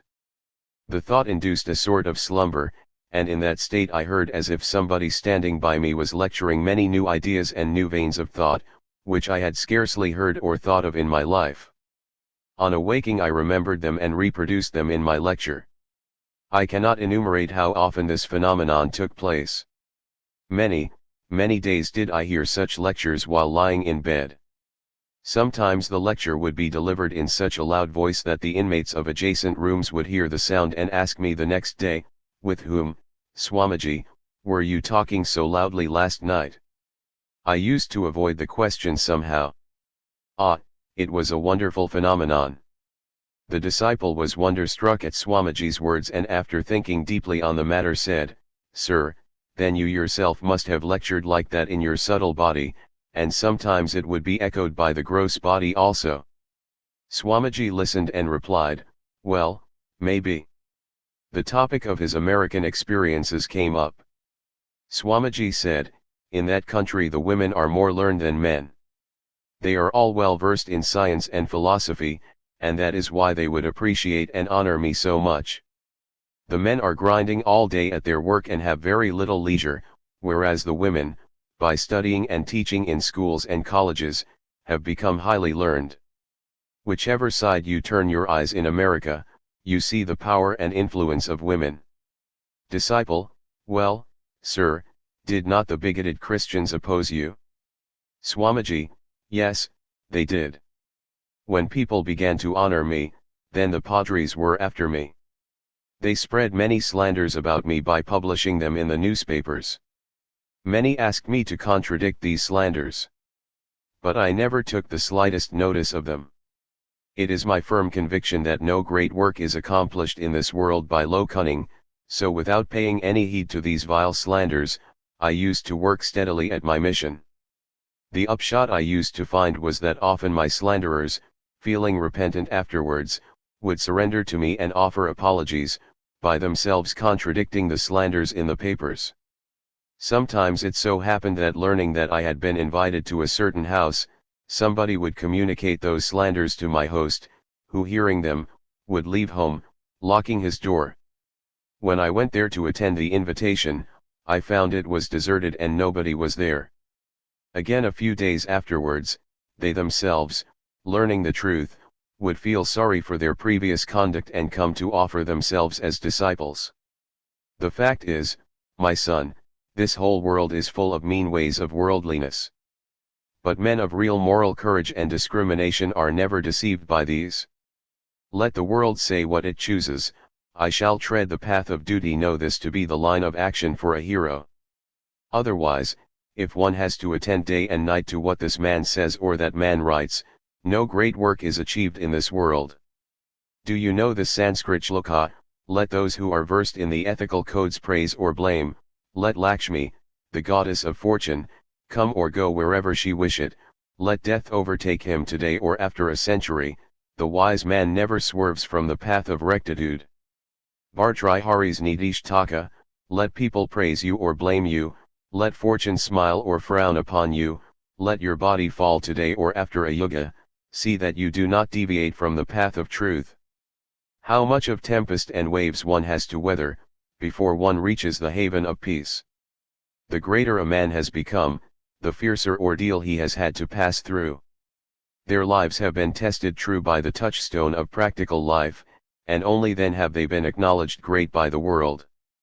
Those who are faint-hearted and cowardly sink their barks near the shore, frightened by the raging of waves on the sea. He who is a hero never casts a glance at these. Come what may, I must attain my ideal first. This is Purushakara, manly endeavor. Without such manly endeavor no amount of divine help will be of any avail to banish your inertia. Disciple: is, then, reliance on divine help a sign of weakness? Swamiji: in the Shastras real self-surrender and reliance on God has been indicated as the culmination of human achievement. But in your country nowadays the way people speak of deva or reliance on divine dispensation is a sign of death, the outcome of great cowardliness, conjuring up some monstrous idea of Godhead and trying to saddle that with all your faults and shortcomings. Haven't you heard Sri Ramakrishna's story about the sin of killing a cow? In the end the owner of the garden had to suffer for the sin of killing the cow. Nowadays everybody says, I am acting as I am being directed by the Lord, and thus throws the burden of both his sins and virtues on the Lord. As if he is himself the lotus leaf in the water, untouched by it. If everybody can truly live always in this mood, then he is a free soul.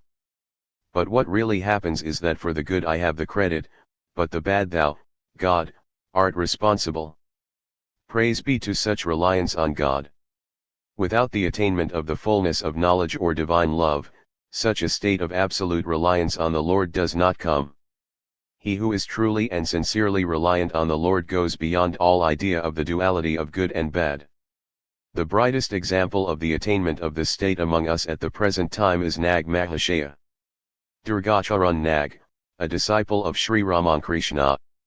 Then the conversation drifted to the subject of Nag Mahashaya.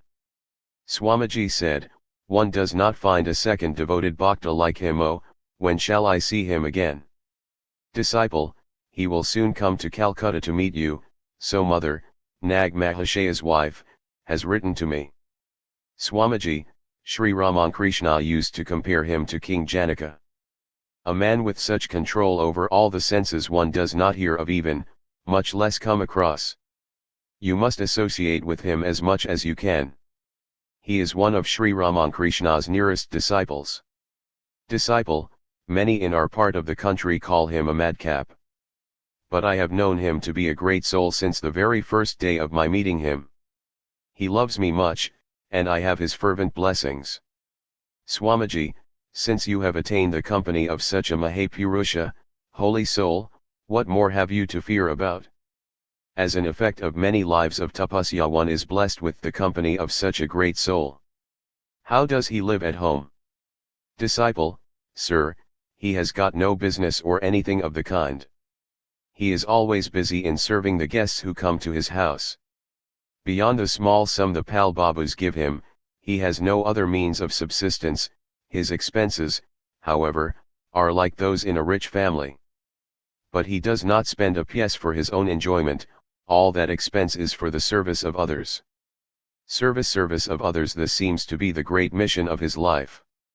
It sometimes strikes me that realizing the Atman in all creatures, he is engrossed in serving the whole world as a part and parcel of himself.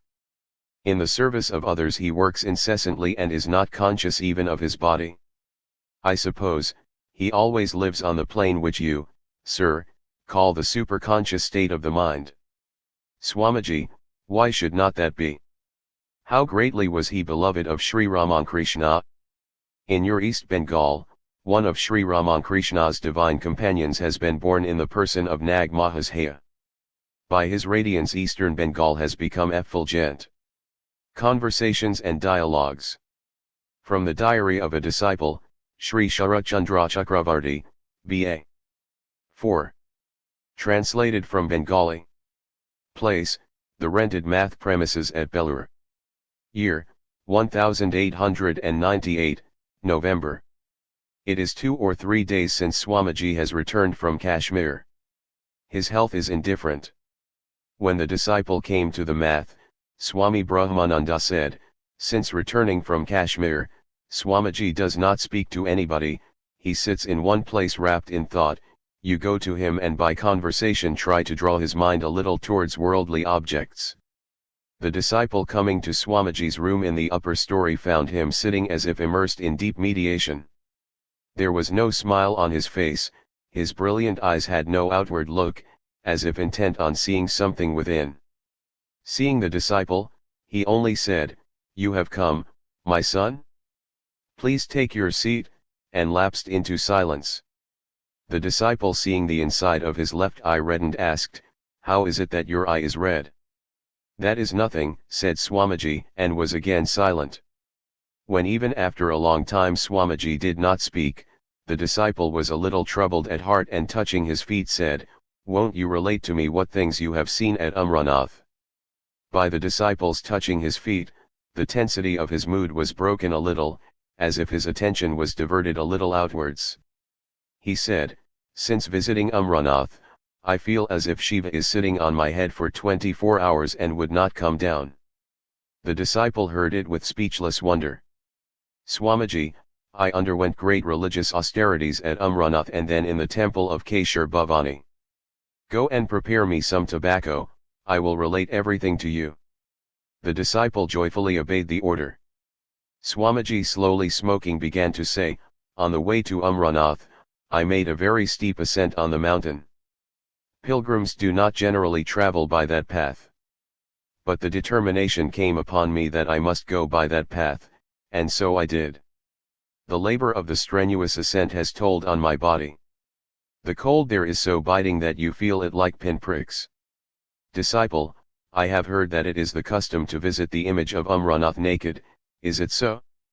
Swamiji, yes, I entered the cave with only my kopana on and my body smeared with holy ash. I did not then feel any cold or heat. But when I came out of the temple, I was benumbed by the cold. Disciple, did you see the holy pigeons? I have heard, in that cold no living creatures are found to live, but a flight of pigeons from some unknown place frequents the place occasionally.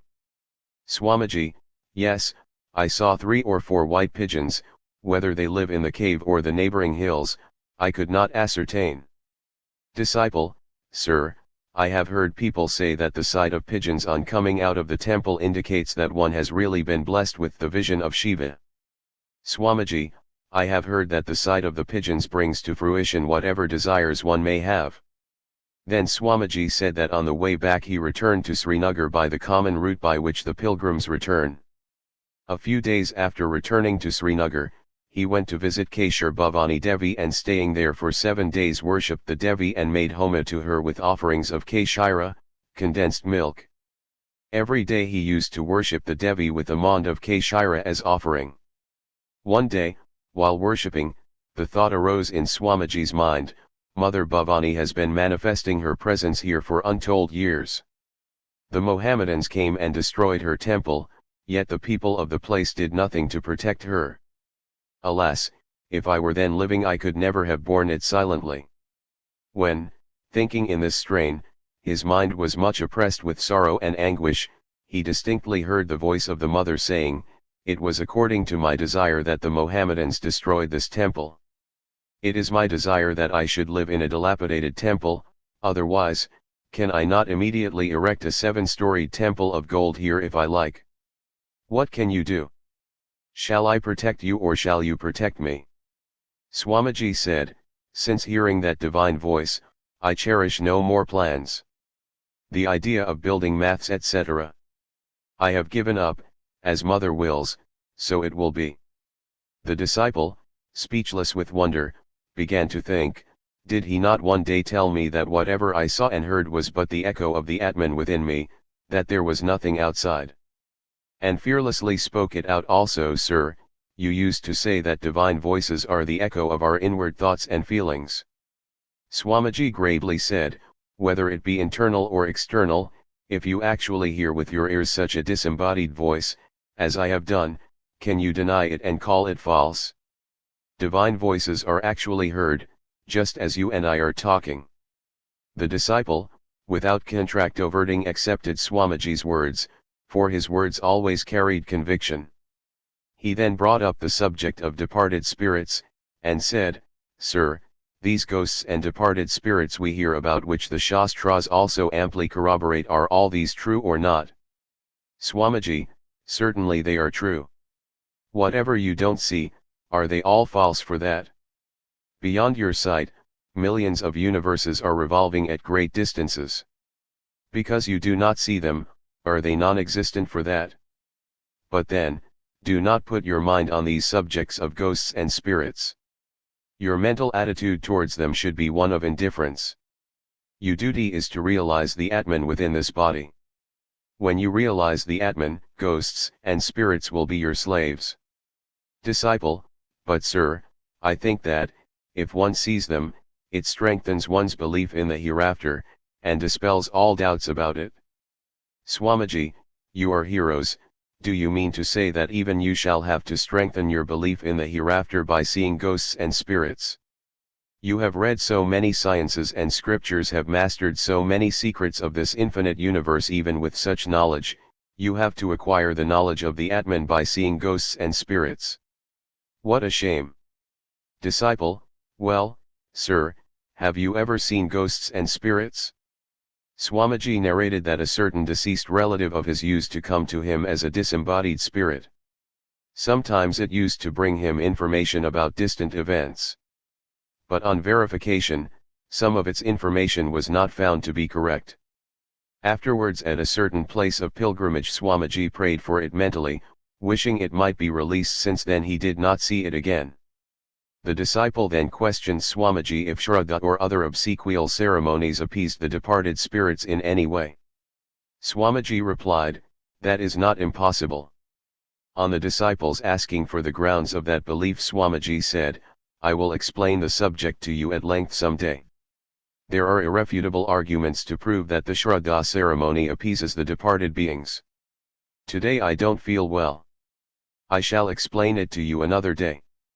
But the disciple did not get another opportunity to ask that question to Swamiji. Conversations and Dialogues. From the Diary of a Disciple, Sri Sharachandra Chakravarti, B.A. V. Translated from Bengali. Place, the rented math premises at Belur. Year, 1898, November. The math is still situated in Nilambar Babu's garden house at Belur. It is the month of November. Swamiji is now much engaged in the study and discussion of Sanskrit scriptures. The couplet beginning with the Kandalapratihatariya, he composed about this time. Today Swamiji composed the hymn, Om Hring Ritam etc., and handing it over to the disciple said, "See if there is any metrical defect in these stanzas." The disciple made a copy of the poem for this purpose. On this day it seemed as if the goddess of learning had manifested herself on his tongue. With the disciple he fluently talked about 2 hours at a stretch in exceedingly melodious Sanskrit. After the disciple had copied the hymn, Swamiji said, "You see, as I write immersed in thought, grammatical slips sometimes occur, therefore I ask you all to look over them." Disciple: "Sir, these are not slips, but the license of genius." Swamiji: "You may say so, but why will other people assent to that? The other day I wrote an essay on what is Hinduism, and some amongst you even are complaining that it was written in a very stiff Bengali. I think, language and thought also, like all other things, become lifeless and monotonous in course of time. Such a state seems to have happened now in this country. On the advent of Sri Ramakrishna, however, a new current has set in thought and language. Everything has now to be recast in new molds. Everything has to be propagated with the stamp of new genius. Look, for example, how the old modes of sannyasins are breaking, yielding place to a new mold by degrees. Society is protesting much against it, but is it of any avail? Neither are we frightened by that. The sannyasins of the present day have to go to distant countries for preaching, and if they go in an ash-besmeared, half-nude body like the sadhus, holy men, of old, in the first place they won't be taken on board the ships, and even if they anyhow reach foreign countries in that dress, they will have to stay in jail. Everything requires to be changed a little according to place, time, and civilization. Henceforth I am thinking of writing essays in Bengali. Literateurs will perhaps rail at them. Never mind, I shall try to cast the Bengali language in a new mold. Nowadays, Bengali writers use too many verbs in their writings, this takes away the force of the language. If one can express the ideas of verbs with adjectives, it adds to the force of the language. Henceforth try to write in that style. Try to write articles in that style in the Udbodhan. Do you know the meaning of the use of verbs in language? It gives a pause to the thought, hence the use of too many verbs in language is the sign of weakness, like quick breathing, and indicates that there is not much vitality in the language. That is why one cannot lecture well in the Bengali language. He who has control over his language, does not make frequent breaks in his thoughts. As your physique has been rendered languid by living on a dietary of boiled rice and dal, similar is the case with your language. In food, in modes of life, in thought, and in language, energy has to be infused. With the infusion of vitality all round and the circulation of blood in all arteries and veins, one should feel the throbbing of new life in everything. Then only will the people of this land be able to survive the present terrible struggle for existence, otherwise the country and the race will vanish in the enveloping shadows of death at no distant date. Disciple: Sir, the constitution of the people of this country has been molded in a peculiar way through long ages. Is it possible to change that within a short time? Swamiji: if you have known the old ways to be wrong, Then why don't you, as I say, learn to live in a better way? By your example 10 other people will follow suit, and by theirs another 50 people will learn. By this process in course of time the new idea will awaken in the hearts of the whole race. But even if after understanding, you do not act accordingly, I shall know that you are wise in words only but practically you are fools. Disciple, your words, sir, infuse great courage, enthusiasm, energy, and strength into the heart. Swamiji, by degrees the heart has to be strengthened. If one man is made, it equals the result of 100,000 lectures. Making the mind and lips at one, the ideas have to be practiced in life. This is what Sri Ramakrishna meant by allowing no theft in the chamber of thought. You have to be practical in all spheres of work. The whole country has been ruined by masses of theories. He who is the true son of Sri Ramakrishna will manifest the practical side of religious ideas and will set to work with one-pointed devotion without paying heed to the prattling of men or of society. Haven't you heard of the couplet of Tulsidas, the elephant walks the marketplace and 1,000 curs bark at him, so the sadhus have no ill feeling if worldly people slander them. You have to walk in this way. No count should be taken of the words of people.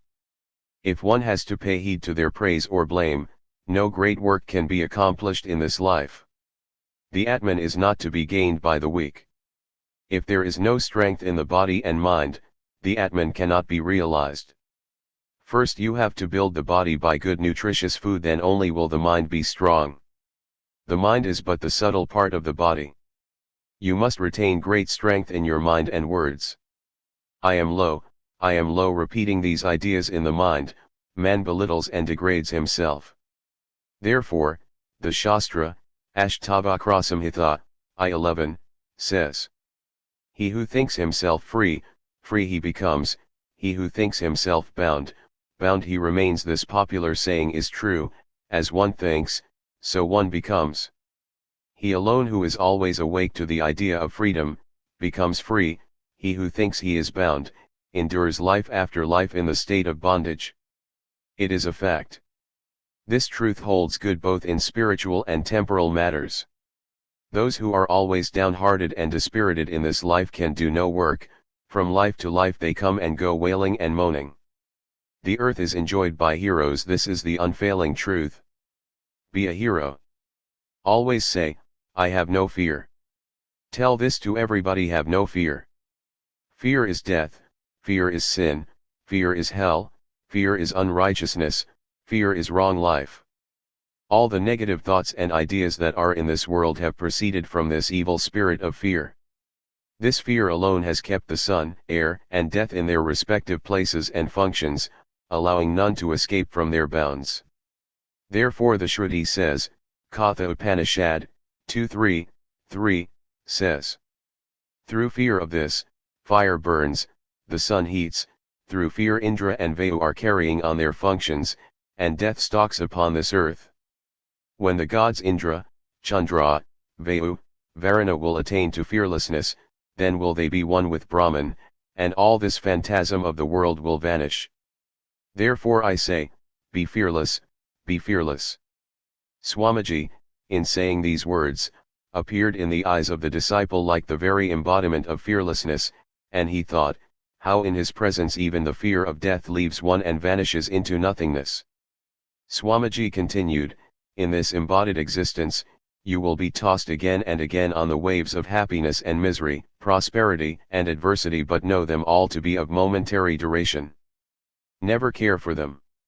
I am birthless, the deathless Atman, whose nature is intelligence. Implanting this idea firmly in your heart, you should pass the days of your life. I have no birth, no death, I am the Atman untouched by anything. Lose yourself completely in this idea. If you can once become one with this idea, then in the hour of sorrow and tribulation, it will rise of itself in your mind, and you will not have to strive with difficulty to bring it up. The other day, I was a guest of Baba Priyanath Mukherjee at Badrinath. There I had such a spell of asthma that I felt like dying. But from within, with every breath arose the deep-toned sound, I am he, I am he. Resting on the pillow, I was waiting for the vital breath to depart, and observing all the time that from within was being heard the sound of I am he, I am he. I could hear all along the Brahman, the one without a second, alone exists, nothing manifold exists in the world. The disciple, struck with amazement, said, "Sir, talking with you and listening to your realizations, I feel no necessity for the study of scriptures." Swamiji, no. Scriptures have to be studied also. For the attainment of jnana, study of scriptures is essential. I shall soon open classes in the math for them. The Vedas, Upanishads, the Gita and Bhagavata should be studied in the classes, and I shall teach the Panini's Ashtadhyayi. Disciple, have you studied the Ashtadhyayi of Panini? Swamiji, when I was in Jaipur, I met a great grammarian and felt a desire to study Sanskrit grammar with him. Although he was a great scholar in that branch, he had not much aptitude for teaching. He explained to me the commentary on the first aphorism for 3 days continuously, still I could not grasp a bit of it. On the 4th day the teacher got annoyed and said, "Swamiji, I could not make you understand the meaning of the first aphorism even in 3 days, I fear, you will not be much benefited by my teaching." Hearing these words, a great self-reproach came over me. Putting food and sleep aside, I set myself to study the commentary on the first aphorism independently. Within 3 hours the sense of the commentary stood explained before me as clearly as anything, then going to my teacher I gave him the sense of the whole commentary. My teacher, hearing me, said, "How could you gather the sense so excellently within 3 hours, which I failed to explain to you in 3 days?" After that, every day I began to read chapter after chapter, with the greatest ease.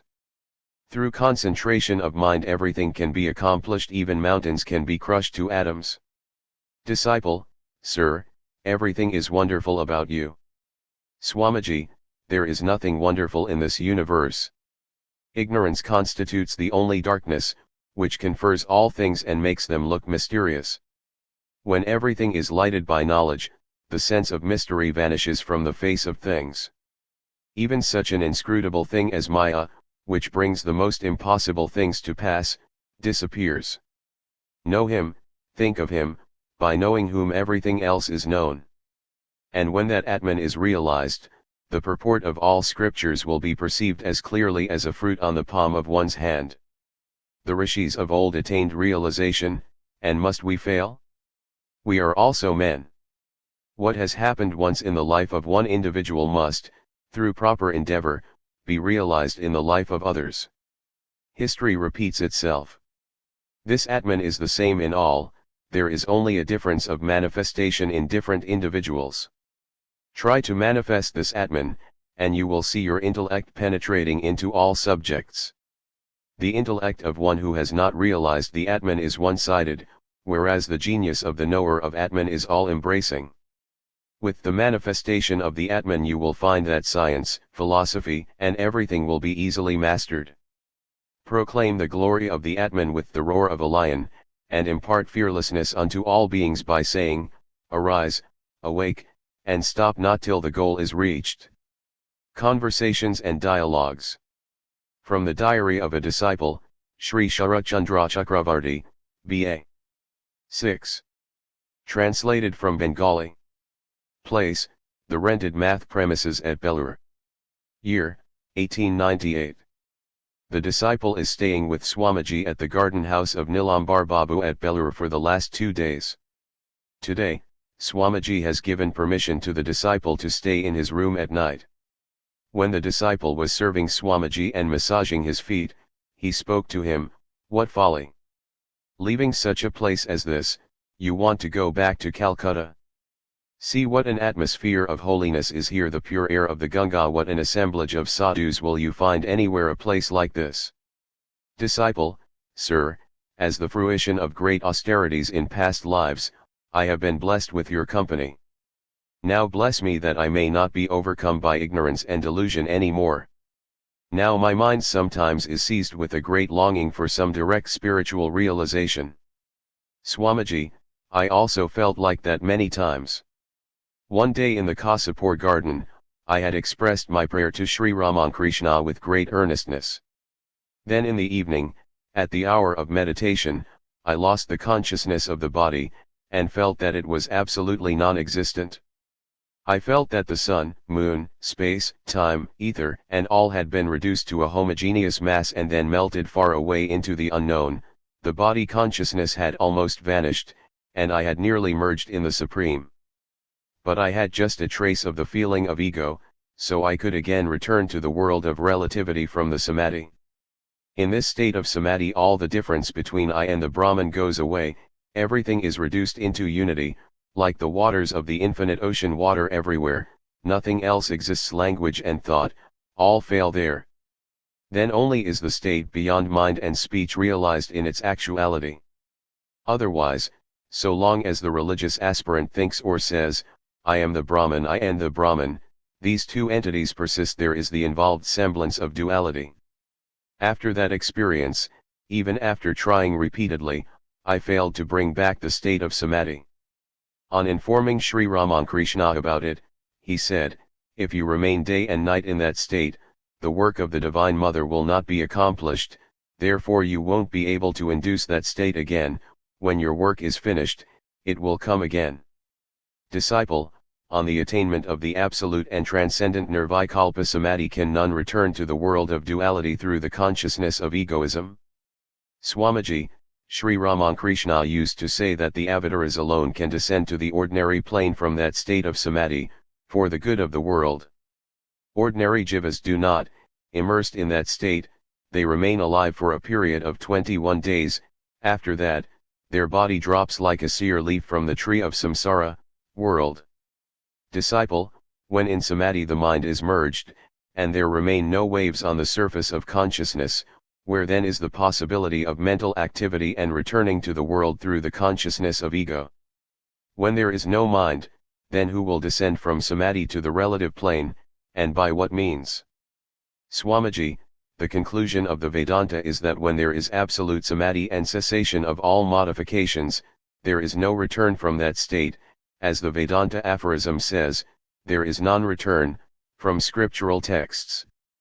But the avataras cherish a few desires for the good of the world. By taking hold of that thread, they come down from the superconscious to the conscious state. Disciple, but, sir, if one or two desires remain, how can that state be called the absolute, transcendent samadhi?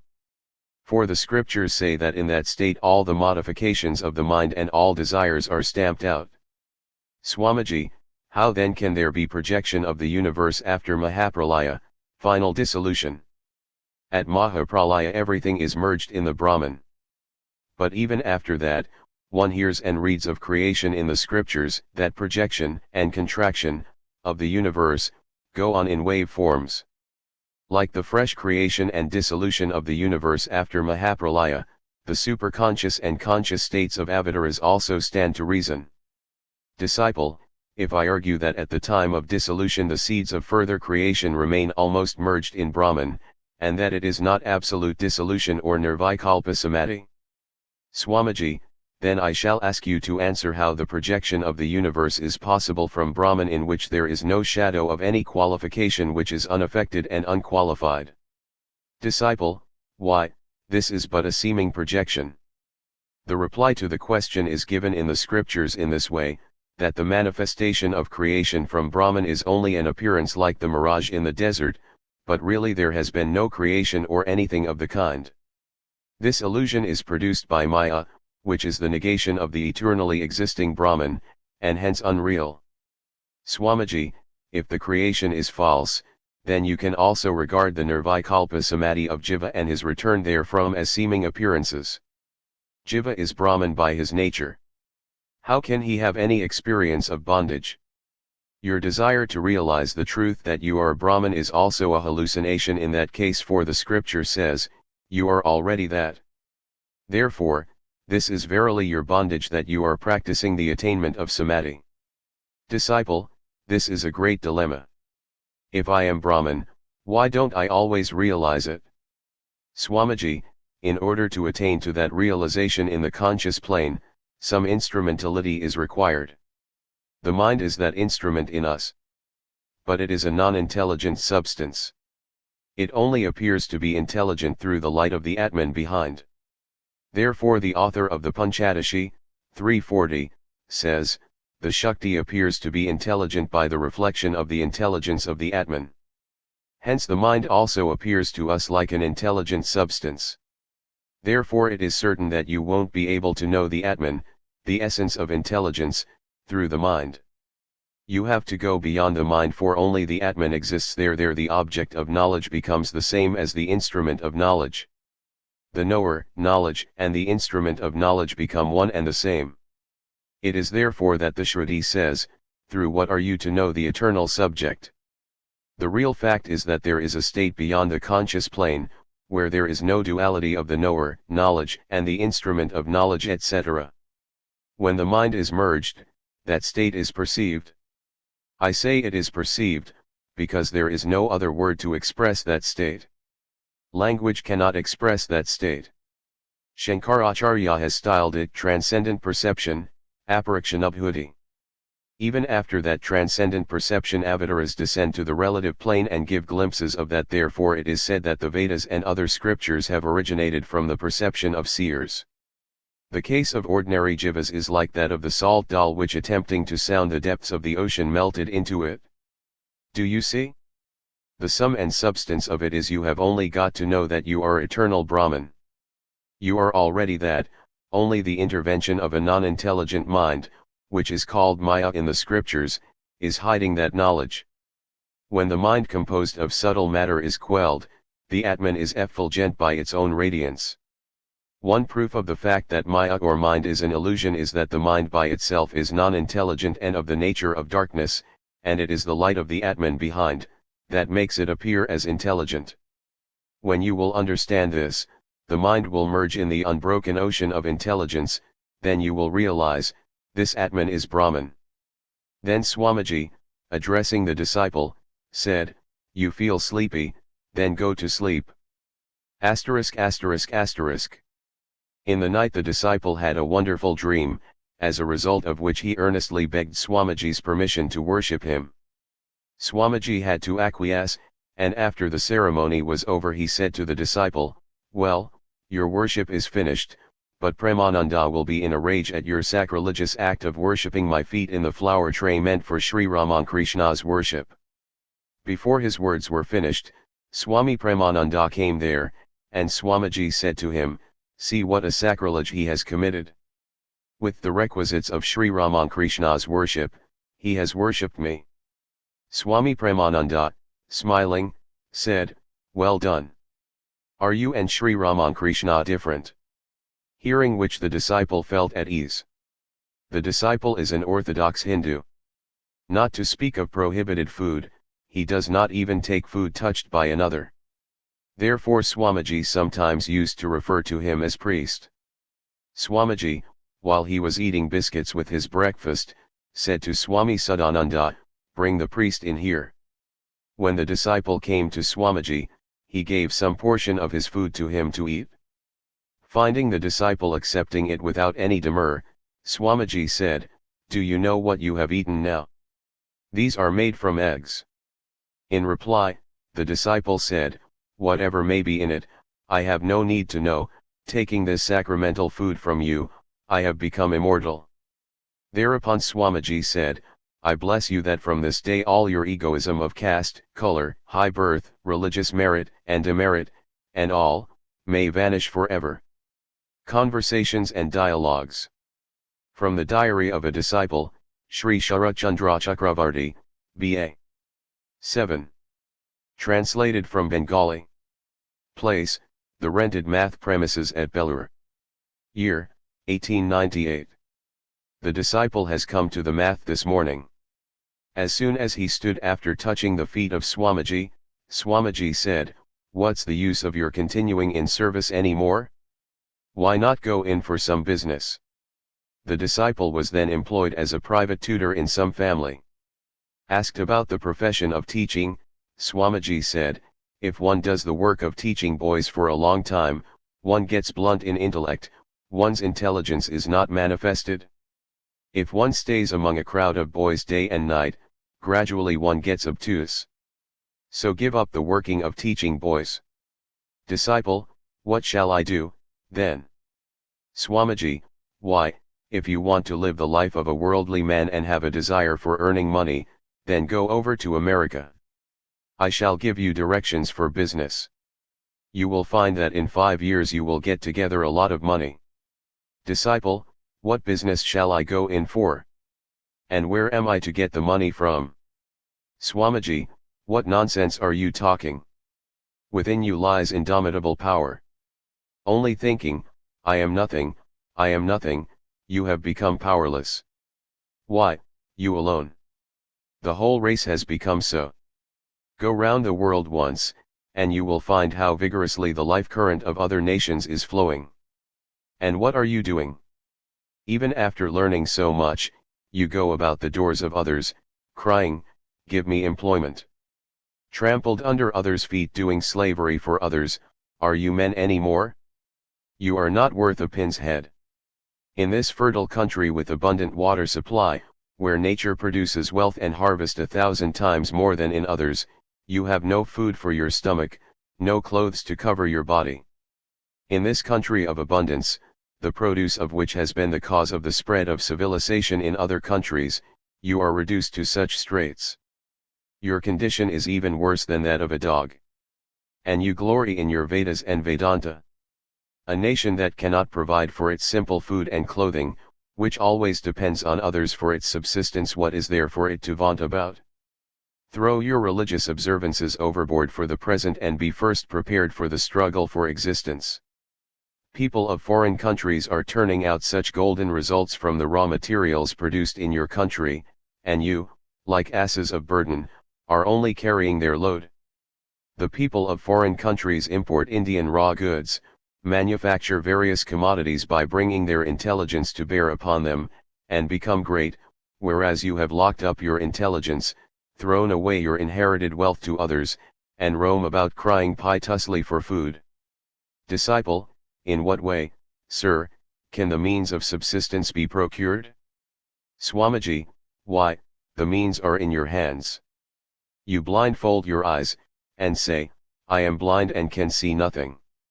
Tear off the folds from your eyes and you will see the whole world lighted by the rays of the midday sun. If you cannot procure money, go to foreign countries, working your passage as a Lascar. Take Indian cloth, towels, bamboo work, and other indigenous products, and peddle in the streets of Europe and America. You will find how greatly Indian products are appreciated in foreign markets even now. In America I found, some Mohammedans of the Hooghly district had grown rich by peddling Indian commodities in this way. Have you even less intelligence than they? Take, for example, such excellent fabric as the Varanasi-made saris of India, the like of which are not produced anywhere else in the world. Go to America with this cloth. Have gowns made out of this fabric and sell them, and you will see how much you earn. Disciple, sir, why will they wear gowns made of the saris of Varanasi? I have heard that clothes designed diversely are not to the taste of the ladies in those countries. Swamiji, whether they will receive or not, I shall look to that. It is for you to exert yourself and go over there. I have many friends in that country, to whom I shall introduce you. At first I shall request them to take this cloth up among themselves. Then you will find many will follow suit, and at last you won't be able to keep the supply up to the enormous demand. Disciple, where shall I get the capital for the business? Swamiji, I shall somehow give you a start, for the rest you must depend on your own exertions. If you die, you get to heaven, and if you win, you enjoy the earth, Jita. Even if you die in this attempt, well and good, many will take up the work, following your example. And if you succeed, you will live a life of great opulence. Disciple, yes, sir, so it is. But I cannot muster sufficient courage. Swamiji, that is what I say, my son, you have no shraddha, no faith in yourselves. What will you achieve? You will have neither material nor spiritual advancement. Either put forth your energy in the way I have suggested and be successful in life, or give up all and take to the path we have chosen. Serve the people of all countries through spiritual instruction, then only will you get your dole of food like us. If there is no mutual exchange, do you think anybody cares for anybody else? You observe in our case, that because we give the householders some spiritual instructions, they in return give us some morsels of food. If you do nothing, why will they give you food? You observe so much misery in mere service and slavery of others, still you are not waking up, and so your misery also is never at an end. This is certainly the delusive power of Maya. In the West I have found that those who are in the employment of others have their seats fixed in the back rows in the parliament, while the front seats are reserved for those who have made themselves famous by self-exertion, or education, or intelligence. In Western countries there is no botheration of caste. Those on whom fortune smiles for their industry and exertion are alone regarded as leaders of the country and the controllers of its destiny. Whereas in your country, you are simply vaunting your superiority in caste, till at last you cannot even get a morsel of food. You have not the capacity to manufacture a needle, and you dare to criticize the English. Fools! Sit at their feet and learn from them the arts, industries, and the practicality necessary for the struggle for existence. You will be esteemed once more when you will become fit. Then they too will pay heed to your words. Without the necessary preparation, what will mere shouting in the Congress avail? Disciple, but, sir, all the educated men of the country have joined it. Swamiji, well, you consider a man as educated if only he can pass some examinations and deliver good lectures. The education which does not help the common mass of people to equip themselves for the struggle for life, which does not bring out strength of character, a spirit of philanthropy, and the courage of a lion, is it worth the name? Real education is that which enables one to stand on one's own legs. The education that you are receiving now in schools and colleges is only making you a race of dyspeptics. You are working like machines merely, and living a jellyfish existence. The peasant, the shoemaker, the sweeper, and such other lower classes of India have much greater capacity for work and self-reliance than you. They have been silently working through long ages and producing the entire wealth of the land, without a word of complaint. Very soon they will get above you in position. Gradually capital is drifting into their hands, and they are not so much troubled with wants as you are. Modern education has changed your fashion, but new avenues of wealth lie yet undiscovered for want of the inventive genius. You have so long oppressed these forbearing masses, now is the time for their retribution. And you will become extinct in your vain search for employment, making it the be-all and end-all of your life. Disciple, sir, although our power of originality is less than that of other countries, still the lower classes of India are being guided by our intelligence. So where will they get the power and culture to overcome the higher classes in the struggle for existence? Swamiji, never mind if they have not read a few books like you, if they have not acquired your tailor-made civilization. What do these matter? But they are the backbone of the nation in all countries. If these lower classes stop work, from where will you get your food and clothing? If the sweepers of Calcutta stop work for a day, it creates a panic, and if they strike for 3 days, the whole town will be depopulated by the outbreak of epidemics. If the laborers stop work, your supply of food and clothes also stops. And you regard them as low-class people and vaunt your own culture. Engrossed in the struggle for existence, they had not the opportunity for the awakening of knowledge. They have worked so long uniformly like machines guided by human intelligence, and the clever educated section have taken the substantial part of the fruits of their labor. In every country this has been the case. But times have changed. The lower classes are gradually awakening to this fact and making a united front against this, determined to exact their legitimate dues. The masses of Europe and America have been the first to awaken and have already begun the fight. Signs of this awakening have shown themselves in India, too, as is evident from the number of strikes among the lower classes nowadays. The upper classes will no longer be able to repress the lower, try they ever so much. The well-being of the higher classes now lies in helping the lower to get their legitimate rights. Therefore I say, set yourselves to the task of spreading education among the masses. Tell them and make them understand, you are our brothers, a part and parcel of our bodies, and we love you and never hate you. If they receive this sympathy from you, their enthusiasm for work will be increased 100-fold. Kindle their knowledge with the help of modern science. Teach them history, geography, science, literature, and along with these the profound truths of religion. In exchange for that teaching, the poverty of the teachers will also disappear. By mutual exchange both parties will become friendly to each other. Disciple, but, sir, with the spread of learning among them, they too will in course of time have fertile brains but become idle and inactive like us and live on the fruits of the labor of the next lower classes. Swamiji, why shall it be so? Even with the awakening of knowledge, the potter will remain a potter, the fisherman a fisherman, the peasant a peasant. Why should they leave their hereditary calling? Don't give up the work to which you were born, even if it be attended with defects.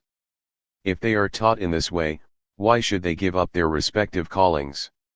Rather they will apply their knowledge to the better performance of the work to which they have been born. A number of geniuses are sure to arise from among them in the course of time. You, the higher classes, will take these into your own fold. The Brahmins acknowledged the valiant King Vishvamitra as a Brahmin, and think how grateful the whole Kshatriya race became to the Brahmins for this act. By such sympathy and cooperation even birds and beasts become one's own, not to speak of men. Disciple, sir, what you say is true, but there yet seems to be a wide gulf between the higher and lower classes. To bring the higher classes to sympathize with the lower seems to be a difficult affair in India. Swamiji, but without that there is no well-being for your upper classes. You will be destroyed by internecine quarrels and fights which you have been having so long. When the masses will wake up, they will come to understand your oppression of them, and by a puff of their mouth you will be entirely blown away. It is they who have introduced civilization amongst you, and it is they who will then pull it down. Think how at the hands of the Gauls the mighty ancient Roman civilization crumbled into dust. Therefore I say, try to rouse these lower classes from slumber by imparting learning and culture to them.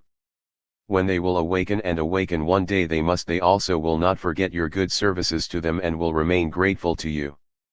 After such conversation Swamiji, addressing the disciple, said, let these subjects drop now. Come, tell me what you have decided.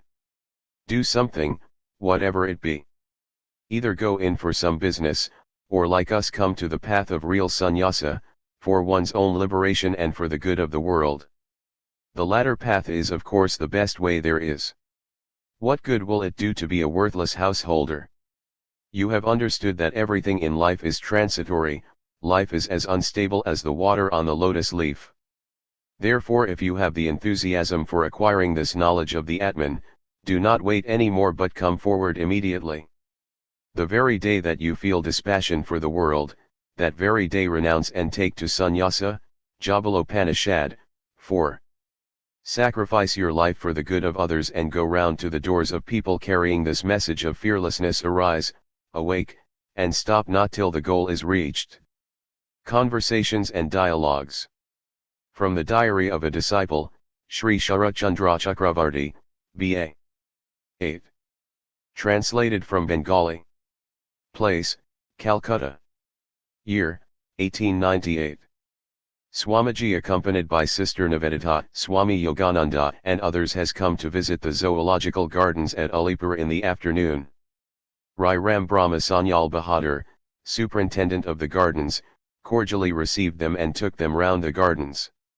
Swamiji, as he went on seeing the various species of animals, casually referred to the Darwinian theory of the gradual evolution of animals.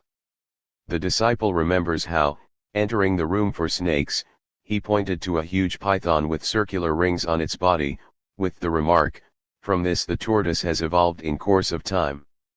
That very snake, by remaining stationary at one spot for a long time, has gradually turned hard-backed. He further said in fun to the disciple, you eat tortoises, don't you? Darwin holds that it is the snake that has evolved into the tortoise in the process of time. Then you eat snakes too. The disciple protested, "Sir, when a thing is metamorphosed into another thing through evolution, it has no more its former shape and habits, then how can you say that eating tortoise means eating snakes also?" This answer created laughter among the party. After seeing some other things, Swamiji went to Ram Brahma Babu's quarters in the gardens, where he took tea, and others also did the same. Finding that the disciples hesitated to sit at the same table and partake of the sweets and tea which Sister Nivedita had touched, Swamiji repeatedly urged him to take them, which he was induced to do, and drinking water himself, he gave the rest of it to the disciple to drink. After this there was a short conversation on Darwin's evolution theory. Ram Brahma Babu, what is your opinion of the evolution theory of Darwin and the causes he has put forward for it? Swamiji, taking for granted that Darwin is right, I cannot yet admit that it is the final conclusion about the causes of evolution. Ram Brahma Babu, did the ancient scholars of our country discuss this subject? Swamiji, the subject has been nicely discussed in the Samkhya philosophy. I am of opinion that the conclusion of the ancient Indian philosophers is the last word on the causes of evolution. Ram Brahma Babu, I shall be glad to hear of it, if it can be explained in a few words. Swamiji, you are certainly aware of the laws of struggle for existence, survival of the fittest, natural selection, and so forth, which have been held by the Western scholars to be the causes of elevating a lower species to a higher. But none of these has been advocated as the cause of that in the system of Patanjali. Patanjali holds that the transformation of one species into another is effected by the infilling of nature, it is not that this is done by the constant struggle against obstacles. In my opinion, struggle and competition sometimes stand in the way of a being's attaining its perfection. If the evolution of an animal is effected by the destruction of 1,000 others, then one must confess that this evolution is doing very little good to the world. Taking it for granted that it conduces to physical well-being, we cannot help admitting that it is a serious obstacle to spiritual development. According to the philosophers of our country, every being is a perfect soul, and the diversity of evolution and manifestation of nature is simply due to the difference in the degree of manifestation of this soul. The moment the obstacles to the evolution and manifestation of nature are completely removed, the soul manifests itself perfectly. Whatever may happen in the lower strata of nature's evolutions, in the higher strata at any rate, it is not true that it is only by constantly struggling against obstacles that one has to go beyond them. Rather it is observed that there the obstacles give way and a greater manifestation of the soul takes place through education and culture, through concentration and meditation, and above all through sacrifice. Therefore, to designate the obstacles not as the effects but as the causes of the soul manifestation, and describe them as aiding this wonderful diversity of nature, is not consonant with reason. The attempt to remove evil from the world by killing 1,000 evildoers, only adds to the evil in the world. But if the people can be made to desist from evildoing by means of spiritual instruction, there is no more evil in the world. Now, see how horrible the Western struggle theory becomes. Ram Brahma Babu was astonished to hear Swamiji's words and said at length, India badly needs at the present moment men well versed in the Eastern and Western philosophies like you. Such men alone are able to point out the mistakes of the educated people who see only one side of the shield. I am extremely delighted to hear your original explanation of the evolution theory. Shortly after, Swamiji with the party left for Bagh Bazaar and reached Balaram Bose's house at about 8 p.m. After a short rest, he came to the drawing room, where there was a small gathering, all eager to hear of the conversation at the zoological gardens in detail. When Swamiji came to the room, the disciple, as the spokesman of the meeting, raised that very topic. Disciple, sir, I have not been able to follow all your remarks about the evolution theory at the zoo. Will you kindly recapitulate them in simple words? Swamiji, why, which points did you fail to grasp? Disciple, you have often told us that it is the power to struggle with the external forces which constitutes the sign of life and the first step towards improvement. Today you seem to have spoken just the opposite thing. Swamiji, why should I speak differently? It was you who could not follow me. In the animal kingdom we really see such laws as struggle for existence, survival of the fittest, etc., evidently at work. Therefore Darwin's theory seems true to a certain extent. But in the human kingdom, where there is the manifestation of rationality, we find just the reverse of those laws. For instance, in those whom we consider really great men or ideal characters, we scarcely observe any external struggle. In the animal kingdom instinct prevails, but the more a man advances, the more he manifests rationality. For this reason, progress in the rational human kingdom cannot be achieved, like that in the animal kingdom, by the destruction of others. The highest evolution of man is effected through sacrifice alone.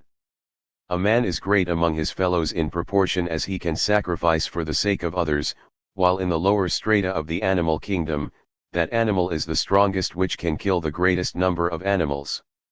Hence the struggle theory is not equally applicable to both kingdoms. Man's struggle is in the mental sphere. A man is greater in proportion as he can control his mind. When the mind's activities are perfectly at rest, the Atman manifests itself. The struggle which we observe in the animal kingdom for the preservation of the gross body obtains in the human plane of existence for gaining mastery over the mind or for attaining the state of balance. Like a living tree and its reflection in the water of a tank, we find opposite kinds of struggle in the animal and human kingdoms. Disciple, why then do you advocate so much the improvement of our physique? Swamiji, well, do you consider yourselves as men? You have got only a bit of rationality, that's all. How will you struggle with the mind unless the physique be strong? Do you deserve to be called men any longer, the highest evolution in the world? What have you got besides eating, sleeping, and satisfying the creature comforts? Thank your stars that you have not developed into quadrupeds yet. Sri Ramakrishna used to say, he is the man who is conscious of his dignity. You are but standing witnesses to the lowest class of insect-like existence of which the scripture speaks, that they simply undergo the round of births and deaths without being allowed to go to any of the higher spheres. You are simply living a life of jealousy among yourselves and are objects of hatred in the eyes of the foreigner. You are animals, therefore I recommend you to struggle. Leave aside theories and all that. Just reflect calmly on your own everyday acts and dealings with others and find out whether you are not a species of beings intermediate between the animal and human planes of existence. First build up your own physique. Then only you can get control over the mind. This self is not to be attained by the weak, Katha Upanishad, I.2.23. Disciple, but, sir, the commentator, Shankara, has interpreted the word weak to mean devoid of brahmacharya or continence. Swamiji, let him. I say, the physically weak are unfit for the realization of the self. Disciple, but many dull-headed persons also have strong bodies. Swamiji, if you can take the pains to give them good ideas once, they will be able to work them out sooner than physically unfit people. Don't you find that in a weak physique it is difficult to control the sex appetite or anger? Lean people are quickly incensed and are quickly overcome by the sex instinct.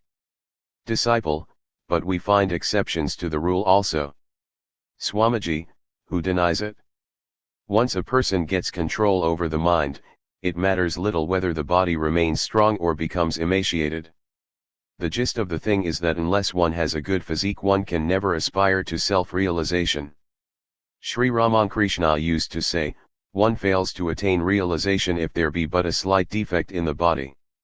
Finding that Swamiji had grown excited, the disciple did not dare to push the topic further, but remained quiet, accepting Swamiji's view.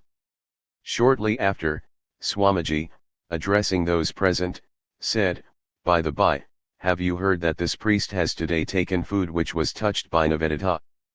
That he took the sweets touched by her did not matter so much, but here he addressed the disciple, how did you drink the water she had touched? Disciple, but it was you, sir, who ordered me to do so. Under the Guru's orders I can do anything. I was unwilling to drink the water though. but you drank it and I had to take it as prasada. Swamiji, well, your caste is gone forever. Now nobody will respect you as a Brahmin of the priest class. Disciple, I don't care if they do not. I can take the rice from the house of a pariah if you order me to. These words set Swamiji and all those present in a roar of laughter. The conversation lasted till it was past midnight, when the disciple came back to his lodging, only to find it bolted. So he had to pass the night out of doors. The wheel of time has rolled on in its unrelenting course, and Swamiji, Swami Yogananda and Sister Nivedita are now no more on earth. Only the sacred memory of their lives remains, and the disciple considers himself blessed to be able to record, in ever so meager a way, these reminiscences. Conversations and Dialogues. From the Diary of a Disciple, Sri Sharachandra Chakravarti, B.A. 9. Translated from Bengali. Place, the rented math premises at Belur.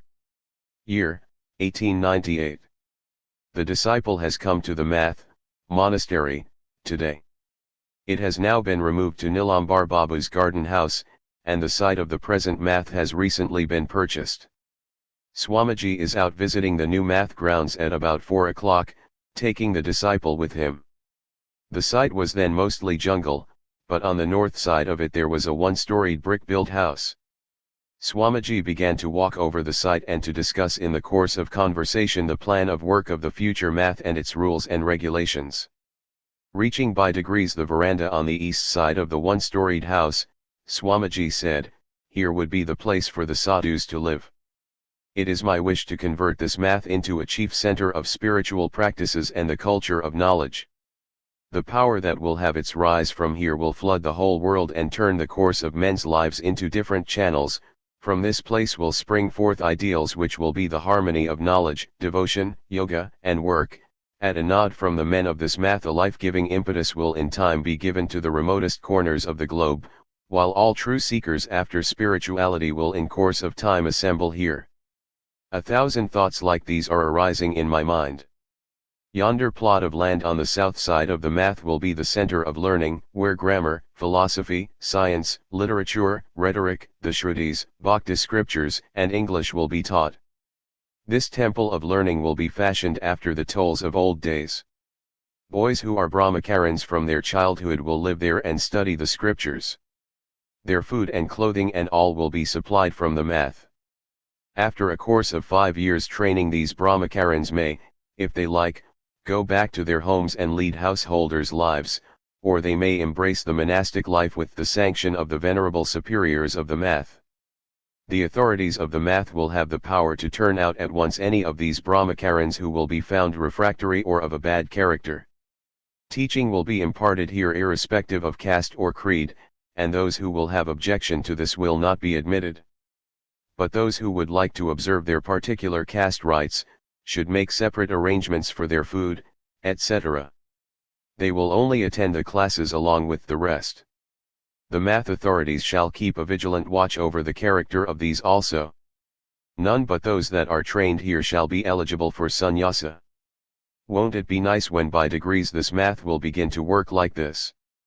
Disciple, then you want to reintroduce into the country the ancient institution of living a Brahmacarin's life in the house of the Guru? Swamiji, exactly. The modern system of education gives no facility for the development of the knowledge of Brahman. We must found Brahmacharya homes as in times of old. But now we must lay their foundations on a broad basis, that is to say, we must introduce a good deal of change into it to suit the requirements of the times. Of this I shall speak to you later on. That piece of land to the south of the math, Swamiji resumed, we must also purchase in time. There we shall start an Anasatra of feeding home. Their arrangements will be made for serving really indigent people in the spirit of God. The feeding home will be named after Sri Ramakrishna. Its scope will at first be determined by the amount of funds. For the matter of that, we may start it with 2 or 3 inmates. We must train energetic Brahmacarins to conduct this home. They will have to collect the funds for its maintenance, even by begging. The math will not be allowed to give any pecuniary help in this matter. the brahmacarins themselves shall have to raise funds for it. Only after completing their 5 years training in this home of service, will they be allowed to join the temple of learning branch. After a training of 10 years, 5 in the feeding home and 5 in the temple of learning, they will be allowed to enter the life of sannyasa, having initiation from the math authorities, provided of course they have a mind to become sannyasins and the math authorities consider them fit for sannyasa and are willing to admit them into it. But the head of the math will be free to confer sannyasa on any exceptionally meritorious brahmacarin, at any time, in defiance of this rule. The ordinary brahmacarins, however, will have to qualify themselves for sannyasa by degrees, as I have just said. I have all these ideas in my brain. Disciple, sir, what will be the object of starting 3 such sections in the math? Swamiji, didn't you understand me? First of all, comes the gift of food, next is the gift of learning, and the highest of all is the gift of knowledge. We must harmonize these 3 ideals in the math. By continuously practicing the gift of food, the brahmacarins will have the idea of practical work for the sake of others and that of serving all beings in the spirit of the Lord firmly impressed on their minds. This will gradually purify their minds and lead to the manifestation of sattvika, pure and unselfish, ideas. And having this, the brahmacarins will in time acquire the fitness for attaining the knowledge of Brahman and become eligible for sannyasa. Disciple, sir, if, as you say, the gift of spiritual knowledge is the highest, why then start sections for the gift of food and the gift of learning? Swamiji, can't you understand this point even now? Listen.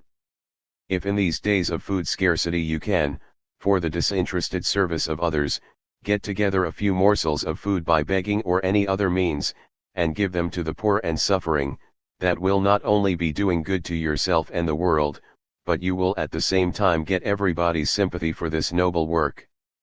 The worldly-minded people, tied down to lust and wealth, will have faith in you for this labor of love and come forward to help you. You will attract 1,000 times as many men by this unasked for gift of food, as you will by the gift of learning or of spiritual knowledge. In no other work will you get so much public sympathy as you will in this. In a truly noble work, not to speak of men, even God himself befriends the doer. When people have thus been attracted, you will be able to stimulate the desire for learning and spirituality in them. Therefore the gift of food comes first. Disciple, sir, to start feeding homes we want a site first, then buildings, and then the funds to work them. Where will so much money come from? Swamiji, the southern portion of the math premises I am leaving at your disposal immediately, and I am getting a thatched house erected under that bale tree. You just find out 1 or 2 blind or infirm people and apply yourself to their service. Go and beg food for them yourself, cook with your own hands and feed them. If you continue this for some days, you will find that lots of people will be coming forward to assist you with plenty of money. Never, my son, does a doer of good come to grief. Gita, 640. Disciple, yes, it is true. But may not that kind of continuous work become a source of bondage in the long run? Swamiji, if you have no eye to the fruits of work, and if you have a passionate longing to go beyond all selfish desires, then these good works will help to break your bonds, I tell you. How thoughtless of you to say that such work will lead to bondage. Such disinterested work is the only means of rooting out the bondage due to selfish work. There is no other way out, Shvetasvatara Upanishad, 3:8. Disciple, your words encourage me to hear in detail about your ideas of the feeding home and home of service. Swamiji, we must build small well-ventilated rooms for the poor. Only 2 or 3 of them will live in each room. They must be given good bedding, clean clothes, and so on. There will be a doctor for them, who will inspect them once or twice a week according to his convenience.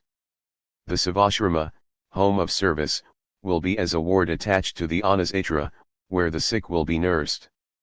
Then, gradually, as funds will accumulate, we shall build a big kitchen. The Anasatra must be astir with constant shouts of food demanded and supplied. The rice gruel must run into the Ganga and whiten its water. When I see such a feeding home started, it will bring solace to my heart. Disciple, when you have this kind of desire, most likely it will materialize into action in course of time. Hearing the disciple's words, Swamiji remained motionless for a while, gazing on the Ganga. Then with a beaming countenance he addressed the disciple, saying, "Who knows which of you will have the lion roused up in him, and when? If in a single one amongst you mother rouses the fire, there will be hundreds of feeding homes like that. Knowledge and power and devotion, everything exists in the fullest measure in all beings. We only notice the varying degrees of their manifestation and call one great and another little. In the minds of all creatures a screen intervenes as it were and hides the perfect manifestation from view. The moment that is removed, everything is settled. Whatever you want, whatever you will desire, will come to pass." Swamiji continued, "If the Lord wills, we shall make this math a great center of harmony. Our Lord is the visible embodiment of the harmony of all ideals. He will be established on earth if we keep alive that spirit of harmony here. We must see to it that people of all creeds and sects, from the Brahmana down to the Chandala, may come here and find their respective ideals manifested. The other day when I installed Sri Ramakrishna on the math grounds, I felt as if his ideas shot forth from this place and flooded the whole universe, sentient and insentient. I, for one, am doing my best, and shall continue to do so, all of you, to explain to people the liberal ideas of Sri Ramakrishna. What is the use of merely reading the Vedanta? We must prove the truth of pure Advaitism in practical life. Shankara left this Advaita philosophy in the hills and forests, while I have come to bring it out of those places and scatter it broadcast before the workaday world and society. The lion roar of Advaita must resound in every hearth and home, in meadows and groves, over hills and plains. Come all of you to my assistance and set yourselves to work. Disciple, sir, it appeals to me rather to realize that state through meditation than to manifest it in action. Swamiji, that is but a state of stupefaction, as under liquor. What will be the use of merely remaining like that? Through the urge of Advaitic realization, you should sometimes dance wildly and sometimes remain lost to outward sense. Does one feel happy to taste of a good thing by oneself? One should share it with others.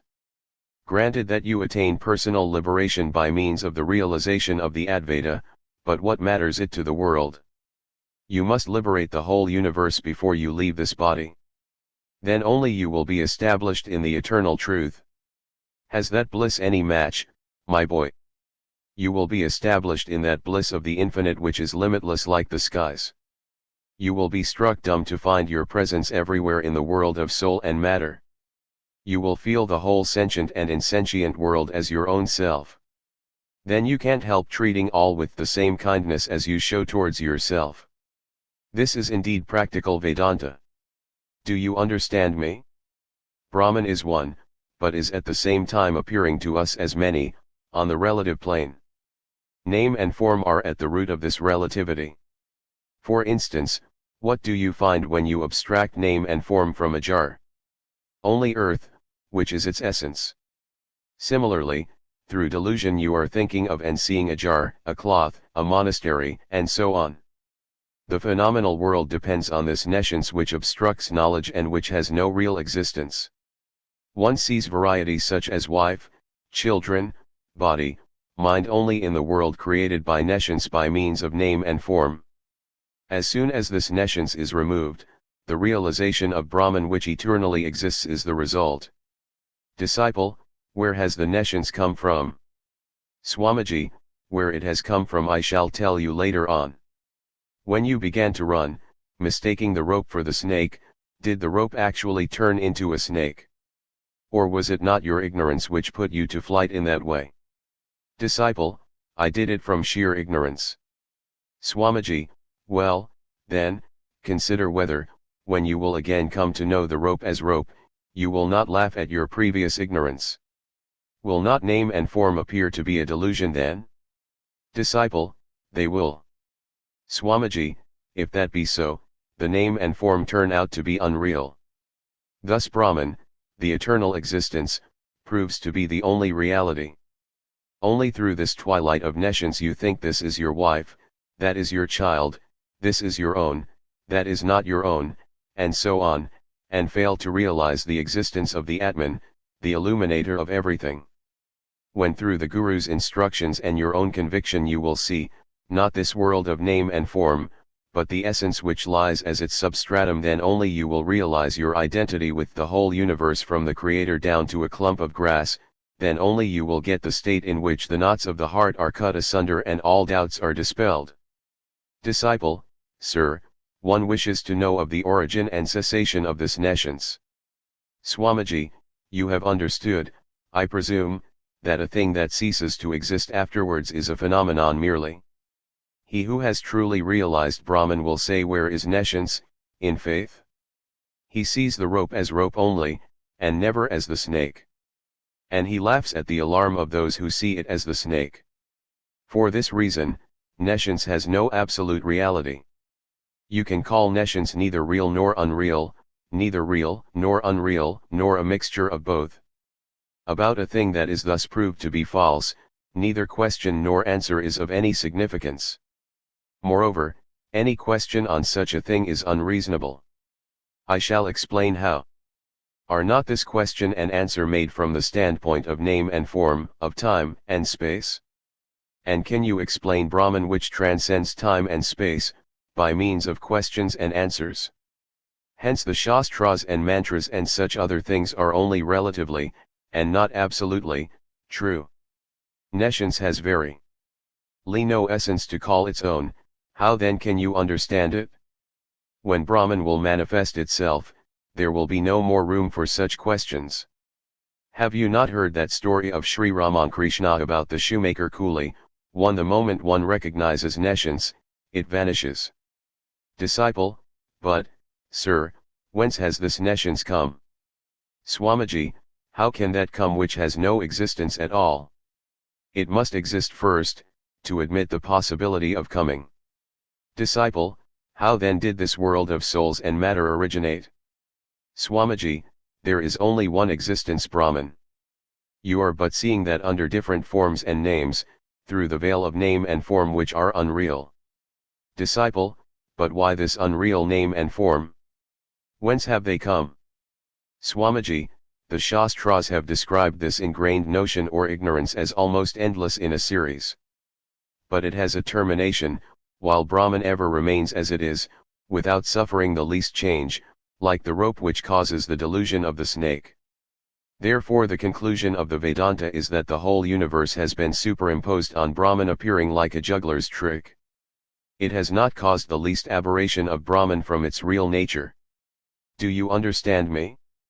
Disciple, one thing I cannot yet understand. Swamiji, what is that? Disciple, you have just said that creation, maintenance, and dissolution, etc. are superimposed on Brahman, and have no absolute existence. But how can that be? One can never have the delusion of something that one has not already experienced. Just as one who has never seen a snake cannot mistake a rope for a snake, so how can one who has not experienced this creation, come to mistake Brahman for the creation? Therefore creation must have been, or is, to have given rise to the delusion of creation. But this brings in a dualistic position. Swamiji, the man of realization will in the first place refute your objection by stating that to his vision creation and things of that sort do not at all appear. He sees Brahman and Brahman alone. He sees the rope and not the snake. If you argue that you, at any rate, are seeing this creation, or snake, then he will try to bring home to you the real nature of the rope, with a view to curing your defective vision. When through his instructions and your reasoning you will be able to realize the truth of the rope, or Brahman, then this delusive idea of the snake, or creation, will vanish. At that time, what else can you call this delusive idea of creation, maintenance, and dissolution, but a superimposition on the Brahman? If this appearance of creation etc. has continued as a beginningless series, let it do so, no advantage will be gained by settling this question. Until Brahman is realized as vividly as a fruit on the palm of one's hand, this question cannot be adequately settled, and then neither such a question crops up, nor is there need for a solution. The tasting of the reality of Brahman is then like a dumb man tasting something nice, but without the power to express his feelings. Disciple, what then will be the use of reasoning about it so much? Swamiji, reasoning is necessary to understand the point intellectually. But the reality transcends reasoning, this conviction cannot be reached through reasoning. In the course of such conversation Swamiji reached the math, accompanied by the disciple. Swamiji then explained to the sannyasins and brahmacarins of the math the gist of the above discussion on Brahman. While going upstairs, he remarked to the disciple, this Atman cannot be attained by the weak. Conversations and Dialogues. From the Diary of a Disciple, Sri Sharachandra Chakravarti, B.A. X. Translated from Bengali. Place, the rented math premises at Belur. Year, 1899. The Bengali fortnightly magazine, Udbodhan, was just started by Swami Thrigunatita under the direction of Swamiji for spreading the religious views of Sri Ramakrishna among the general public. After the first number came out, the disciple came to the math at Nilambar Babu's garden one day. Swamiji started the following conversation with him about the Udbodhan. Swamiji, humorously caricaturing the name of the magazine, have you seen the Udbandhana? The word means suicide by hanging. Disciple, yes, sir, it is a good number. Swamiji, we must mold the ideas, language, and everything of this magazine in a new fashion. Disciple, how? Swamiji, not only must we give out Sri Ramakrishna's ideas to all, but we must also introduce a new vigor into the Bengali language. For instance, the frequent use of verbs diminishes the force of a language. We must restrict the use of verbs by the use of adjectives. Begin to write articles in that way, and show them to me before you give them to print in the Udbodhan. Disciple, sir, it is impossible for any other man to labor for this magazine in the way Swami Thrigunatita does. Swamiji, do you think these sannyasin children of Sri Ramakrishna are born simply to sit under trees lighting dhuni fires? Whenever any of them will take up some work, people will be astonished to see their energy. Learn from them how to work. Here, for instance, Thrigunatita has given up his spiritual practices, his meditation, and everything, to carry out my orders, and has set himself to work. Is this a matter of small sacrifice? What an amount of love for me is at the back of this spirit of work, do you see? He will not stop short of success. Have you householders such determination? Disciple, but, sir, it looks rather odd in our eyes that sannyasins in ochre robe should go about from door to door as the Swami is doing. Swamiji, why? The circulation of the magazine is only for the good of the householders. By the spread of new ideas within the country, the public at large will be benefited. Do you think this unselfish work is any way inferior to devotional practices? Our object is to do good to humanity. We have no idea of making money from the income of this paper. We have renounced everything and have no wives or children to provide for after our death. If the paper be a success, the whole of its income will be spent in the service of humanity. Its surplus money will be profitably spent in the opening of monasteries and homes of service in different places and all sorts of work of public utility. We are not certainly working like householders with the plan of filling our own pockets. Know for certain that all our movements are for the good of others. Disciple, even then, all will not be able to appreciate this spirit. Swamiji, what if they cannot? It neither adds nor takes away anything from us. We do not take up any work with an eye to criticism. Disciple, so this magazine will be a fortnightly. We should like it to be a weekly. Swamiji, yes, but where are the funds? If through the grace of Sri Ramakrishna funds are raised, it can be made into a daily even, in future. 100,000 copies may be struck off daily and distributed free in every street and lane of Calcutta. Disciple, this idea of yours is a capital one. Swamiji, I have a mind to make the paper self-supporting first, and then set you up as its editor. You have not yet got the capacity to make any enterprise stand on its legs. That is reserved only for these all-renouncing sannyasins to do. They will work themselves to death, but never yield. Whereas a little resistance or just a trifle of criticism is bewildering to you. Disciple, sir, the other day I saw that Swami Thrigunatita worshipped the photograph of Sri Ramakrishna in the press before opening the work and asked for your blessings for the success of the work. Swamiji, well, Sri Ramakrishna is our center. Each one of us is a ray of that light center. So Thrigunatita worshipped Sri Ramakrishna before beginning the work, did he? It was excellently done. But he told me nothing of it. Disciple, sir, he fears you, and yesterday he told me to come to you and ask your opinion of the first issue of the magazine, after which, he said, he would see you. Swamiji, tell him when you go that I am exceedingly delighted with his work. Give him my loving blessings. And all of you help him as far as you can. You will be doing Sri Ramakrishna's work by that. Immediately after saying these words, Swamiji called Swami Brahmananda to him and directed him to give Swami Thrigunatita more money for the Udbodhan if it was needed. The same evening, after supper, Swamiji again referred to the topic of Udbodhan in the following words. In the Udbodhan we must give the public only positive ideas. Negative thoughts weaken men. Do you not find that where parents are constantly taxing their sons to read and write, telling them they will never learn anything, and calling them fools and so forth, the latter do actually turn out to be so in many cases? If you speak kind words to boys and encourage them, they are bound to improve in time. What holds good of children, also holds good of children in the region of higher thoughts. If you can give them positive ideas, people will grow up to be men and learn to stand on their own legs.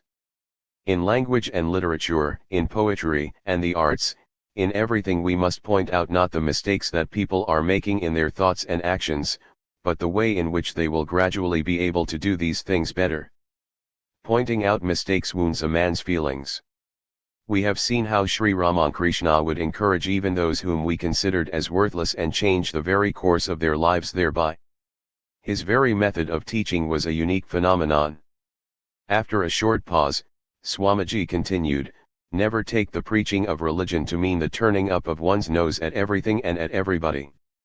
In matters physical, mental, and spiritual, in everything we must give men positive ideas and never hate anybody. It is your hatred of one another that has brought about your degradation. Now we shall have to raise men by scattering broadcast only positive thoughts. First we must raise the whole Hindu race in this way and then the whole world. That is why Sri Ramakrishna incarnated. He never destroyed a single man's special inclinations. He gave words of hope and encouragement even to the most degraded of persons and lifted them up. We too must follow in his footsteps and lift all up, and rouse them. Do you understand? Your history, literature, mythology, and all other shastras are simply frightening people. They are only telling them, you will go to hell, you are doomed. Therefore has this lethargy crept into the very vitals of India. Hence we must explain to men in simple words the highest ideas of the Vedas and the Vedanta.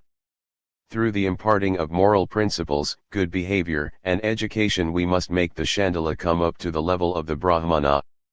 Come, write out all these things in the Udbodhan and awaken everyone, young and old, man and woman.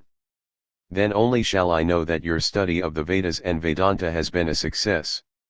What do you say? Will you be able to do this?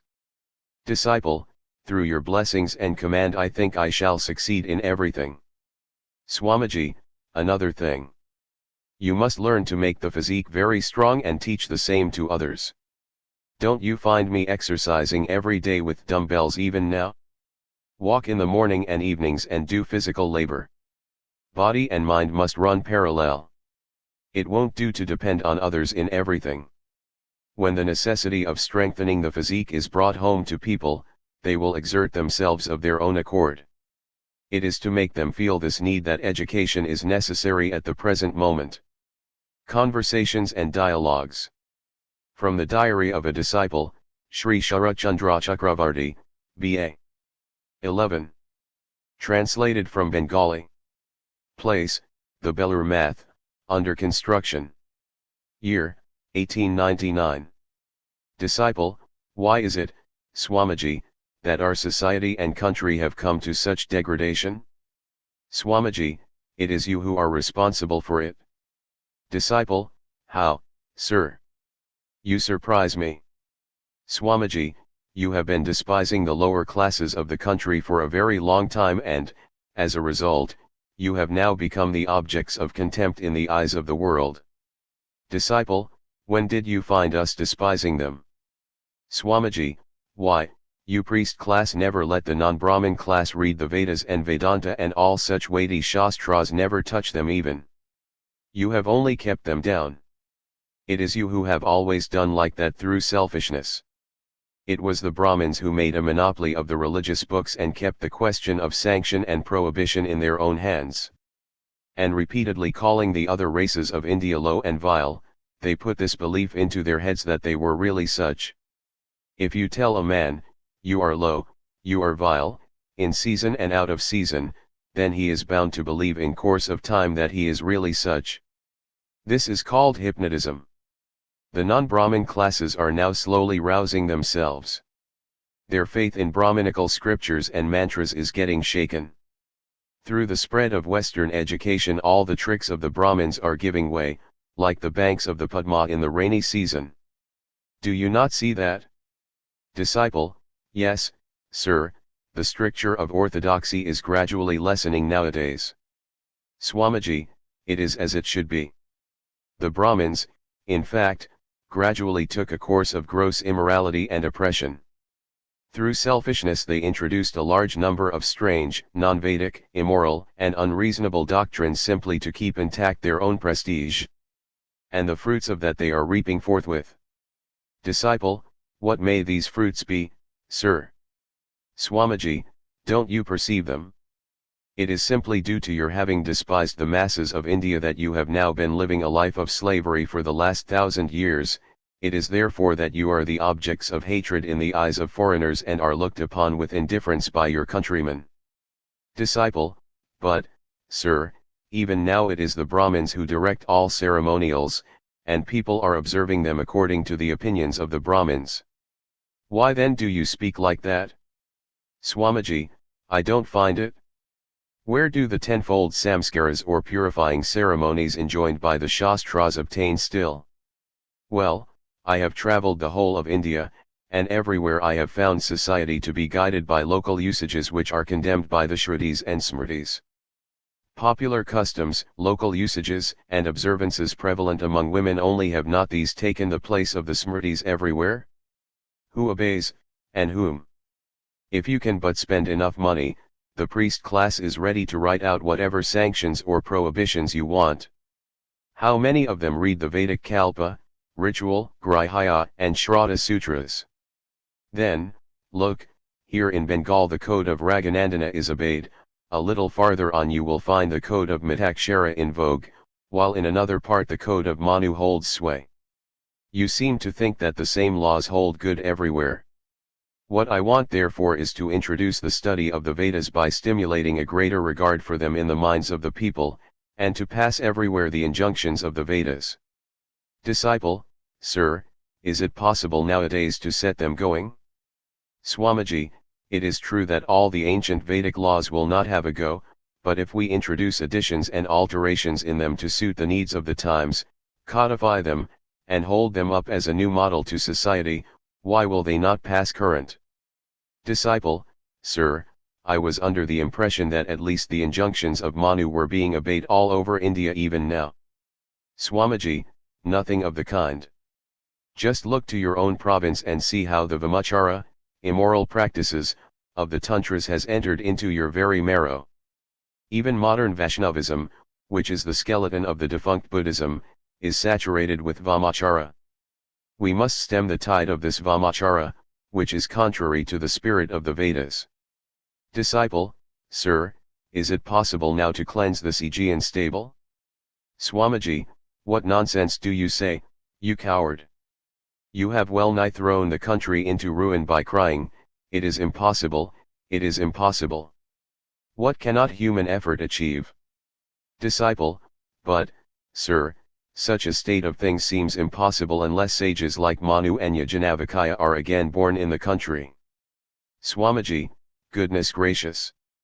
Was it not purity and unselfish labor that made them Manu and Yajnavalkya, or was it something else? Well, we ourselves can be far greater than even Manu and Yajnavalkya if we try to. Why will not our views prevail then? Disciple: Sir, it is you who said just now that we must revive the ancient usages and observances within the country. How then can we think lightly of sages like Manu and the rest? Swamiji: What an absurd deduction! You altogether miss my point. I have only said that the ancient Vedic customs must be remodeled according to the need of the society and the times, and passed under a new form in the land. Have I not? Disciple: Yes, sir. Swamiji: What, then, were you talking? You have read the Shastras, and my hope and faith rest in men like you. Understand my words in their true spirit, and apply yourselves to work in their light. Disciple: But, sir, who will listen to us? Why should our countrymen accept them? Swamiji: If you can truly convince them and practice what you preach, they must. If, on the contrary, like a coward you simply utter shlokas as a parrot, be a mere talker and quote authority only, without showing them in action, then who will care to listen to you? Disciple: Please give me some advice in brief about social reform. Swamiji: Why, I have given you advice enough, now put at least something in practice. Let the world see that your reading of the scriptures and listening to me has been a success. The codes of Manu and lots of other books that you have read, what is their basis and underlying purpose? Keeping that basis intact, compile in the manner of the ancient rishis the essential truths of them and supplement them with thoughts that are suited to the times. Only take care that all races and all sects throughout India be really benefited by following these rules. Just write out a smriti like that, I shall revise it. Disciple: Sir, it is not an easy task, and even if such a smriti be written, will it be accepted? Swamiji: Why not? Just write it out. Time is infinite, and the world is vast. If you write it in the proper way, there must come a day when it will be accepted. Have faith in yourself. You people were once the Vedic rishis. Only, you have come in different forms, that's all. I see it clear as daylight that you all have infinite power in you. Rouse that up, arise, arise, apply yourselves heart and soul, gird up your loins. What will you do with wealth and fame that are so transitory? Do you know what I think? I don't care for mukti and all that. My mission is to arouse within you all such ideas. I am ready to undergo 100,000 rebirths to train up a single man. Disciple: But, sir, what will be the use of undertaking such works? Is not death stalking behind? Swamiji: Fie upon you! If you die, you will die but once. Why will you die every minute of your life by constantly harping on death like a coward? Disciple: All right, sir, I may not think of death, but what good will come of any kind of work in this evanescent world? Swamiji: My boy, when death is inevitable, is it not better to die like heroes than as stocks and stones? And what is the use of living a day or two more in this transitory world? It is better to wear out than to rust out, specially for the sake of doing the least good to others. Disciple: It is true, sir. I beg pardon for troubling you so much. Swamiji: I don't feel tired even if I talk for 2 whole nights to an earnest inquirer. I can give up food and sleep and talk and talk. Well, if I have a mind, I can sit up in samadhi in a Himalayan cave.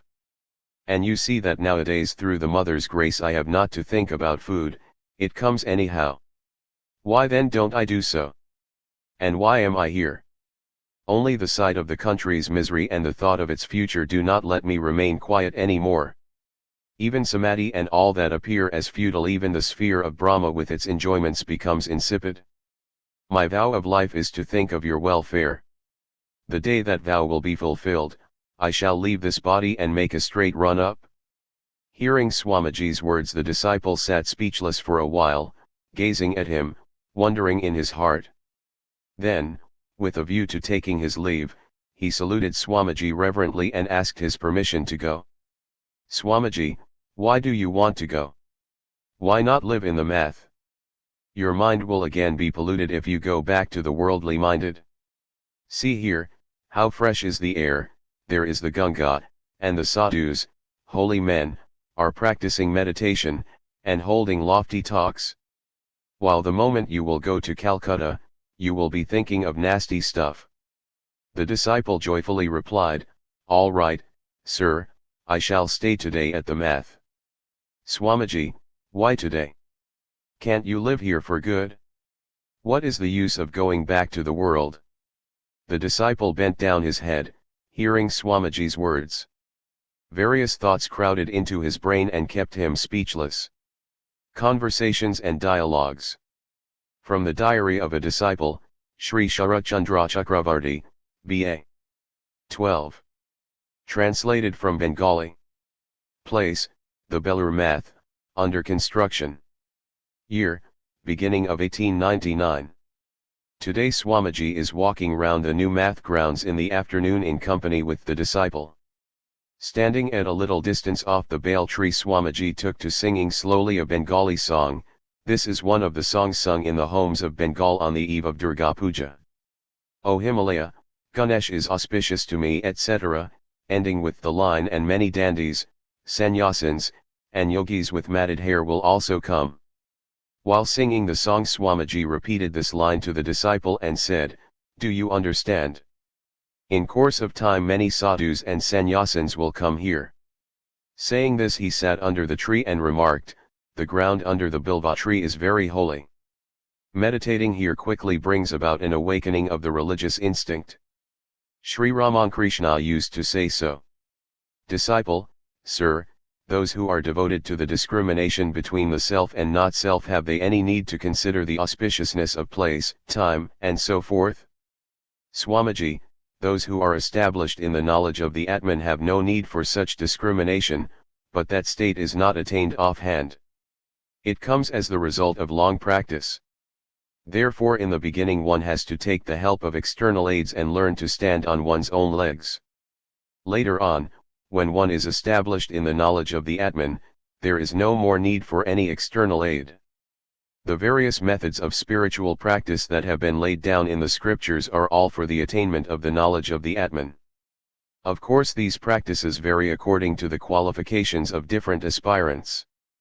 But they also are a kind of work, and so long as there is work, the Atman is not discovered. The obstacles to the manifestation of the Atman are overcome by practices as laid down in the scriptures, but work has no power of directly manifesting the Atman, it is only effective in removing some veils that cover knowledge. Then the Atman manifests by its own effulgence. Do you see? Therefore does your commentator, Shankara, say, in our knowledge of Brahman, there cannot be the least touch of work. Disciple, but, sir, since the obstacles to self-manifestation are not overcome without the performance of work in some form or other, therefore indirectly work stands as a means to knowledge. Swamiji, from the standpoint of the causal chain, it so appears prima facie. Taking up this view, it is stated in the Purvamimamsa that work for a definite end infallibly produces a definite result. But the vision of the Atman which is absolute is not to be compassed by means of work. For the rule with regard to a seeker of the Atman is that he should undergo spiritual practice, but have no eye to its results. It follows thence that these practices are simply the cause of the purification of the aspirant's mind. For if the Atman could be directly realized as a result of these practices, then scriptures would not have enjoined on the aspirant to give up the results of work. So it is with a view to combating the Purvamimamsa doctrine of work with motive producing results, that the philosophy of work without motive has been set forth in the Gita. Do you see? Disciple, but, sir, If one has to renounce the fruits of work, why should one be induced to undertake work which is always troublesome? Swamiji, in this human life, one cannot help doing some kind of work always.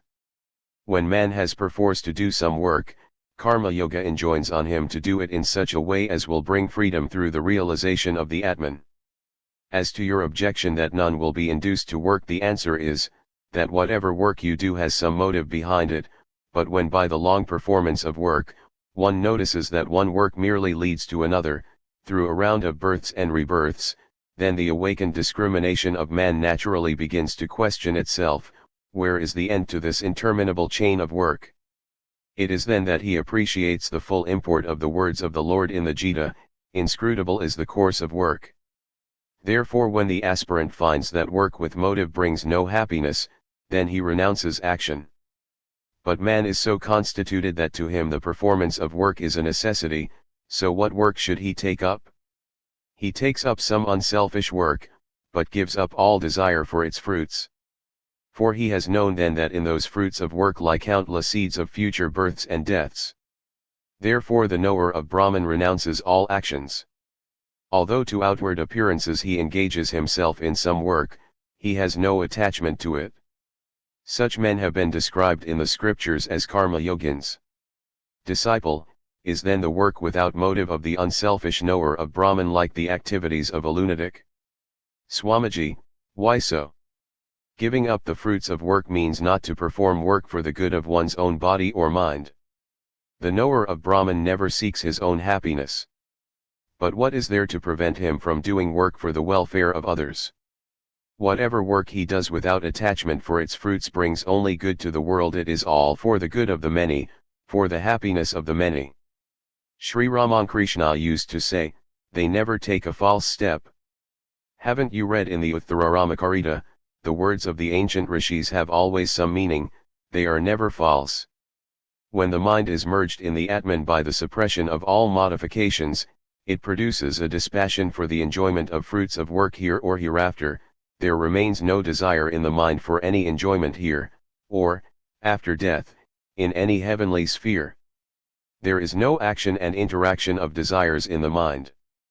But when the mind descends from the superconscious state into the world of I and mine, then by the momentum of previous work or habit, or samskaras, impressions, the functions of the body go on as before. The mind then is generally in the superconscious state. Eating and other functions of the body are done from mere necessity, and the body consciousness is very much attenuated. Whatever work is done after reaching this transcendental state is done rightly, it conduces to the real well-being of men and the world, for then the mind of the doer is not contaminated by selfishness or calculation of personal gain or loss. The Lord has created this wonderful universe, remaining always in the realm of superconsciousness. Therefore there is nothing imperfect in this world. So I was saying that the actions which the knower of the Atman does without attachment for fruits are never imperfect, but they conduce to the real well-being of men and the world. Disciple, sir, you said just now that knowledge and work are contradictory, that in the supreme knowledge there is no room at all for work, or in other words, that by means of work the realization of Brahman cannot be attained. Why then do you now and then speak words calculated to awaken great rajas, activity? You were telling me the other day, work, work, work, there is no other way. Swamiji, going round the whole world, I find that people of this country are immersed in great tamas, inactivity, compared with people of other countries. On the outside, there is a simulation of the sattvika, calm and balanced, state, but inside, downright inertness like that of stocks and stones. What work will be done in the world by such people? How long can such an inactive, lazy, and sensual people live in the world? First travel in Western countries, then contradict my words.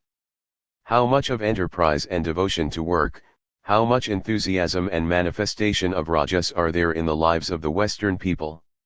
While, in your own country, it is as if the blood has become congealed in the heart, so that it cannot circulate in the veins, as if paralysis has overtaken the body and it has become languid. So my idea is first to make the people active by developing their rajas, and thus make them fit for the struggle for existence. With no strength in the body, no enthusiasm at heart, and no originality in the brain, what will they do, these lumps of dead matter? By stimulating them I want to bring life into them. To this I have dedicated my life. I will rouse them through the infallible power of Vedic mantras. I am born to proclaim to them that fearless message: arise. Awake. Be you my helpers in this work. Go from village to village, from one portion of the country to another, and preach this message of fearlessness to all, from the Brahmin to the Chandala. Tell each and all that infinite power resides within them, that they are sharers of immortal bliss. Thus rouse up the rajas within them, make them fit for the struggle for existence, and then speak to them about salvation. First make the people of the country stand on their legs by rousing their inner power. First let them learn to have good food and clothes and plenty of enjoyment, then tell them how to be free from this bondage of enjoyment. Laziness, meanness, and hypocrisy have covered the whole length and breadth of the country. Can an intelligent man look on all this and remain quiet?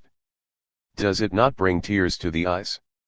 Madras, Bombay, Punjab, Bengal, whichever way I look, I see no signs of life.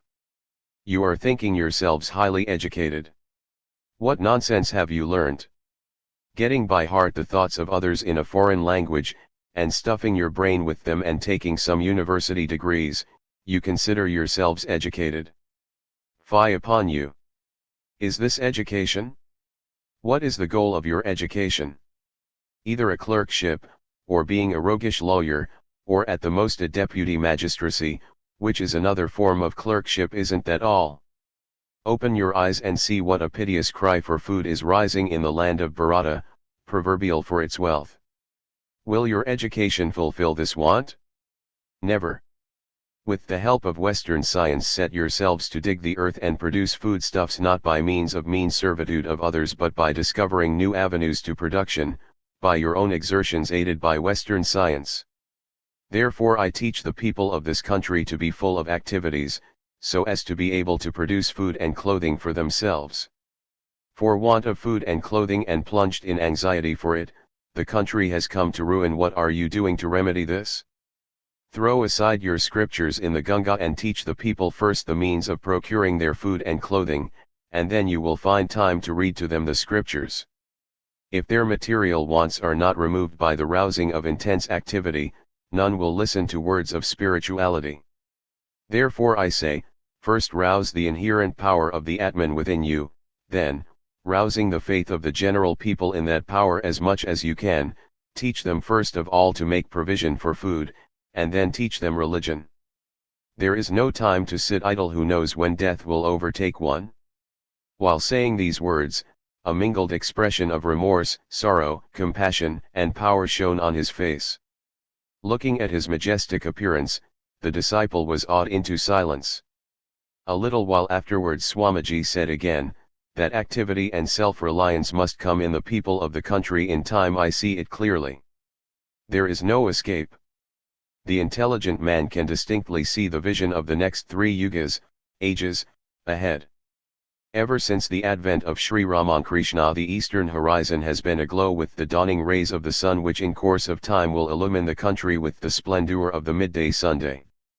Conversations and Dialogues. From the Diary of a Disciple, Sri Sharachandra Chakravarti, B.A. 13. Translated from Bengali. Place, the Belur Math. Beginning of 1899. The present math buildings are almost complete now. Swamiji is not in good health, therefore doctors have advised him to go out on a boat in the mornings and evenings on the Ganga. Today is Sunday. The disciple is sitting in Swamiji's room and conversing with him. About this time Swamiji framed certain rules for the guidance of the sannyasins and brahmacarins of the math, the object of which was to keep them from indiscriminate mixing with worldly people. The conversation turned on this topic. Swamiji, nowadays I feel a peculiar smell of lax self-control in the dress and clothes of worldly people, therefore I have made it a rule in the math that householders should not sit or lie on the beds of sadhus. Formerly I used to read in the Shastras that such a smell is felt, and therefore sannyasins cannot bear the smell of householders. Now I see it is true. By strictly observing the rules that have been framed, the Brahmacarins will in time grow into genuine sannyasins. When they are established in the ideal of sannyasa, they will be able to mix on an equal footing with worldly men without any harm. But now if they are not kept within the barriers of strict rules, they will all go wrong. In order to attain to ideal Brahmacharya, one has in the beginning to observe strict rules regarding chastity. Not only should one keep oneself strictly aloof from the least association with the opposite sex, but also give up the company of married people even. The disciple who was a householder was awed at these words of Swamiji, felt dejected that he would not be able to associate freely as before with the sadhus of the math, and said, "Sir, I feel more intimacy with the math and its inmates than with my own family. As if they are known to me from a long time. The unbounded freedom that I enjoy in the math, I feel nowhere else in the world. Swamiji, all those who are pure in spirit will feel like that here. Those who do not feel so must be taken as not belonging to this math and its ideals. That is the reason why many people come here out of mere sensation-mongering and then run away. Those who are devoid of continence and are running after money day and night will never be able to appreciate the ideals of the math, nor regard the math people as their own. The sannyasins of this math are not like those of old, ash-besmeared, with matted hair and iron tongs in their hands, and curing disease by medicinal tidbits. Therefore, seeing the contrast, people cannot appreciate them. The ways, movements, and ideas of our master were all cast in a new mold, so we are also of a new type. Sometimes dressed like gentlemen, we are engaged in lecturing; at other times, throwing all aside, with hara, vyam on the lips, ash-clad, we are immersed in meditation and austerities in mountains and forests. Now it won't do to merely quote the authority of our ancient books. The tidal wave of Western civilization is now rushing over the length and breadth of the country. It won't do now simply to sit in meditation on mountain tops without realizing in the least its usefulness. Now is wanted, as said in the Gita by the Lord, intense karma yoga, with unbounded courage and indomitable strength in the heart. Then only will the people of the country be roused, otherwise they will continue to be as much in the dark as you are. The day is nearly ended. Swamiji came downstairs, dressed for the boating excursion on the Ganga. Swamiji, accompanied by the disciple and 2 others, boarded the boat, which passed the Dakshineshvar temple and reached Punihati, where it was anchored below the garden house of Baba Govinda Kumar Chaudhary. It has once been proposed to rent this house for the use of the math. Swamiji descended from the boat, went round the house and the garden, and looking over the place minutely said, "The garden is nice but is at a great distance from Calcutta. The devotees of Sri Ramakrishna would have been put to trouble to walk such a long distance from Calcutta. It is fortunate that the math has not been established here." The boat then returned to the math amid the enveloping darkness. Conversations and Dialogues. From the Diary of a Disciple, Sri Sharachandra Chakravarti, B.A. 14. Translated from Bengali. Place, Belur Math. Beginning of 1899. The disciple has today come to the math with Nag Mahashaya in company. Swamiji to Nag Mahashaya, saluting him, "You are all right, I hope?" Nag Mahashaya, "I have come today to visit you." Glory to Shankara. Glory to Shankara. I am blessed today verily with the sight of Shiva. Saying these words, Nag Mahashaya out of reverence stood with joined hands before him. Swamiji, how is your health? Nag Mahashaya, why are you asking about this trifling body, this cage of flesh and bones? Verily I am blessed today to see you. Saying these words, Nag Mahashaya prostrate before Swamiji. Swamiji, lifting him up, why are you doing that to me? Nag Mahashaya, I see with my inner eye that today I am blessed with the vision of Shiva himself. Glory to Ramakrishna. Swamiji, addressing the disciple, do you see how real bhakti transforms human nature? Nag Mahashaya has lost himself in the divine, his body consciousness has vanished altogether. To Swami Premananda, get some prasada for Nag Mahashaya. Nag Mahashaya, prasada. To Swamiji with folded hands, seeing you, all my earthly hunger has vanished today. The Brahmacarins and Sannyasins of the math were studying the Upanishads. Swamiji said to them, "Today a great devotee of Sri Ramakrishna has come amongst us. Let it be a holiday in honor of Nag Mahashaya's visit to the math." So all closed their books and sat in a circle round Nag Mahashaya. Swamiji also sat in front of him. Swamiji, addressing all, "Do you see? Look at Nag Mahashaya, he is a householder, yet he has no knowledge of the mundane existence, he always lives lost in divine consciousness. To Nag Mahashaya, please tell us and these Brahmacarins something about Sri Ramakrishna." Nag Mahashaya, in reverence, "What do you say, sir? What shall I say? I have come to see you the hero, the helper in the divine play of Sri Ramakrishna. Now will people appreciate his message and teachings? Glory to Ramakrishna." Swamiji, it is you who have really appreciated and understood Sri Ramakrishna. We are only spent in useless wanderings. Nag Mahashaya, what do you say, sir? You are the image of Sri Ramakrishna, the obverse and reverse of the same coin. Those who have eyes, let them see. Swamiji, is the starting of these maths and ashramas etc. a step in the right direction? Nag Mahashaya, I am an insignificant being, what do I understand? Whatever you do, I know for a certainty, will conduce to the well-being of the world, of the world. Many out of reverence proceeded to take the dust of Nag Mahashaya's feet, which made him much agitated. Swamiji, addressing all, said, "Don't act so as to cause pain to Nag Mahashaya, he feels uncomfortable." Hearing this, everybody desisted.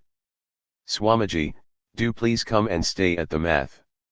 You will be an object lesson to the boys here. Nag Mahashaya, I once asked Sri Ramakrishna about that, to which he replied, "Stay as a householder as you are doing. Therefore I am continuing in that life. I see you all occasionally and feel myself blessed. Swamiji, I will go to your place once." Nag Mahashaya, mad with joy, said, "Shall such a day dawn? My place will be made holy by your visit, like Varanasi. Shall I be so fortunate as that?" Swamiji, well, I have the desire. Now it depends on mother to take me there. Nag Mahashaya, who will understand you? Unless the inner vision opens, nobody can understand you. Only Sri Ramakrishna understood you, all else have simply put faith in his words, but none has understood you really. Swamiji, now my one desire is to rouse the country, the sleeping Leviathan that has lost all faith in his power and makes no response. If I can wake it up to a sense of the eternal religion, then I shall know that Sri Ramakrishna's advent and our birth are fruitful. That is the one desire in my heart, mukti and all else appear of no consequence to me. Please give me your blessings that I may succeed. Nag Mahashaya, Sri Ramakrishna will bless. Who can turn the course of your will? Whatever you will, shall come to pass. Swamiji, well, nothing comes to pass without his will behind it. Nag Mahashaya, your will and his have become one. Whatever is your will is his. Glory to Sri Ramakrishna. Swamiji, to work one requires a strong body. Since coming to this country, I am not doing well. In the West I was in very good health. Nag Mahashaya, whenever one is born in a body, Sri Ramakrishna used to say, one has to pay the house tax. Disease and sorrow are the tax. But your body is a box of gold mowers, and very great care should be taken of it. But who will do it? Who will understand? Only Sri Ramakrishna understood. Glory to Ramakrishna. Swamiji, all at the math take great care of me. Nag Mahashaya, it will be to their good if they do it, whether they know it or not. If proper attention is not paid to your body, then the chances are that it will fall off. Swamiji, Nag Mahashaya, I do not fully understand whether what I am doing is right or not. At particular times I feel a great inclination to work in a certain direction, and I work according to that. Whether it is for good or evil, I cannot understand. Nag Mahashaya, well, Sri Ramakrishna said, the treasure is now locked. Therefore he does not let you know fully. The moment you know it, your play of human life will be at an end. Swamiji was pondering something with steadfast gaze. Then Swami Premananda brought some prasada for Nag Mahashaya, who was ecstatic with joy. Shortly after, Nag Mahashaya found Swamiji slowly digging the ground with a spade near the pond, and held him by the hand saying, "When we are present, why should you do that?" Swamiji, leaving the spade, walked about the garden talking the while, and began to narrate to a disciple, "After Sri Ramakrishna's passing away, we heard one day that Nag Mahashaya lay fasting in his humble tiled lodgings in Calcutta. Myself, Swami Turiyananda, and another went together and appeared at Nag Mahashaya's cottage. Seeing us, he rose from his bed. We said, 'We shall have our bhiksha, food, here today.' At once Nag Mahashaya brought rice, cooking pot, fuel, etc. from the bazaar and began to cook. We thought that we would eat and make Nag Mahashaya also eat. Cooking over, he gave the food to us, we set apart something for him and then sat down to eat. After this, we requested him to take food. He at once broke the pot of rice and, striking his forehead, began to say, 'Shall I give food to the body in which God has not been realized?' Seeing this, we were struck with amazement. Later on, after much persuasion, we induced him to take some food and then returned. 'Swamiji, will Nag Mahashaya stay in the math tonight?' Disciple, 'No, he has some work, he must return today.' 'Swamiji, then look for a boat. It is getting dark.' When the boat came, the disciple and Nag Mahashaya saluted Swamiji and started for Calcutta. Conversations and Dialogues. From the Diary of a Disciple, Sri Sharachandra Chakravarti, B.A. 14. Translated from Bengali. Place, Belur Math. Beginning of 1899. The disciple has today come to the math with Nag Mahashaya in company. Swamiji to Nag Mahashaya, saluting him, "You are all right, I hope?" Nag Mahashaya, "I have come today to visit you." Glory to Shankara. Glory to Shankara. I am blessed today verily with the sight of Shiva. Saying these words, Nag Mahashaya out of reverence stood with joined hands before him. Swamiji, how is your health? Nag Mahashaya, why are you asking about this trifling body, this cage of flesh and bones? Verily I am blessed today to see you. Saying these words, Nag Mahashaya prostrate before Swamiji. Swamiji, lifting him up, why are you doing that to me? Nag Mahashaya, I see with my inner eye that today I am blessed with the vision of Shiva himself. Glory to Ramakrishna. Swamiji, addressing the disciple, do you see how real bhakti transforms human nature? Nag Mahashaya has lost himself in the divine, his body consciousness has vanished altogether. To Swami Premananda, get some prasada for Nag Mahashaya. Nag Mahashaya, prasada. To Swamiji with folded hands, seeing you, all my earthly hunger has vanished today. The Brahmacarins and Sannyasins of the math were studying the Upanishads. Swamiji said to them, today a great devotee of Sri Ramakrishna has come amongst us. Let it be a holiday in honor of Nag Mahashaya's visit to the math. So all closed their books and sat in a circle round Nag Mahashaya. Swamiji also sat in front of him. Swamiji, addressing all, do you see? Look at Nag Mahashaya, he is a householder, yet he has no knowledge of the mundane existence, he always lives lost in divine consciousness. To Nag Mahashaya, please tell us and these Brahmacarins something about Sri Ramakrishna. Nag Mahashaya, in reverence, what do you say, sir? What shall I say? I have come to see you, the hero, the helper in the divine play of Sri Ramakrishna. Now will people appreciate his message and teachings? Glory to Ramakrishna. Swamiji, it is you who have really appreciated and understood Sri Ramakrishna. We are only spent in useless wanderings. Nag Mahashaya, what do you say, sir? You are the image of Sri Ramakrishna, the obverse and reverse of the same coin. Those who have eyes, let them see.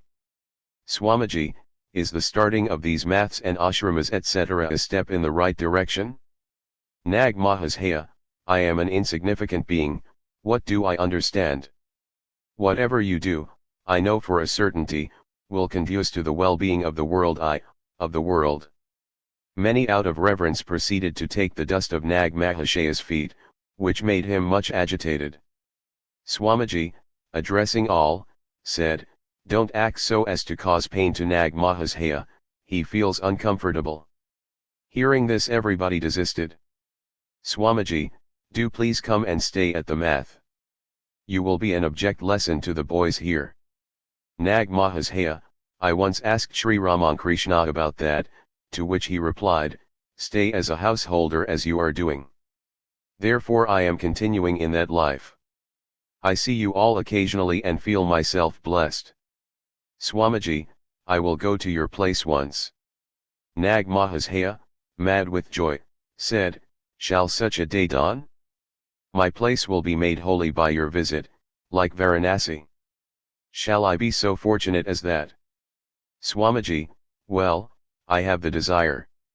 Now it depends on mother to take me there. Nag Mahasaya, who will understand you? Unless the inner vision opens, nobody can understand you.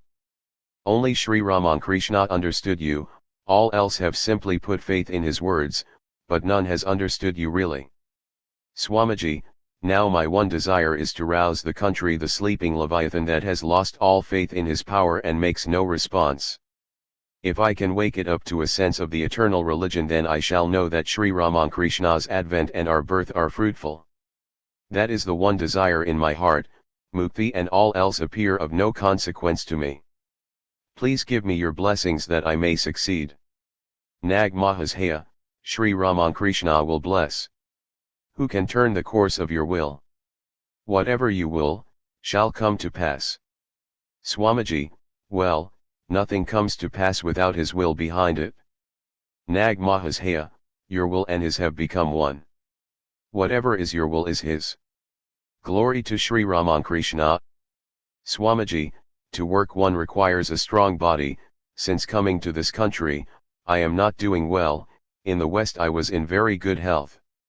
Nag Mahasaya, whenever one is born in a body, Sri Ramakrishna used to say, one has to pay the house tax. Disease and sorrow are the tax. But your body is a box of gold mowers, and very great care should be taken of it. But who will do it? Who will understand? Only Sri Ramakrishna understood. Glory to Ramakrishna. Swamiji, all at the math take great care of me. Nag Mahasaya, it will be to their good if they do it, whether they know it or not. If proper attention is not paid to your body, then the chances are that it will fall off. Swamiji, Nag Mahasaya, I do not fully understand whether what I am doing is right or not. At particular times I feel a great inclination to work in a certain direction, and I work according to that. Whether it is for good or evil, I cannot understand. Nag Mahasaya, well, Sri Ramakrishna said, the treasure is now locked. Therefore he does not let you know fully. The moment you know it, your play of human life will be at an end. Swamiji was pondering something with steadfast gaze. Then Swami Premananda brought some prasada for Nag Mahasaya, who was ecstatic with joy. Shortly after, Nag Mahasaya found Swamiji slowly digging the ground with a spade near the pond, and held him by the hand saying, when we are present, why should you do that? Swamiji, leaving the spade, walked about the garden talking the while, and began to narrate to a disciple, after Sri Ramakrishna's passing away we heard one day that Nag Mahasaya lay fasting in his humble tiled lodgings in Calcutta. Myself, Swami Turiyananda, and another went together and appeared at Nag Mahasaya's cottage. Seeing us, he rose from his bed. We said, we shall have our bhiksha, food, here today. At once Nag Mahasaya brought rice, cooking pot, fuel, etc. from the bazaar and began to cook. We thought that we would eat and make Nag Mahasaya also eat. Cooking over, he gave the food to us, we set apart something for him and then sat down to eat. After this, we requested him to take food. He at once broke the pot of rice and striking his forehead began to say, "Shall I give food to the body in which God has not been realized?" Seeing this we were struck with amazement. Later on, after much persuasion, we induced him to take some food and then returned. Swamiji, will Nag Mahashaya stay in the math tonight? Disciple, no, he has some work, he must return today. Swamiji, then look for a boat. It is getting dark. When the boat came, the disciple and Nag Mahashaya saluted Swamiji and started for Calcutta. Conversations and Dialogues. From the Diary of a Disciple, Sri Sharachandra Chakravarti, B.A. 15. Translated from Bengali. Place, Belur Math. Year, 1899. Swamiji is now in very good health. The disciple has come to the math on a Sunday morning. After visiting Swamiji, he has come downstairs and is discussing the Vedantic scriptures with Swami Nirmalananda. At this moment Swamiji himself came downstairs and, addressing the disciple, said, "What were you discussing with Nirmalananda?" Disciple, "Sir," he was saying, "the Brahman of the Vedanta is only known to you and your Swamiji. We on the contrary know that Sri Krishna is the Lord himself." Swamiji, "What did you say?" Disciple, "I said that the Atman is the one truth, and that Krishna was merely a person who had realized this Atman." Swami Nirmalananda is at heart a believer in the Advaita Vedanta, but outwardly he takes up the dualistic side. His first idea seems to be to moot the personal aspect of the Ishvara and then by a gradual process of reasoning to strengthen the foundations of Vedanta. But as soon as he calls me a Vaishnava, I forget his real intention and begin a heated discussion with him. Swamiji, he loves you and so enjoys the fun of teasing you. But why should you be upset by his words? You will also answer, you, sir, are an atheist, a believer in nihility. Disciple, sir, is there any such statement in the Upanishads that Ishvara is an all-powerful person? But people generally believe in such an Ishvara. Swamiji, the highest principle, the Lord of all, cannot be a person.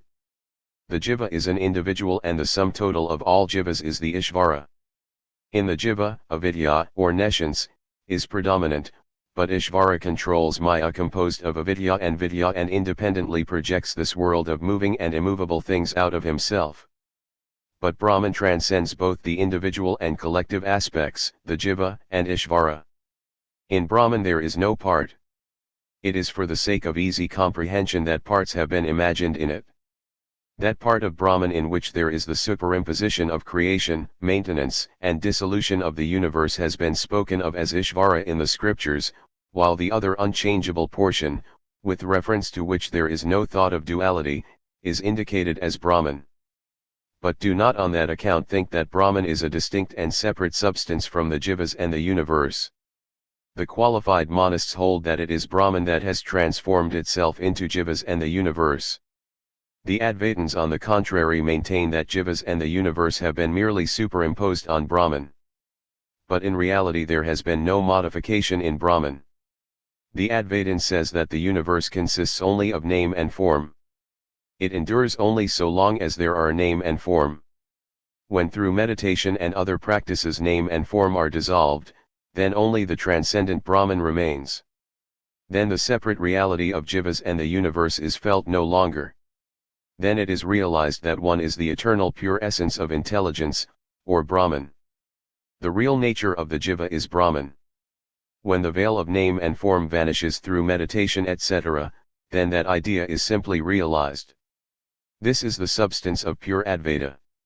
The Vedas, the Vedanta, and all other scriptures only explain this idea in different ways. Disciple, how then is it true that Ishvara is an almighty person? Swamiji, man is man in so far as he is qualified by the limiting adjunct of mind. Through the mind he has to understand and grasp everything, and therefore whatever he thinks must be limited by the mind. Hence it is the natural tendency of man to argue, from the analogy of his own personality, the personality of Ishvara, God. Man can only think of his ideal as a human being. When buffeted by sorrow in this world of disease and death, he is driven to desperation and helplessness, then he seeks refuge with someone, relying on whom he may feel safe. But where is that refuge to be found? The omnipresent Atman, which depends on nothing else to support it, is the only refuge. At first man does not find that. When discrimination and dispassion arise in the course of meditation and spiritual practices, he comes to know it. But in whatever way he may progress on the path of spirituality, everyone is unconsciously awakening Brahman within him. But the means may be different in different cases. Those who have faith in the personal God have to undergo spiritual practices holding on to that idea. If there is sincerity, through that will come the awakening of the lion of Brahman within. The knowledge of Brahman is the one goal of all beings, but the various ideas are the various paths to it. Although the real nature of the jiva is Brahman, still as he has identification with the qualifying adjunct of the mind, he suffers from all sorts of doubts and difficulties, pleasure and pain. But everyone from Brahma down to a blade of grass is advancing towards the realization of his real nature. And none can escape the round of births and deaths until he realizes his identity with Brahman. Getting the human birth, when the desire for freedom becomes very strong, and along with it comes the grace of a person of realization, then man's desire for self-knowledge becomes intensified. Otherwise the mind of men given to lust and greed never inclines that way.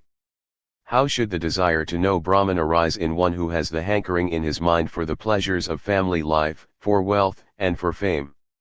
He who is prepared to renounce all, who amid the strong current of the duality of good and evil, happiness and misery, is calm, steady, balanced, and awake to his ideal, alone endeavors to attain to self-knowledge. He alone by the might of his own power tears asunder the net of the world. Breaking the barriers of Maya, he emerges like a mighty lion. Disciple, well then, is it true that without sannyasa, there can be no knowledge of Brahman? Swamiji, that is true, 1,000 times. One must have both internal and external sannyasa renunciation in spirit as also formal renunciation. Shankaracharya, in commenting on the Upanishad text, neither by tapas, spiritual practice, devoid of the necessary insignia, Mundaka Upanishad, 3-2. 4, he said that by practicing sadhana without the external badge of sannyasa, the Geruva robe, the staff, Kamandalu, etc., Brahman, which is difficult to attain, is not realized. Without dispassion for the world, without renunciation, without giving up the desire for enjoyment, absolutely nothing can be accomplished in the spiritual life. It is not like a sweetmeat in the hands of a child which you can snatch by a trick. Song of Ramaprasad. Disciple, but, sir, in the course of spiritual practices, that renunciation may come. Swamiji, let those to whom it will come gradually have it that way. But why should you sit and wait for that?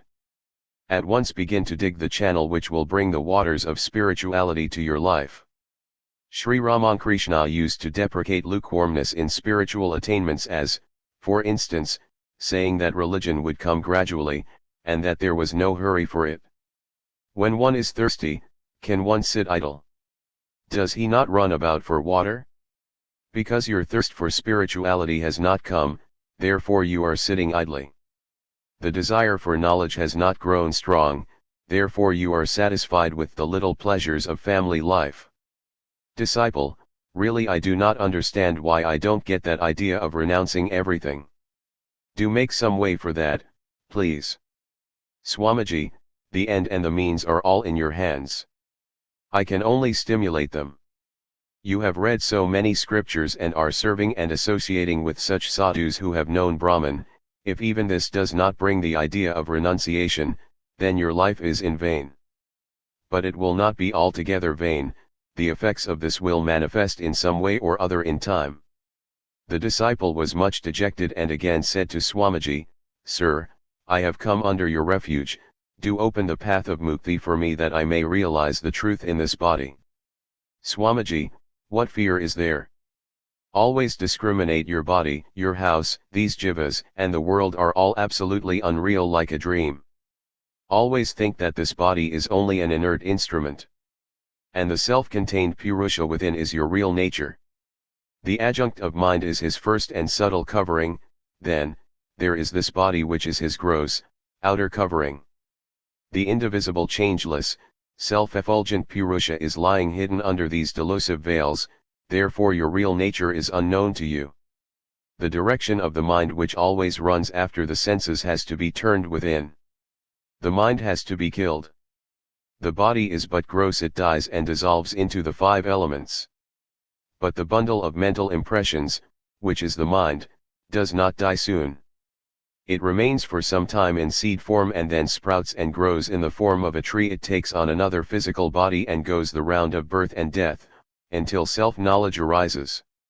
Therefore I say, by meditation and concentration and by the power of philosophical discrimination plunge this mind in the ocean of existence, knowledge, bliss absolute. When the mind dies, all limiting adjuncts vanish and you are established in Brahman. Disciple, sir, it is so difficult to direct this uncontrolled mind towards Brahman. Swamiji, is there anything difficult for the hero? Only men of faint hearts speak so. Mukti is easy of attainment only to the hero but not to cowards. Says the Gita, 635, by renunciation and by practice is the mind brought under control, O Arjuna. The chit or mind stuff is like a transparent lake, and the waves which rise in it by the impact of sense impressions constitute manas or the mind. Therefore the mind consists of a succession of thought waves. From these mental waves arises desire. Then that desire transforms itself into will and works through its gross instrument, the body. Again, as work is endless, so its fruits also are endless. Hence the mind is always being tossed by countless myriads of waves, the fruits of work. This mind has to be divested of all modifications, vrittis, and reconvert into the transparent lake, so that there remains not a single wave of modification in it. Then will Brahman manifest itself. The scriptures give a glimpse of this state in such passages as, then all the knots of the heart are cut asunder, etc. Do you understand? Disciple, yes, sir, but meditation must base itself on some object. Swamiji, you yourself will be the object of your meditation. Think and meditate that you are the omnipresent Atman. I am neither the body, nor the mind, nor the buddhi, determinative faculty, neither the gross nor the subtle body. By this process of elimination, immerse your mind in the transcendent knowledge which is your real nature. Kill the mind by thus plunging it repeatedly in this. Then only you will realize the essence of intelligence, or be established in your real nature. Knower and known, meditator and the object meditated upon will then become one, and the cessation of all phenomenal superimpositions will follow. This is styled in the Shastras as the transcendence of the triad or relative knowledge, Triputibheda. There is no relative or conditioned knowledge in this state. When the Atman is the only knower, by what means can you possibly know it? The Atman is knowledge, the Atman is intelligence, the Atman is Satchidananda. It is through the inscrutable power of Maya, which cannot be indicated as either existent or non-existent, that the relative consciousness has come upon the jiva who is none other than Brahman. This is generally known as the conscious state.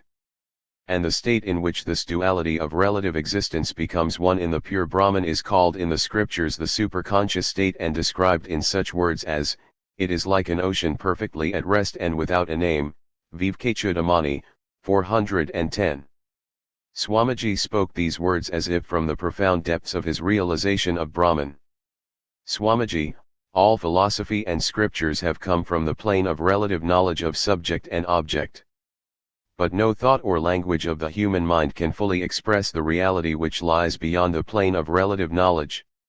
Science, philosophy, etc. are only partial truths. So they can never be the adequate channels of expression for the transcendent reality. Hence, viewed from the transcendent standpoint, everything appears to be unreal. Religious creeds, and works, I and thou, and the universe, everything is unreal. Then only it is perceived, I am the only reality, I am the all-pervading Atman, and I am the proof of my own existence. Where is the room for a separate proof to establish the reality of my existence? I am, as the scriptures say, always known to myself as the eternal subject, vivekananda, 409. I have seen that state, realized it.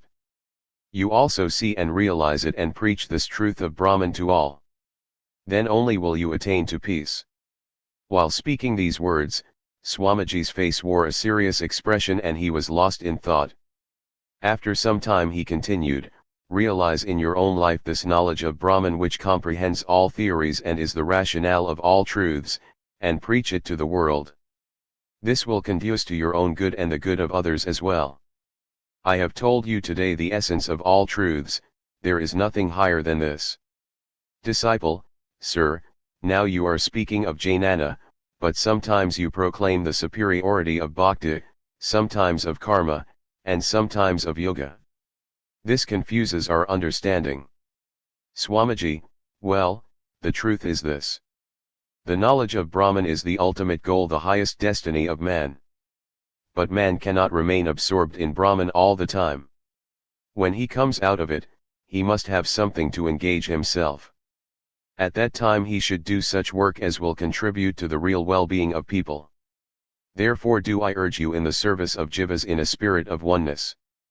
But, my son, such are the intricacies of work, that even great saints are caught in them and become attached.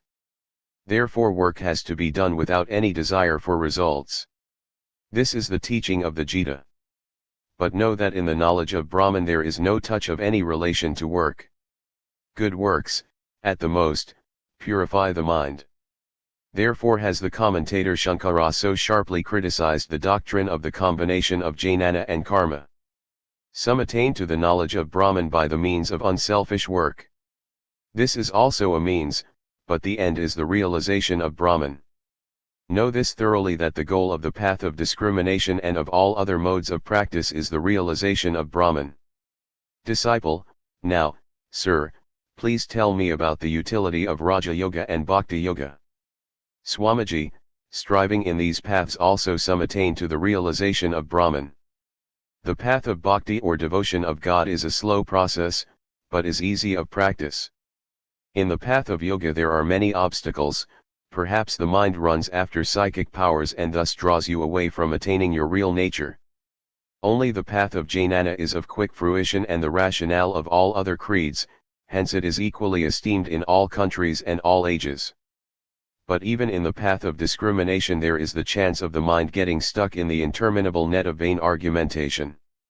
Therefore along with it, meditation should be practiced. By means of discrimination and meditation, the goal, or Brahman, has to be reached. One is sure to reach the goal by practicing in this way. This, in my opinion, is the easy path ensuring quick success. Disciple, now please tell me something about the doctrine of incarnation of God. Swamiji, you want to master everything in a day, it seems. Disciple, sir, if the doubts and difficulties of the mind be solved in one day, then I shall not have to trouble you time and again. Swamiji, those by whose grace the knowledge of Atman, which is extolled so much in the scriptures, is attained in a minute are the moving tirthas, seats of holiness, the incarnations. From their very birth they are knowers of Brahman, and between Brahman and the knower of Brahman there is not the least difference. He who knows the Brahman becomes the Brahman, Mundaka, 329. The Atman cannot be known by the mind, for it is itself the knower. This I have already said. Therefore man's relative knowledge reached up to the Avataras, those who are always established in the Atman. The highest ideal of Ishvara which the human mind can grasp is the Avatara. Beyond this there is no relative knowledge. Such knowers of Brahman are rarely born in the world. And very few people can understand them. They alone are the proof of the truths of the scriptures, the towers of light in the ocean of the world. By the company of such Avataras and by their grace, the darkness of the mind disappears in a trice and realization flashes immediately in the heart. Why or by what process it comes cannot be ascertained. But it does come. I have seen it happen like that. Sri Krishna spoke the Gita, establishing himself in the Atman. Those passages of the Gita where he speaks with the word I, invariably indicate the Atman. Take refuge in me alone means, be established in the Atman. This knowledge of the Atman is the highest aim of the Gita. The references to yoga etc. are but incidental to this realization of the Atman. Those who have not this knowledge of the Atman are suicides. They kill themselves by the clinging to the unreal, they lose their life in the noose of sense pleasures. You are also men, and can't you ignore this trash of sensual enjoyment that won't last for 2 days? Should you also swell the ranks of those who are born and die in utter ignorance? Accept the beneficial and discard the pleasant. Speak of this Atman to all, even to the lowest. By continued speaking your own intelligence also will clear up.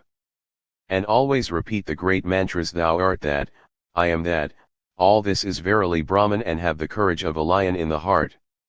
What is there to fear? Fear is death, fear is the greatest sin. The human soul, represented by Arjuna, was touched with fear. Therefore Bhagwan Sri Krishna, established in the Atman, spoke to him the teachings of the Gita. Still his fear would not leave him. Later, when Arjuna saw the universal form of the Lord, and became established in the Atman, then with all bondages of karma burnt by the fire of knowledge, he fought the battle.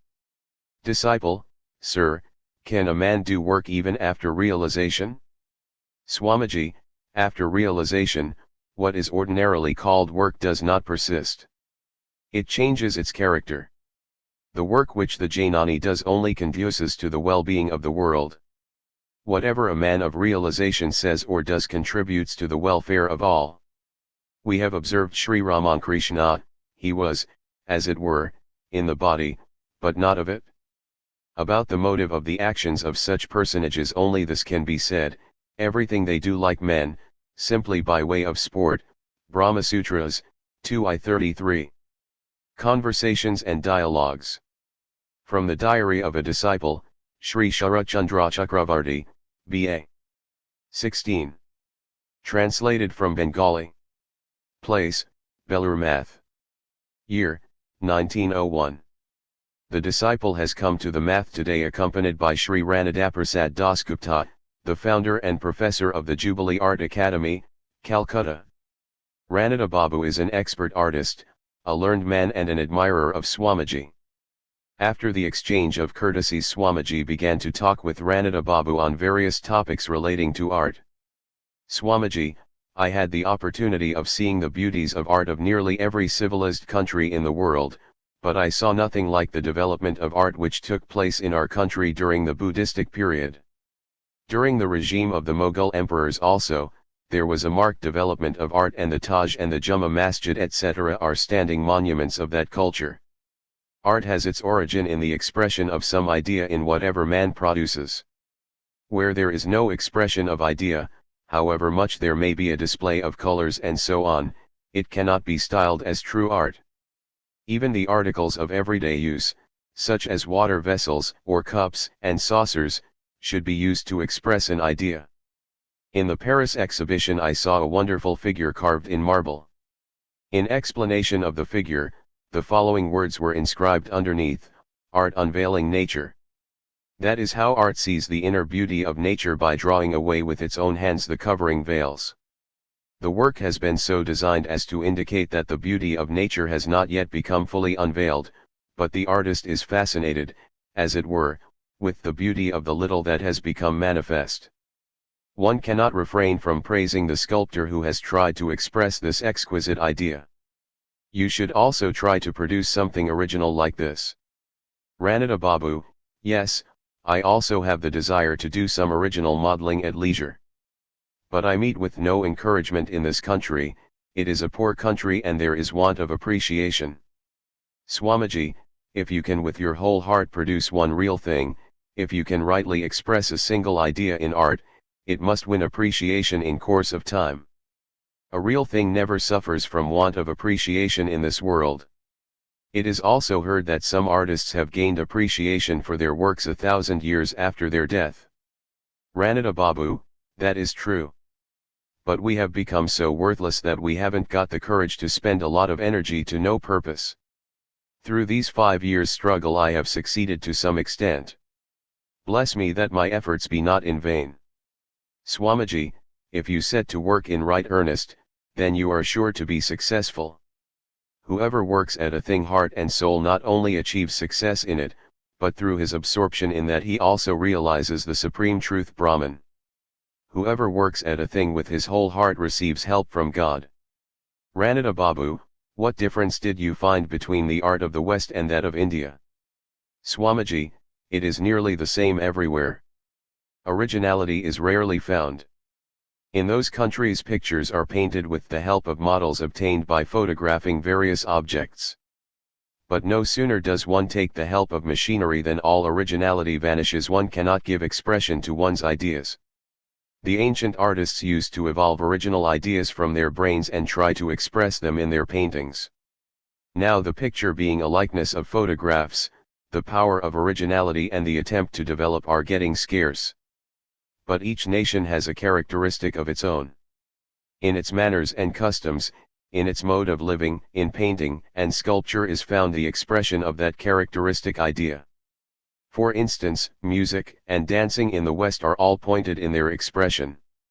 In dance, they look as if jerking the limbs; in instrumental music, the sounds prick the ear like a sword thrust, as it were, so also in vocal music. In this country, on the other hand, the dance has a rolling wave-like movement, and there is the same rounded movement in the varieties of pitch in vocal song. So also in instrumental music. Hence with regard to art also, a different expression is found among different people.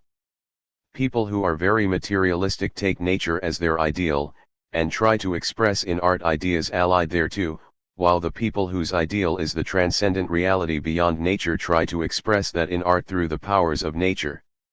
With regard to the former class of people, nature is the primary basis of art, while with the second class, ideality is the principal motive of artistic development.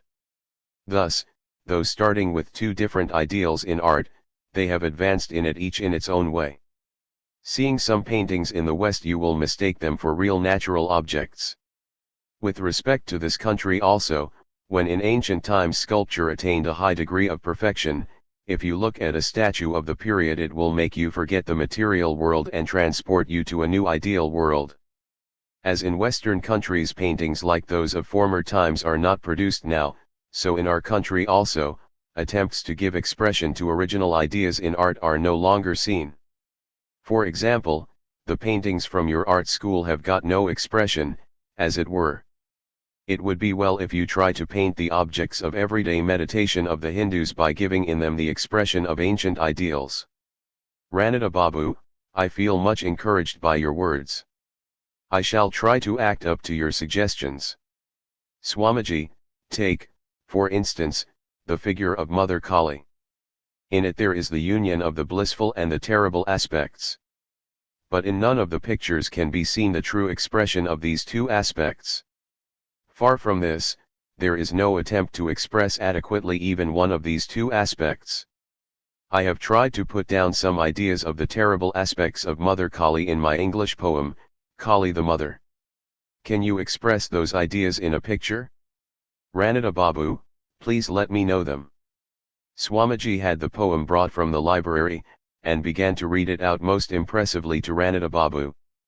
Ranada Babu silently listened to the poem, and after a while, as if visualizing the figure with his mind's eye, he turned to Swamiji with a frightened look. Swamiji, well, will you be able to express this idea in the picture? Ranada Babu, yes, I shall try. Ranada Babu began to paint this picture the very next day, but it was never finished, nor shown to Swamiji, but it turns one's head even to imagine the idea. Swamiji, after drawing the picture, please show it to me. Then I will tell you about the points necessary to perfect it. Then Swamiji had the design which he had sketched for the seal, printed on the title page of this volume, of the Ramankrishna Mission brought, showed it to Ranada Babu and asked his opinion on it. It depicted a lake in which a lotus blossomed, and there was a swan, and the whole was encircled by a serpent. Ranada Babu at first could not catch the significance of it and asked Swamiji to explain. Swamiji said, the wavy waters in the picture are symbolic of karma, the lotus, of bhakti, and the rising sun, of jnana. The encircling serpent is indicative of yoga and the awakened kundalini shakti, while the sun in the picture stands for the Paramatman, Supreme Self. Therefore the idea of the picture is that by the union of karma, jnana, bhakti, and yoga, the vision of the Paramatman is obtained. Ranada Babu kept silent, gratified to hear the motif of the picture.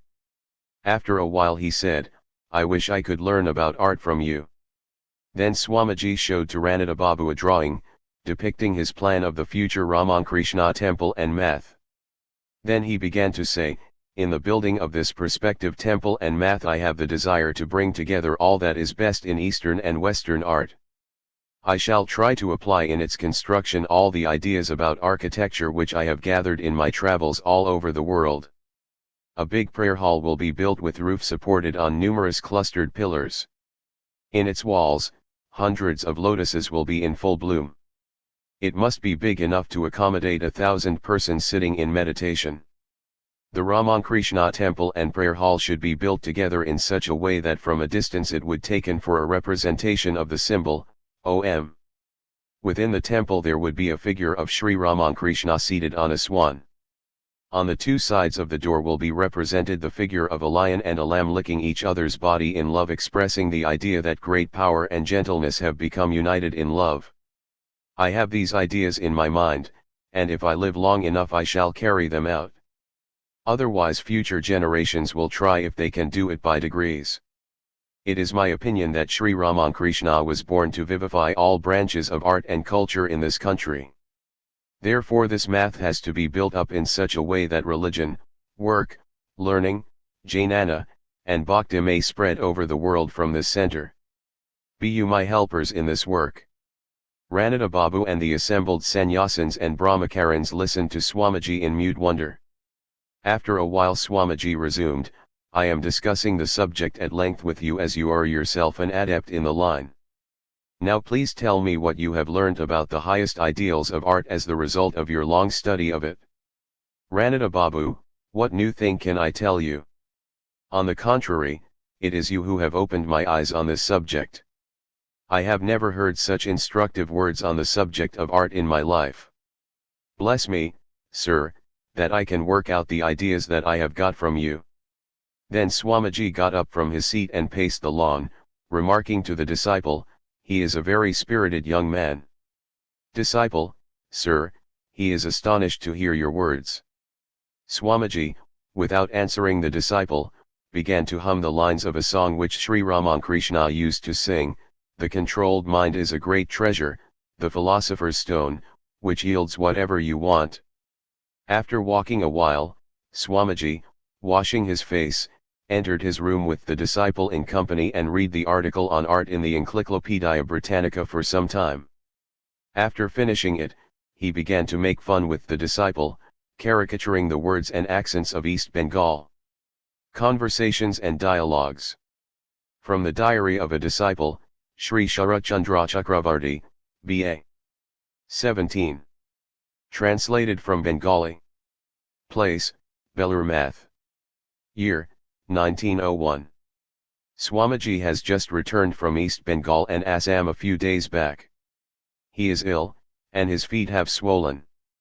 Coming to the math, the disciple went upstairs and prostrated himself at Swamiji's feet.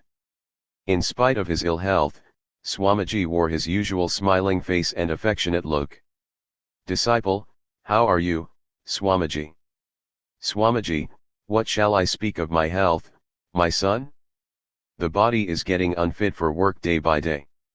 It has been born on the soil of Bengal, and some disease or other is always overtaking it. The physique of this country is not at all good. If you want to do some strenuous work, it cannot bear the strain. But the few days that the body lasts, I will work for you. I shall die in harness. Disciple, if you give up work for some time and take rest, then you will be all right. Your life means good to the world. Swamiji, am I able to sit quiet, my son? 2 or 3 days before Sri Ramakrishna's passing away, she whom he used to call Kali entered this body. It is she who takes me here and there and makes me work, without letting me remain quiet or allowing me to look to my personal comforts. Disciple, are you speaking metaphorically? Swamiji, oh, no, 2 or 3 days before his leaving the body, he called me to his side one day, and asking me to sit before him, looked steadfastly at me and fell into samadhi. Then I really felt that a subtle force like an electric shock was entering my body. In a little while, I also lost outward consciousness and sat motionless. How long I stayed in that condition I do not remember. When consciousness returned I found Sri Ramakrishna shedding tears. On questioning him, he answered me affectionately, "Today, giving you my all, I have become a beggar.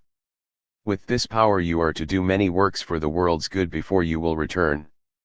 I feel that power is constantly directing me to this or that work. This body has not been made for remaining idle." Hearing these words with speechless wonder, the disciple thought, who knows how common people will take these words. Thereupon he changed the topic and said, "Sir, how did you like our East Bengal?"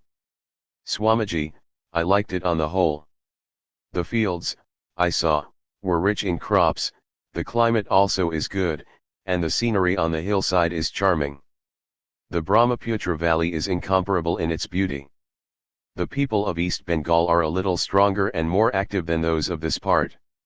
It may be due to their taking plenty of fish and meat. Whatever they do with great persistence. They use a great deal of oil and fat in their food, which is not good, because taking too much of oily and fatty food produces fat in the body." Disciple, how did you find their religious consciousness? Swamiji, about religious ideas, I notice the people are very conservative, and many have turned into fanatics in trying to be liberal in religion. One day a young man brought to me, in the house of Mohini Babu at Dhaka, a photograph, and said, "Sir, please tell me who he is. Is he an avatara?" I told him gently many times that I know nothing of it. When even on my telling him 3 or 4 times the boy did not cease from his persistent questioning, I was constrained to say at last, "My boy, henceforth take a little nutritious food and then your brain will develop. Without nourishing food, I see your brain has become dried up." At these words the young man may have been much displeased. But what could I do? Unless I spoke like this to the boys, they would turn into madcaps by degrees. Disciple, in our East Bengal a great many avatars have cropped up recently. Swamiji, people may call their guru an avatara, they may have any idea of him they like. But incarnations of God are not born anywhere and everywhere and at all seasons. At Dhaka itself I heard there were 3 or 4 avataras. Disciple, how did you find the women of that side? Swamiji, the women are very nearly the same everywhere. I found Vaishnavism strong at Dhaka. The wife of H__ seemed to be very intelligent. With great care she used to prepare food and send it to me. Disciple, I heard you have been to Nag Mahashaya's place. Swamiji, yes, going so far, should I not visit the birthplace of such a great soul? His wife fed me with many delicacies prepared by her own hand. The house is charming, like a peace retreat. There I took a swimming bath in a village pond. After that I had such a sound sleep that I woke at 2:30 in the afternoon. Of the few days I had sound sleep in my life, that in Nag Mahashaya's house was one. Rising from sleep I had a plentiful repast. Nag Mahashaya's wife presented me a cloth which I tied round my head as a turban and started for Dhaka. I found that the photograph of Nag Mahashaya was being worshipped there. The place where his remains lie interred ought to be well kept. Even now it is not as it should be. Disciple, the people of that part have not been able to appreciate Nag Mahashaya. Swamiji, how can ordinary people appreciate a great man like him? Those who had his company are blessed indeed. Disciple, what did you see at Kamakhya? Swamiji, the Shillong Hills are very beautiful. There I met Sir Henry Cotton, the Chief Commissioner of Assam. He asked me, Swamiji, After traveling through Europe and America, what have you come to see here in these distant hills? Such a good and kind-hearted man as Sir Henry Cotton is rarely found. Hearing of my illness, he sent the civil surgeon and inquired after my health mornings and evenings. I could not do much lecturing there, because my health was very bad. On the way night I served and looked after me nicely. Disciple, what did you find the religious ideas of that part to be? Swamiji, it is the land of the Tantras. I heard of one Hankar Deva who is worshipped there as an avatara. I heard his sect is very widespread. I could not ascertain if Hankar Deva was but another form of the name Shankaracharya. They are monks, perhaps Tantrika sannyasins, or perhaps one of the Shankara sects. Disciple, the people of East Bengal have not been able to appreciate you as is the case with Nag Mahashaya. Swamiji, whether they appreciate me or not, the people there are more active and energetic than those of these parts. In time it will develop more. What are nowadays known as refined or civilized ways have not yet thoroughly entered those parts. Gradually they will. In all times, etiquette and fashion spread to the countryside from the capital. And this is happening in East Bengal also.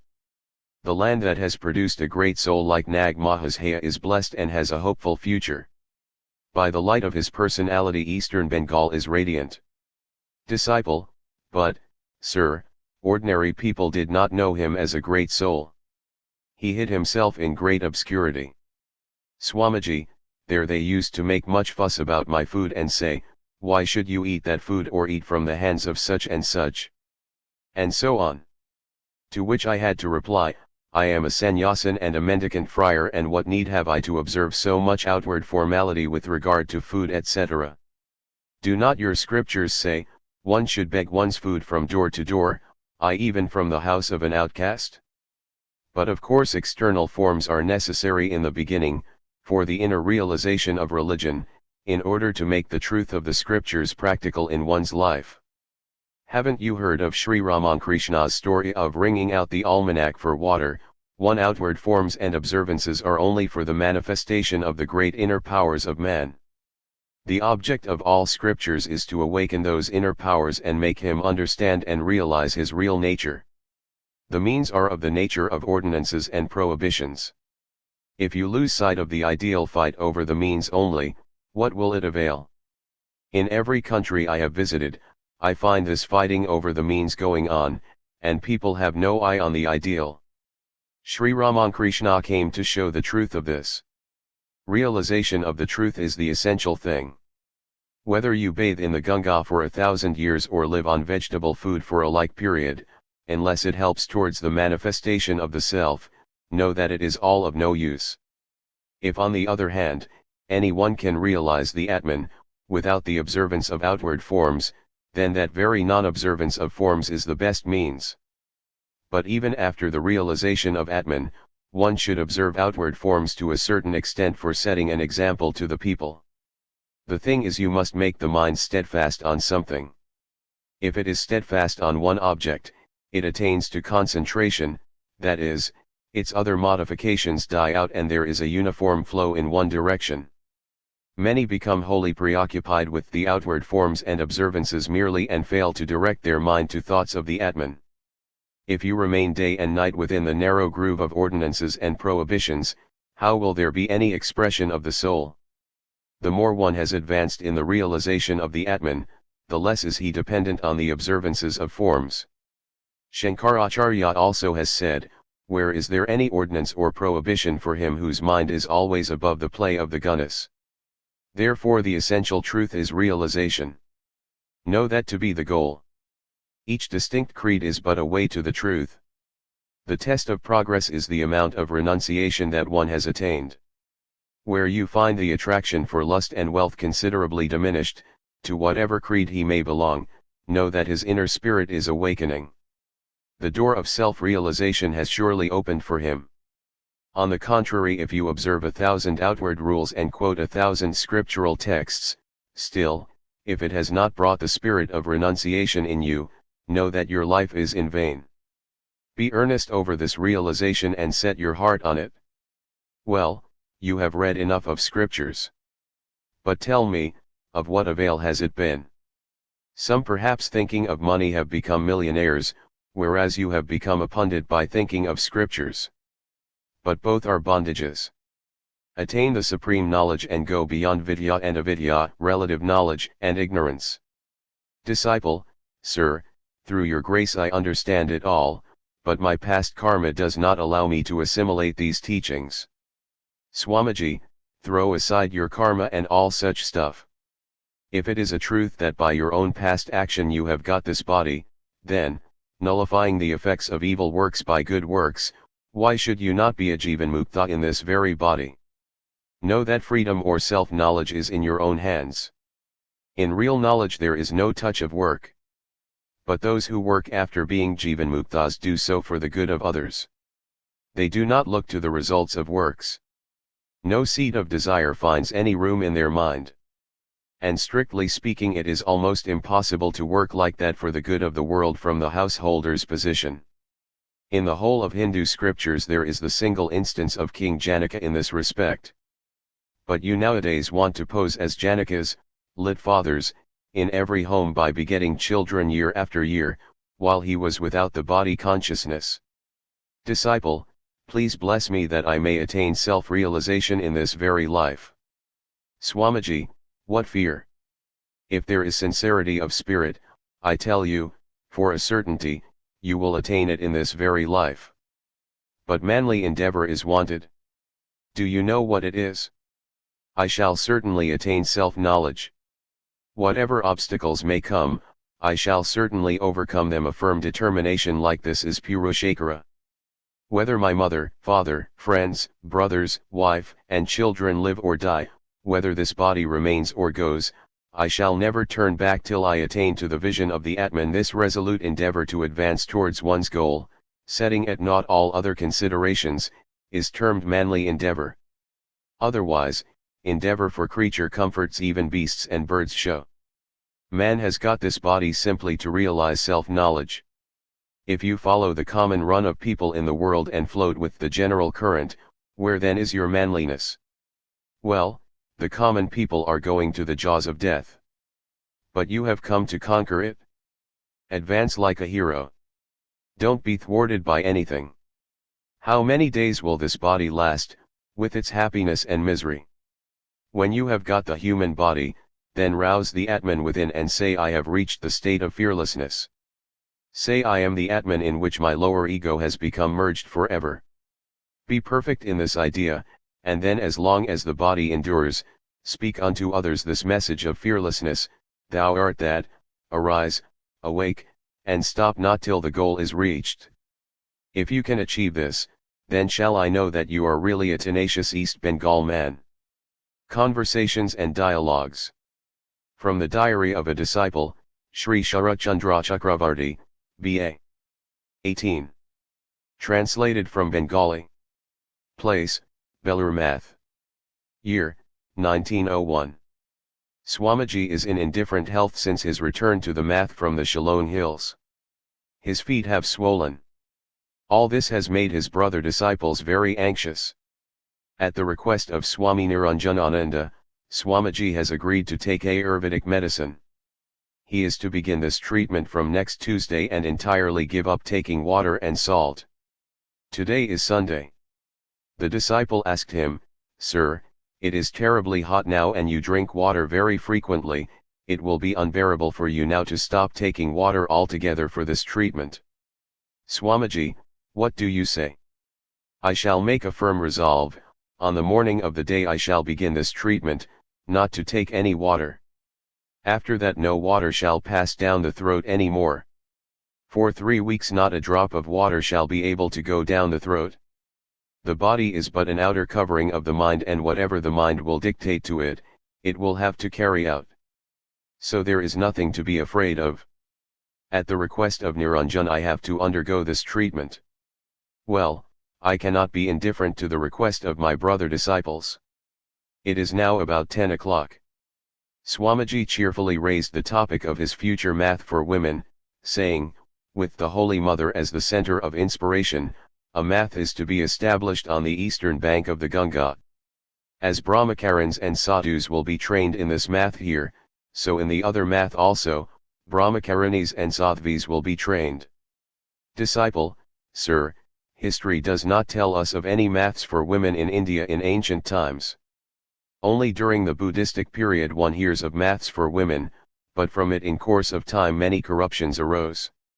The whole country was overrun by great evil practices. Swamiji, it is very difficult to understand why in this country so much difference is made between men and women, whereas the Vedanta declares that one and the same conscious self is present in all beings. You always criticize the women, but say what have you done for their uplift? Writing down smritis etc., and binding them by hard rules, the men have turned the women into mere manufacturing machines. If you do not raise the women, who are the living embodiment of the Divine Mother, don't think that you have any other way to rise. Disciple: Women are a bondage and a snare to men. By their maya they cover the knowledge and dispassion of men. It is for this, I suppose, that scriptural writers hint that knowledge and devotion are difficult of attainment to them.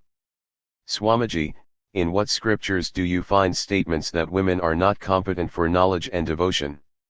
In the period of degradation, when the priests made other castes incompetent for the study of the Vedas, they deprived the women also of all their rights.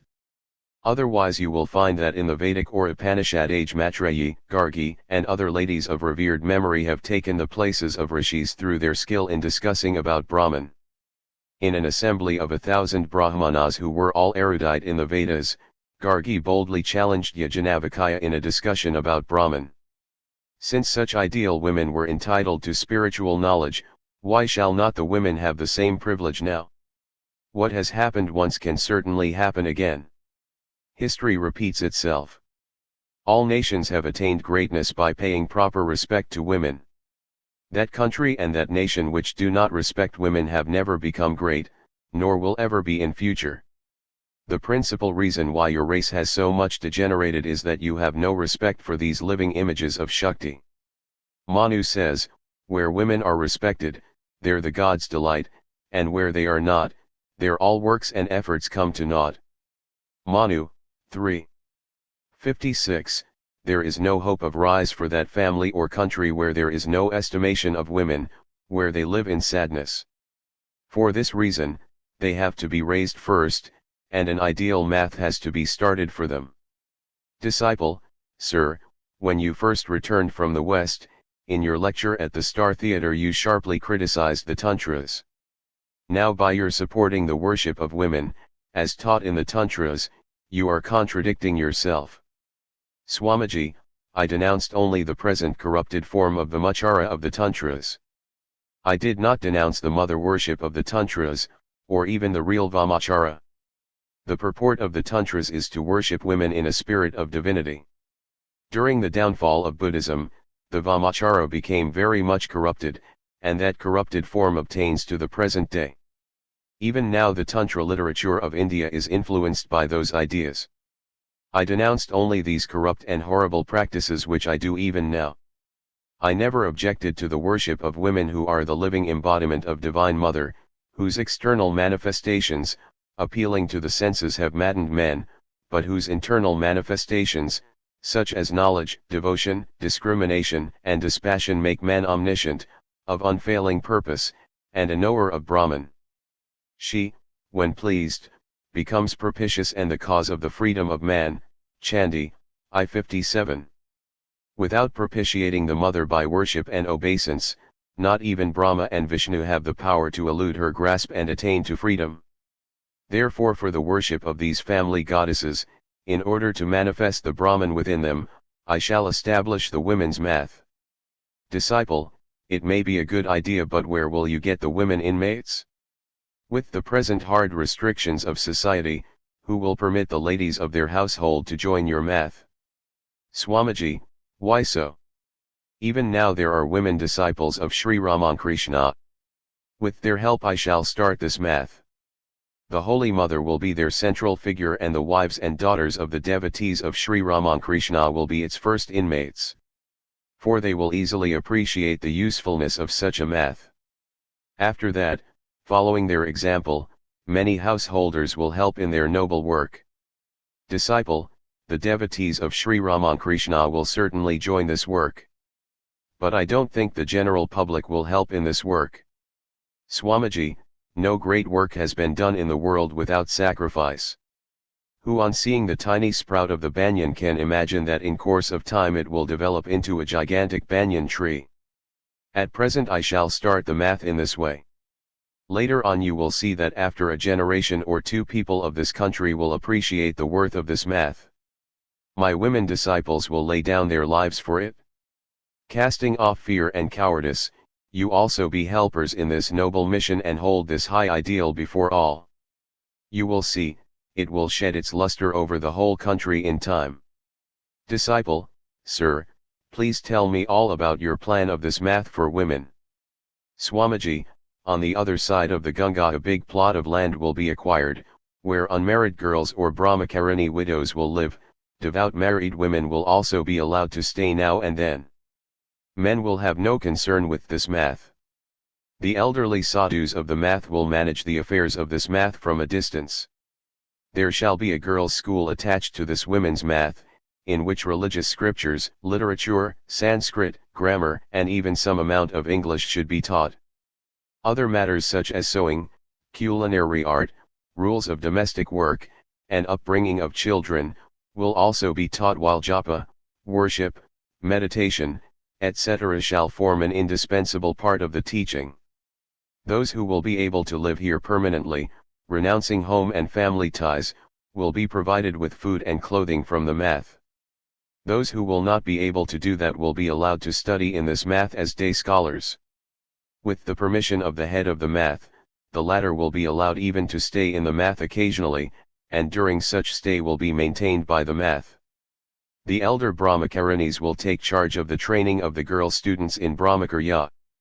After 5 or 6 years training in this math, the guardians of the girls may marry them. If deemed fit for yoga and religious life, with the permission of the guardians they will be allowed to stay in this math, taking the vow of celibacy. These celibate nuns will in time be the teachers and preachers of the math. In villages and towns they will open centers and strive for the spread of female education. Through such devout preachers of character there will be the real spread of female education in the country. So long as the students will remain in association with this math, they must observe brahmacharya as the basic ideal of this math. Spirituality, sacrifice, and self-control will be the motto of the pupils of this math, and service, or sevadharma the vow of their life. In view of such ideal lives, who will not respect and have faith in them? If the life of the women of this country be molded in such fashion, then only will there be the reappearance of such ideal characters as Sita, Savitri, and Gargi. To what straits the strictures of local usages have reduced the women of this country, rendering them lifeless and inert, you could understand if only you visited the Western countries. You alone are responsible for this miserable condition of the women, and it rests with you also to raise them again. Therefore I say, set to work. What will it do to memorize a few religious books like the Vedas and so on? Disciple, sir, if the girl students after being trained in this math marry, how will one find ideal characters in them? Will it not be better if the rule is made that those who will be educated in this math shall not marry? Swamiji, can that be brought about all at once? They must be given education and left to themselves. After that they will act as they think best. Even after marriage and entering the world, the girls educated as above will inspire their husbands with noble ideals and be the mothers of heroic sons. But there must be this rule that the guardians of the students in the women's math must not even think of marrying them before they attain the age of 15. Disciple, sir, then those girls will not command reputation in society. Nobody would like to marry them. Swamiji, why will not they be wanted in marriage? You have not yet understood the trend of society. These learned and accomplished girls will never be in want of bridegrooms. Society nowadays does not follow the texts recommending child marriage nor will do so in future. Even now, don't you see? Disciple, but there is sure to be a violent opposition against this in the beginning. Swamiji, let it be. What is there to be afraid of in that? Opposition to a righteous work initiated with moral courage will only awaken the moral power of the initiators the more.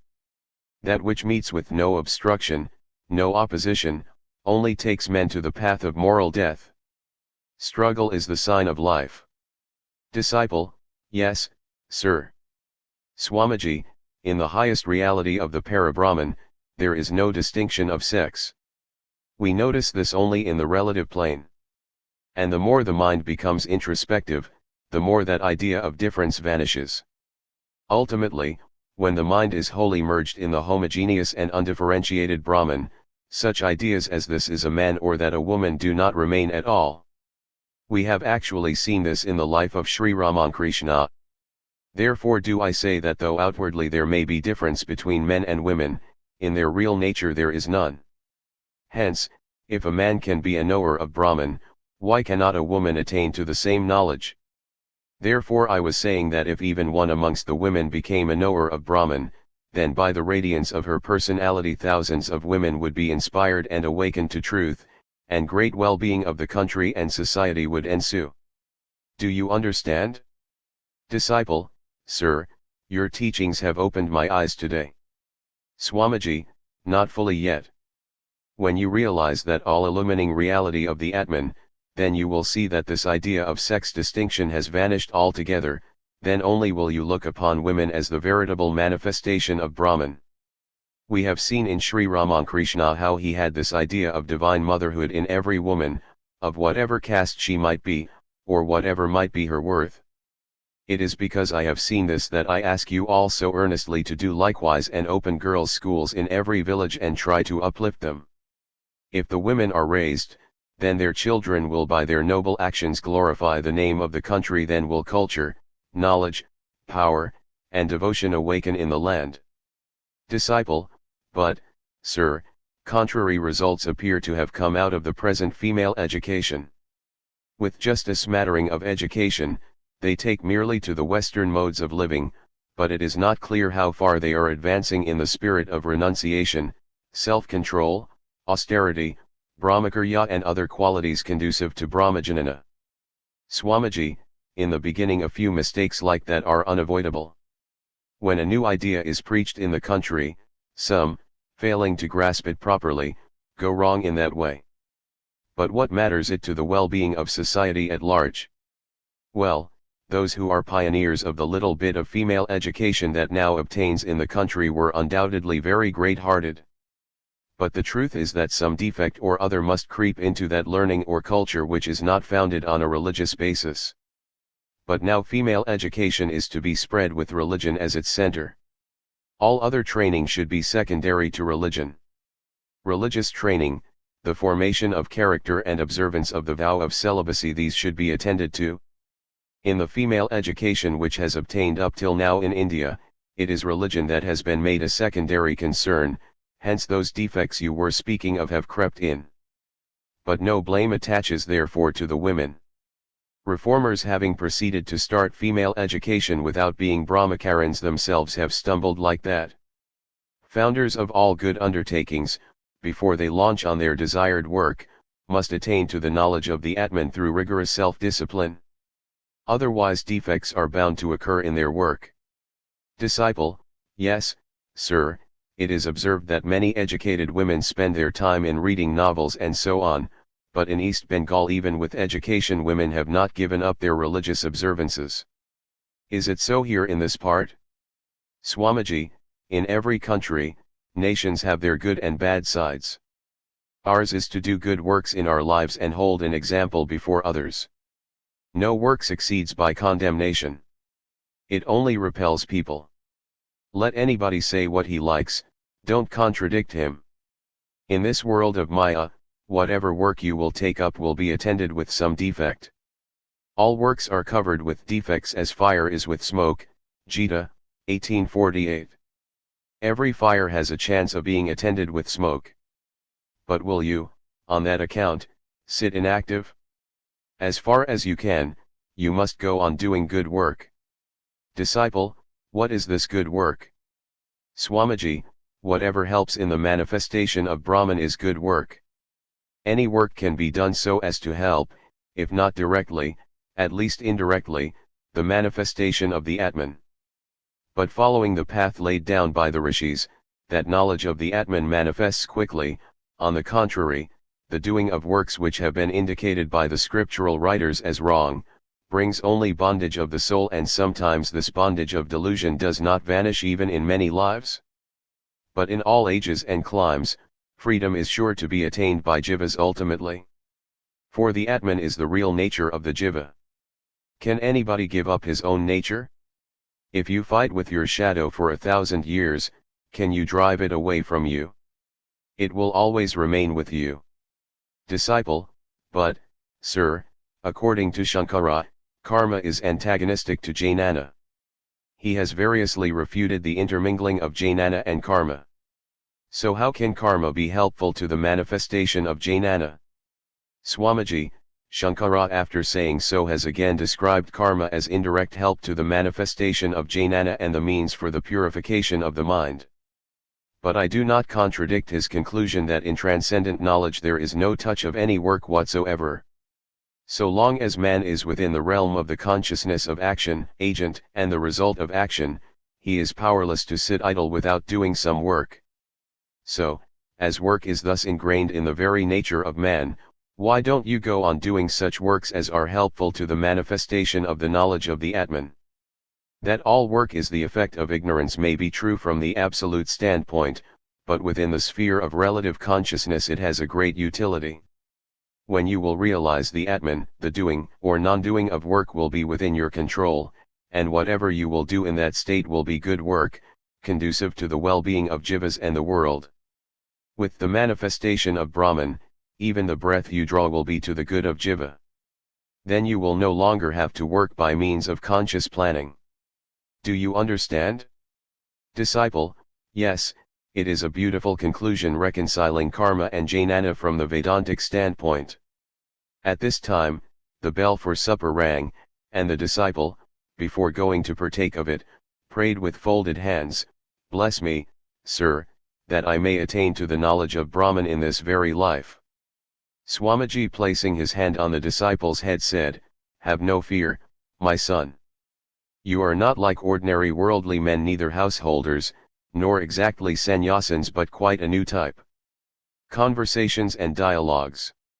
From the Diary of a Disciple, Sri Sharachandra Chakravarti, B.A. 19. Translated from Bengali. Place: Belur Math. Year: 1901. Swamiji is in indifferent health. At the earnest request of Swami Niranjanananda he has been taking Ayurvedic medicines for 6 or 7 days. According to this treatment, the drinking of water is strictly forbidden. He has to appease his thirst with milk. The disciple has come to the math early in the day. Swamiji on seeing him spoke with affection, "Oh, you have come? Well done, I was thinking of you." Disciple: I hear that you are living on milk for the last 6 or 7 days. Swamiji: yes, at the earnest entreaty of Niranjan, I had to take to this medicine. I cannot disregard their request. Disciple: you were in the habit of taking water very frequently. How could you give it up altogether? Swamiji: when I heard that according to this treatment water had to be given up, I made a firm resolve immediately not to take water. Now the idea of drinking water does not even occur to the mind. Disciple: the treatment is doing you good, I hope? Swamiji: that I don't know. I am simply obeying the orders of my brother disciples. Disciple: I think that indigenous drugs such as the Vaidyas use, are very well suited to our constitution. Swamiji: my idea is that it is better even to die under the treatment of a scientific doctor than expect recovery from the treatment of laymen who know nothing of modern science, but blindly go by the ancient books, without gaining a mastery of the subject even though they may have cured a few cases. Swamiji cooked certain dishes, one of which was prepared with vermicelli. When the disciple, who partook of it, asked Swamiji what it was, he replied, "It is a few English earthworms which I have brought dried from London." This created laughter among those present at the expense of the disciple. Despite his spare food and scanty sleep, Swamiji is very active. A few days ago, a new set of the Encyclopedia Britannica had been bought for the math. Seeing the new shining volumes, the disciple said to Swamiji, "It is almost impossible to read all these books in a single lifetime." He was unaware that Swamiji had already finished 10 volumes and had begun the 11th. "Swamiji, what do you say? Ask me anything you like from these 10 volumes, and I will answer you all." The disciple asked in wonder, "Have you read all these books?" "Swamiji, why should I ask you to question me otherwise?" Being examined, Swamiji not only reproduced the sense, but at places the very language of the difficult topics selected from each volume. The disciple, astonished, put aside the books, saying, "This is not within human power." "Swamiji, do you see, simply by the observance of strict brahmacharya, continence, all learning can be mastered in a very short time. One has an unfailing memory of what one hears or knows but once. It is owing to this want of continence that everything is on the brink of ruin in our country."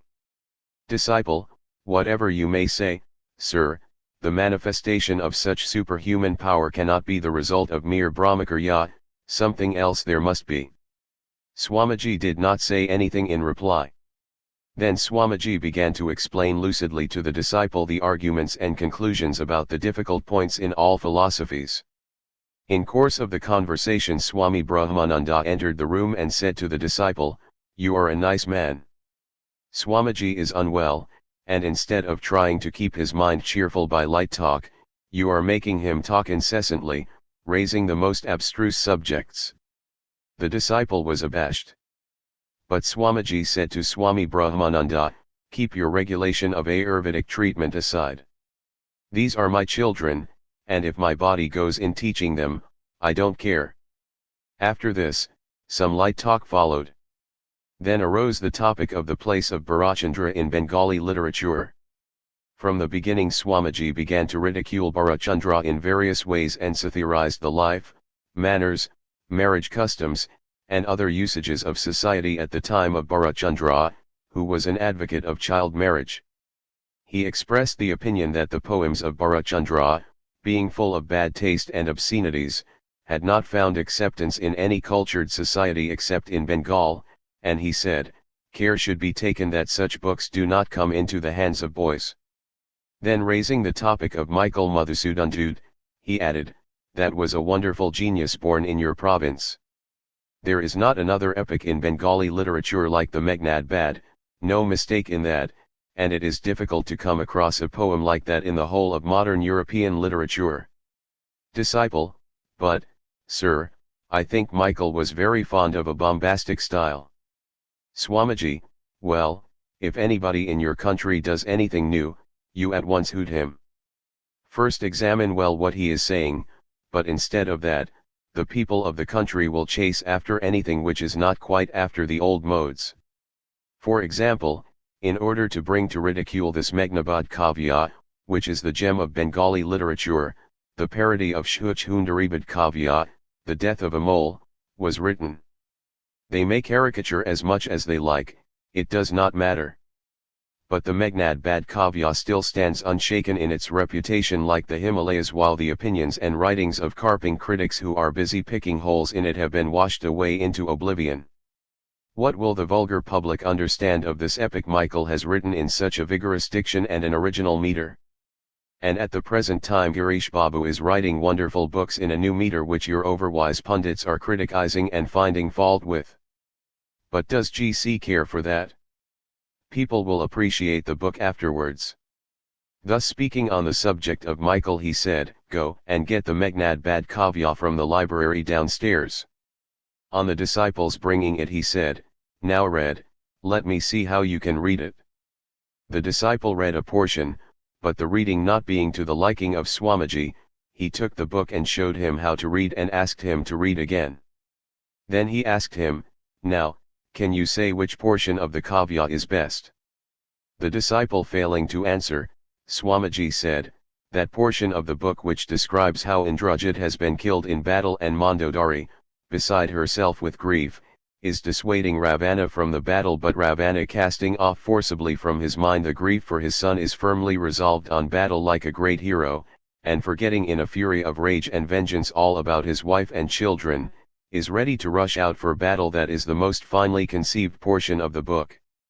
Come what may, I shall not forget my duty, whether the world remains or dissolves. These are the words of a great hero. Inspired by such feelings, Michael has written that portion.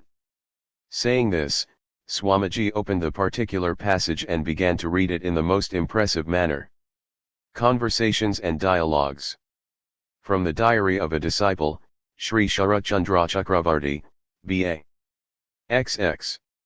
Translated from Bengali. Place, Belur Math. Year, 1901. Swamiji is much better under the Ayurvedic treatment. The disciple is at the math. While attending on Swamiji, he asked, the Atman is all-pervading, the very life of all beings, and so very near. Still, why is it not perceived? Swamiji, do you see yourself that you have eyes? When others speak of the eyes, then you are reminded that you have got eyes. Again, when dust or sand enters into them and sets up an irritation, then you feel quite well that you have got eyes. Similarly, the realization of this universal Atman, which is inner than the innermost, is not easily attained. Reading from scriptures or hearing from the lips of the preceptor, one has some idea of it, but when the hard lashes of the bitter sorrow and pain of the world make the heart sore, when on the death of one's near and dear relatives, man thinks himself helpless, when the impenetrable and insurmountable darkness about the future life agitates his mind, then does the jiva pant for a realization of the Atman. Therefore is sorrow helpful to the knowledge of the Atman. But one should remember the bitter lesson of experience. Those who die, merely suffering the woes of life like cats and dogs, are they men? He is a man who, even when agitated by the sharp interaction of pleasure and pain, is discriminating, and knowing them to be of an evanescent nature, becomes passionately devoted to the Atman. This is all the difference between men and animals. That which is nearest is least observed. The Atman is the nearest of the near, therefore the careless and unsteady mind of man gets no clue to it. But the man who is alert, calm, self-restrained, and discriminating, ignores the external world, and diving more and more into the inner world, realizes the glory of the Atman and becomes great. Then only he attains to the knowledge of the Atman and realizes the truth of such scriptural texts as, I am the Atman, thou art that, O Shvetakatu, and so on. Do you understand? Disciple, yes, sir. But why this method of attaining self-knowledge through the path of pain and suffering? Instead of all this, it would have been well if there had been no creation at all. We were all at one time identified with Brahman. Why then this desire for creation on the path of Brahman? Why again this going forth of the jiva, who is no other than Brahman, along the path of birth and death, amidst the interaction of the dualities of life? Swamiji, when a man is intoxicated, he sees many hallucinations, but when the intoxication goes off, he understands them as the imaginations of a heated brain. Whatever you see of this creation which is without a beginning, but has an end, is only an effect of your state of intoxication. When that passes off, such questions will not arise at all. Disciple, then is there no reality in the creation, and preservation, etc. of the universe? Swamiji, why should not there be? So long as you identify yourself with the body and have the ego consciousness, all these will remain. But when you are bereft of the body consciousness and devoted to the Atman and live in the Atman, then with respect to you none of these will remain, and such questions as whether there is any creation or birth or death will have no room. Then you will have to say, where is it gone, by whom is it taken, wherein is the world merged? It was just observed by me, and is it non-existent now? What a wonder! Vivekachudamani 483. Disciple, if there is no knowledge of the existence of the universe, how can it be said, wherein is the world merged? Swamiji, because one has to express the idea in language, therefore that mode of expression has been used. The author has tried to express in thought and language about the state where thought or language cannot reach, and therefore he has stated the fact that the world is wholly unreal, in a relative mode like the above. The world has no absolute reality which only belongs to Brahman, which is beyond the reach of mind and speech. Say what more you have to ask. Today I will put an end to all your arguments. The bell of the evening service in the worship room rang at the time, and everybody made for it.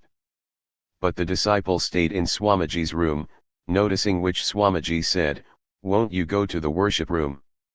Disciple, "I should like to stay here." Swamiji, "All right." After some time the disciple looking outside of the room said, "It is the new moon night and all the quarters are overspread with darkness. It is the night for the worship of Mother Kali."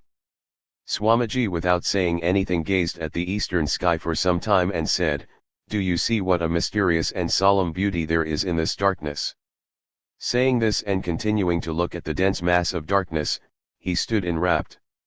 After some minutes had passed, Swamiji slowly began to sing a Bengali song, "O Mother, in deep darkness flashes thy formless beauty," etc. After the song Swamiji entered his room and sat down with an occasional word like mother, mother, or Kali, Kali, on his lips. Uneasy at Swamiji's profoundly abstracted mood, the disciple said, "Now, sir, please speak with me." Swamiji smilingly said, "Can you fathom the beauty and profundity of the Atman whose external manifestation is so sweet and beautiful?" The disciple wished for a change of topic, noticing which, Swamiji began another song of Kali, "O Mother, thou flowing stream of nectar, in how many forms and aspects dost thou play in manifestation?"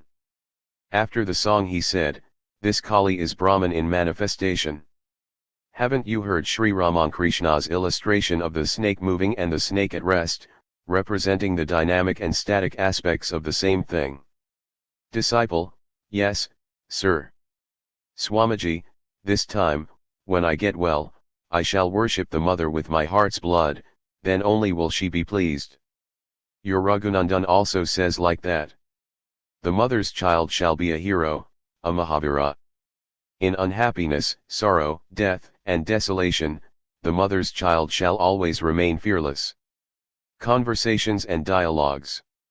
From the Diary of a Disciple, Sri Sharachandra Chakravarti, B.A. XXI. Translated from Bengali. Place, Belur Math. Year, 1901. Swamiji is staying at the Math nowadays. His health is not very good, but he goes out for a walk in the mornings and evenings. The disciple, after bowing at the feet of Swamiji, inquired about his health. Swamiji, "Well, this body is in such a pitiable condition, but none of you are stepping forward to help in my work. What shall I do single-handed? This time the body has come out of the soil of Bengal, so can it bear the strain of much work? You who come here are pure souls, and if you do not become my helpers in this work, what shall I do alone?" Disciple, "Sir, these self-sacrificing brahmacarins and sannyasins are standing behind you, and I think that each one of them can devote his life to your work. Still, why do you speak in this way?" Swamiji, "Well, I want a band of young Bengal who alone are the hope of this country.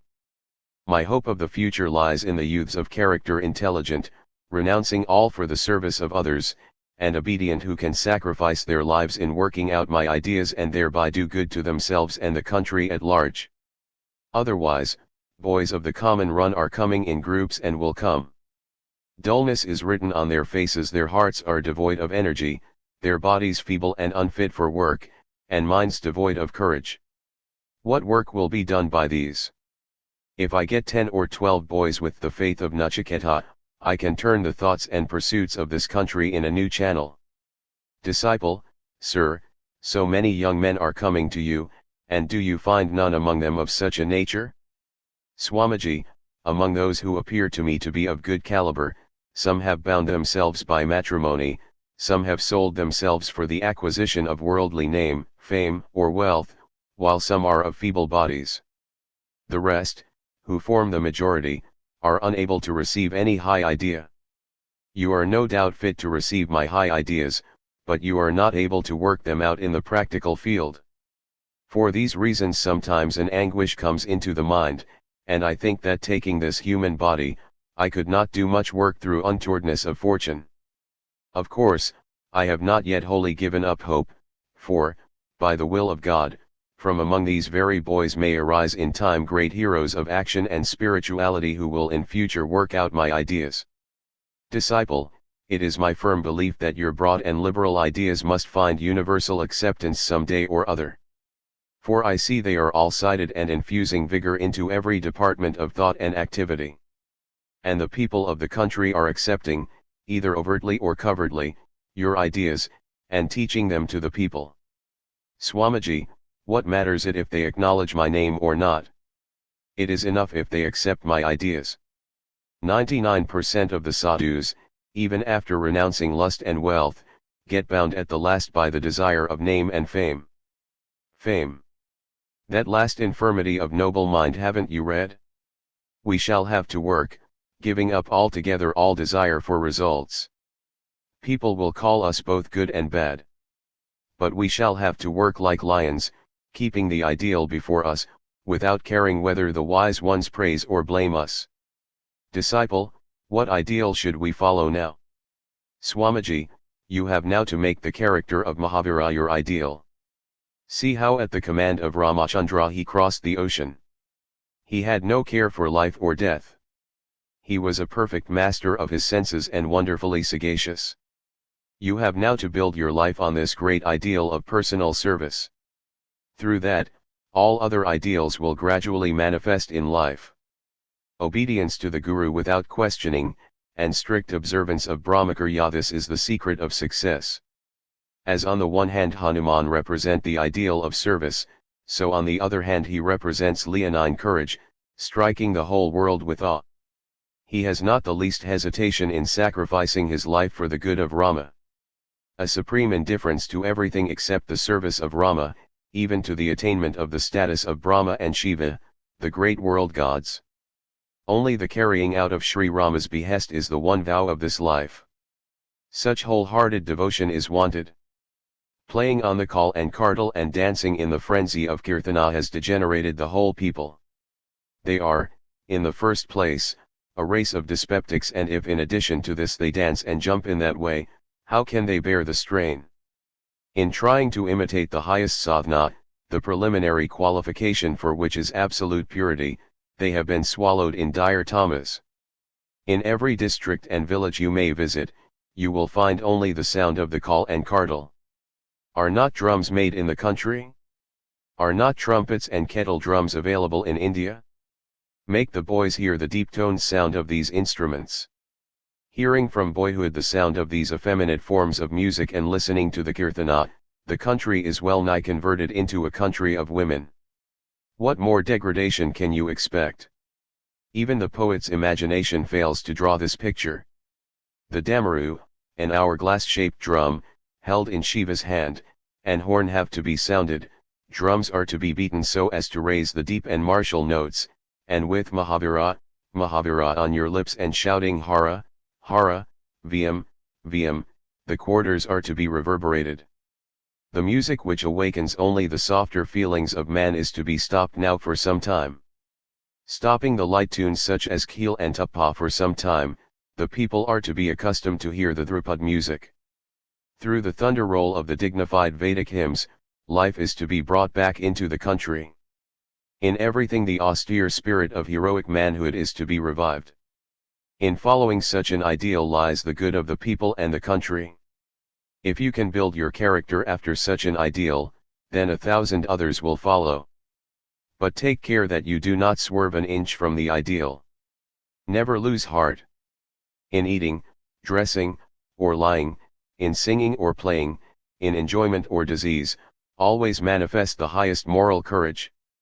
Then only will you attain the grace of Mahashakti, the Divine Mother. Disciple, sir, at times I am overcome by low spirits, I don't know how. Swamiji, then think like this, whose child am I? I associate with him, and shall I have such weak-mindedness and lowness of spirits?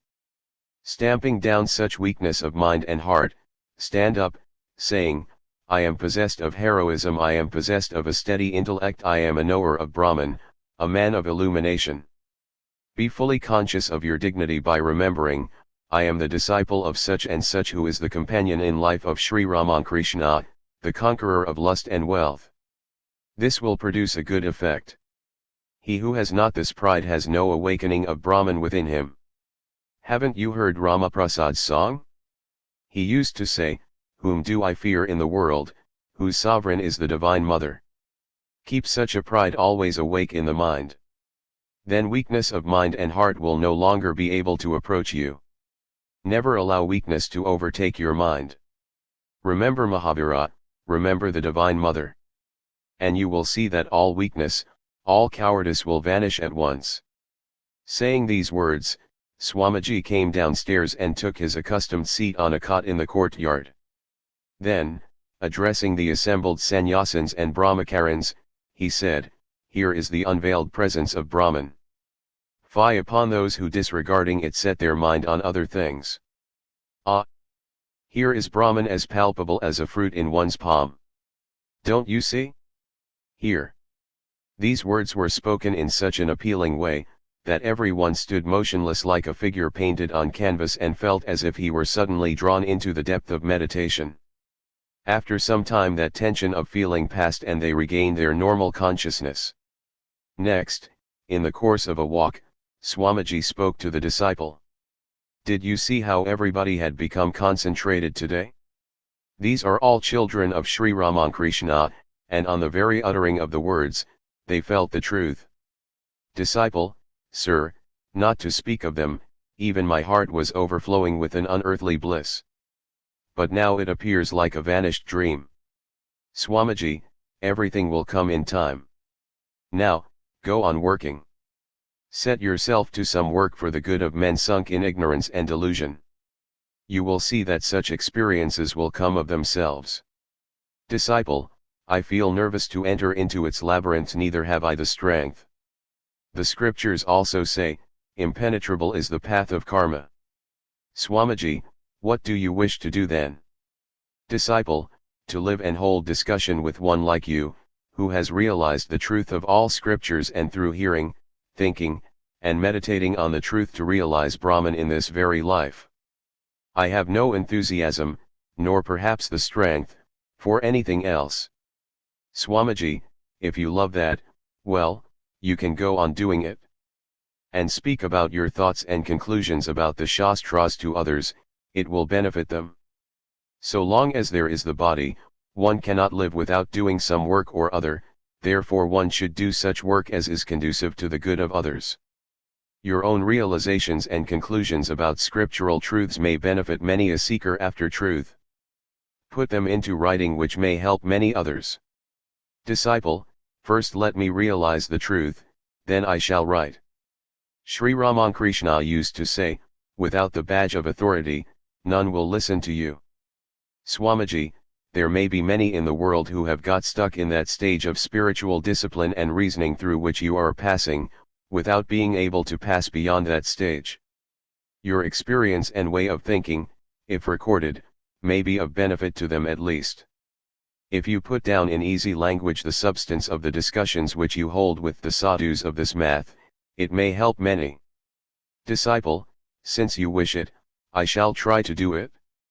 Swamiji, what is the good of that spiritual practice or realization which does not benefit others, does not conduce to the well-being of people sunk in ignorance and delusion, does not help in rescuing them from the clutches of lust and wealth?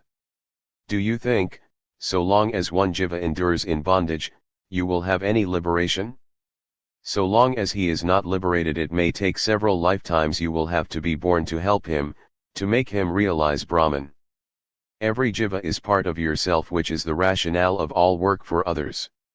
As you desire the wholehearted good of your wife and children, knowing them to be your own, so when a like amount of love and attraction for every jiva will awaken in you, then I shall know that Brahman is awakening in you, not a moment before. When this feeling of the all-round good of all without respect for caste or color will awaken in your heart, then I shall know you are advancing towards the ideal. Disciple, sir, it is a most tremendous statement that without the salvation of all, there shall be no salvation for an individual. I have never heard of such a wonderful proposition. Swamiji, there is a class of Vedantists who hold such a view. They say that individual liberation is not the real and perfect form of liberation, but universal and collective liberation is true mukti. Of course, both merits and defects can be pointed out in that view. Disciple, according to Vedanta, the state of individualist existence is the root of bondage, and the infinite intelligence, through desires and effects of works, appears bound in that limiting condition. When by means of discrimination that limiting condition vanishes and the jiva is bereft of all adjuncts, then how can there be bondage for the Atman which is of the essence of transcendent intelligence? He for whom the idea of the jiva and the world is a persisting reality may think that without the liberation of all he has no liberation. But when the mind becomes bereft of all limiting adjuncts and is merged in Brahman, where is there any differentiation for him? So nothing can operate as a bar to his mukti. Swamiji, yes, what you say is right, and most Vedantins hold that view, which is also flawless. In that view, individual liberation is not barred. But just consider the greatness of his heart who thinks that he will take the whole universe with him to liberation. Disciple, sir, it may indicate boldness of heart, but it is not supported by the scriptures. Swamiji was in an abstracted mood and did not listen to the words. After some time he said, day and night think and meditate on Brahman, meditate with great one-pointedness of mind. And during the time of awakeness to outward life, either do some work for the sake of others or repeat in your mind, let good happen to jivas and the world. Let the mind of all flow in the direction of Brahman. Even by such continuous current of thought the world will be benefited. Nothing good in the world becomes fruitless, be it work or thought. Your thought currents will perhaps rouse the religious feeling of someone in America. Disciple, sir, please bless me that my mind may be concentrated on the truth. Swamiji, so it will be. If you have earnestness of desire, it will certainly be. Conversations and Dialogues. From the Diary of a Disciple, Sri Sharachandra Chakravarti, B.A. XXII. Translated from Bengali. Place, The Math, Belur. Year, 1901. At the time Belur Math was established, many among the orthodox Hindus were wont to make sharp criticism of the ways of life in the math. Hearing the report of such criticism from the disciple, Swamiji would say, in the words of the couplet of Tulasidas, the elephant passes in the marketplace, and 1,000 curs begin barking after him, so the sadhus have no ill feeling when worldly people slander them. Or again he would say, without persecution no beneficent idea can enter into the heart of a society. He would exhort everybody, go on working without an eye to results. One day you are sure to reap the fruits of it. Again, on the lips of Swamiji were very often heard the words of the Gita, a doer of good never comes to grief, my son. In May or June, 1901, seeing the disciple at the math Swamiji said, bring me a copy of Ashtavamshati Tattva, 28 categories, of Raghunandan at an early date. Disciple, yes, sir, but what will you do with the Raghunandan Smriti, which the present educated India calls a heap of superstition? Swamiji, why? Raghunandan was a wonderful scholar of his time. Collecting the ancient Smritis, he codified the customs and observances of the Hindus, adapting them to the needs of the changed times and circumstances. All Bengal is following the rules laid down by him. But in the iron grip of his rules regulating the life of a Hindu from conception to death, the Hindu society was much oppressed. In matters of eating and sleeping, in even the ordinary functions of life, not to speak of the important ones, he tried to regulate everyone by rules. In the altered circumstances of the times, that did not last long. At all times in all countries the Karmakanda, comprising the social customs and observances, changes form. Only the Jnanakanda endures. Even in the Vedic age you find that the rituals gradually changed in form. but the philosophic portion of the Upanishads has remained unchanged up till now, only there have been many interpreters, that is all. Disciple, what will do you with the Smriti of Raghunandan? Swamiji, this time I have a desire to celebrate the Durga Puja, worship of goddess Durga. If the expenses are forthcoming, I shall worship the Mahamaya. Therefore I have a mind to read the ceremonial forms of that worship. When you come to the math next Sunday, you must bring a copy of the book with you. Disciple, all right, sir. Next Saturday the disciple brought a copy of the book, and Swamiji was much pleased to get it. Meeting the disciple a week after this, he said, I have finished the Raghunandan Smriti presented by you. If possible, I shall celebrate the puja of the Divine Mother. ******. The Durga Puja took place with great eclat at the proper time. Shortly after this, Swamiji performed a homa before the Mother Kali at Kali Ghat. Referring this incident, he spoke to the disciple, well, I was glad to see that there was yet a liberality of view at Kali Ghat. The temple authorities did not object in the least to my entering the temple, though they knew that I was a man who had returned from the West. On the contrary, they very cordially took me into the holy precincts and helped me to worship the Mother to my heart's content. Conversations and Dialogues. From the Diary of a Disciple, Sri Sharachandra Chakravarti, B.A. XXIV. Translated from Bengali. Place, The Math, Belur. Year, 1902. After returning from eastern Bengal, Swamiji stayed in the Math and lived a simple childlike life. Every year some Santal laborers used to work in the Math. Swamiji would joke and make fun with them and loved to hear their tales of weal and woe. One day several noted gentlemen of Calcutta came to visit Swamiji in the Math. That day Swamiji had started such a warm talk with the Santals that, when he was informed of the arrival of those gentlemen, he said, I shan't be able to go now. I am happy with these men. Really that day Swamiji did not leave the poor Santals to see those visitors. One among the Santals was named Keshta. Swamiji loved Keshta very much. Whenever Swamiji came to talk with them, Keshta used to say to Swamiji, Oh my Swamiji, do not come to us when we are working, for while talking with you our work stops and the supervising Swami rebukes us afterwards. Swamiji would be touched by these words and say, No, no, he will not say anything, tell me a little about your part of the country, saying which he used to introduce the topic of their worldly affairs. One day Swamiji said to Keshta, Well, will you take food here one day? Keshta said, We do not take food touched by you, if you put salt in our food and we eat it, we shall lose our caste. Swamiji said, Why should you take salt? We will prepare curry for you without salt, will you then take it? Keshta agreed to it. Then at orders of Swamiji, bread, curry, sweets, curd, etc. were arranged for the Santals, and he made them sit before him to eat.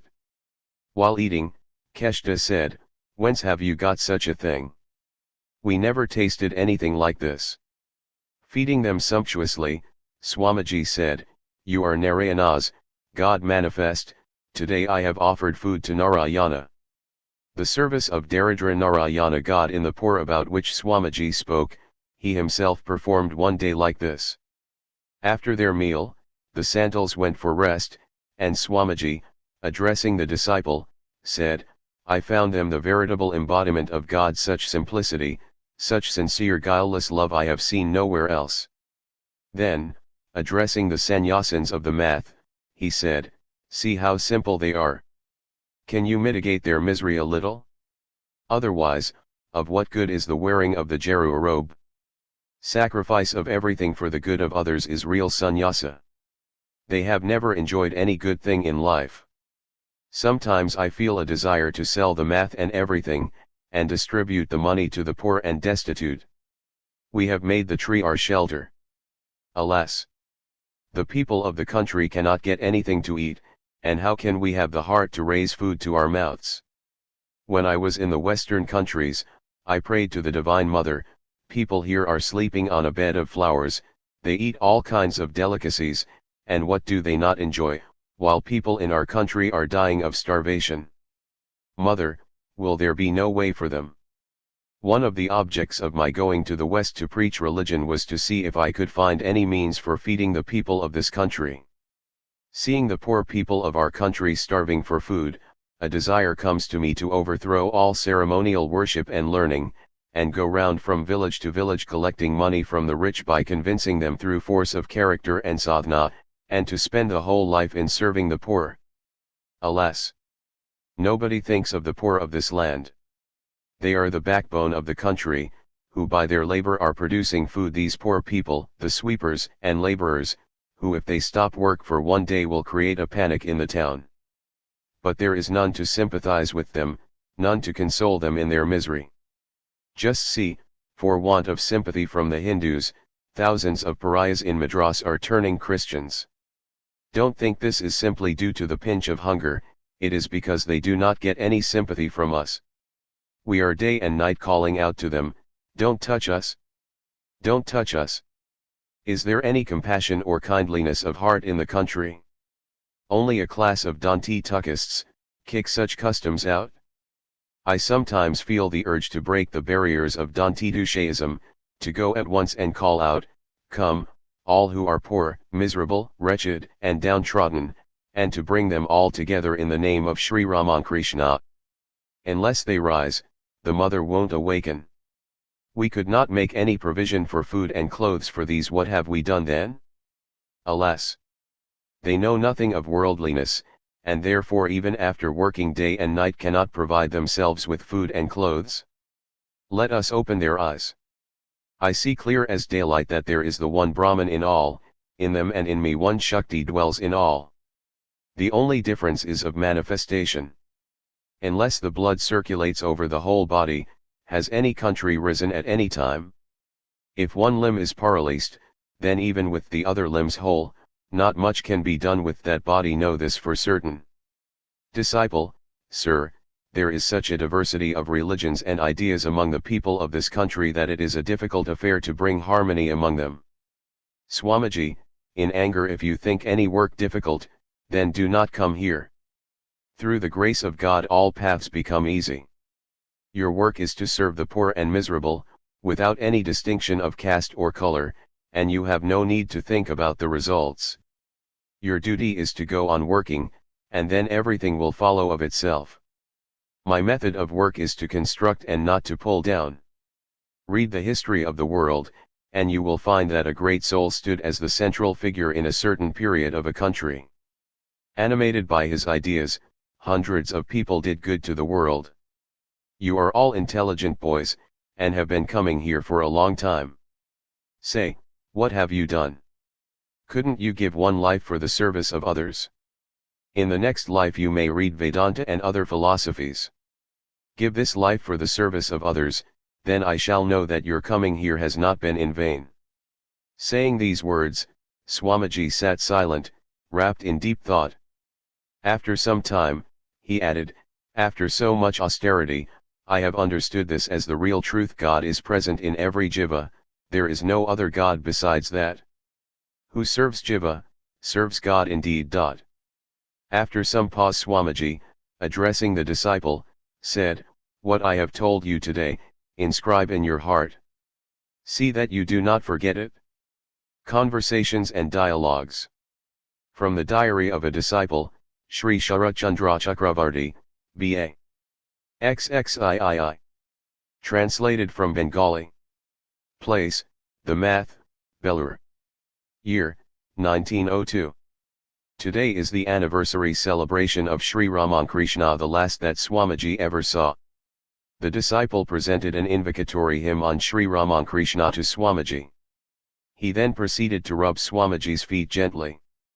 Before starting to read the poem, Swamiji spoke to him, do it very gently as the feet have become very tender.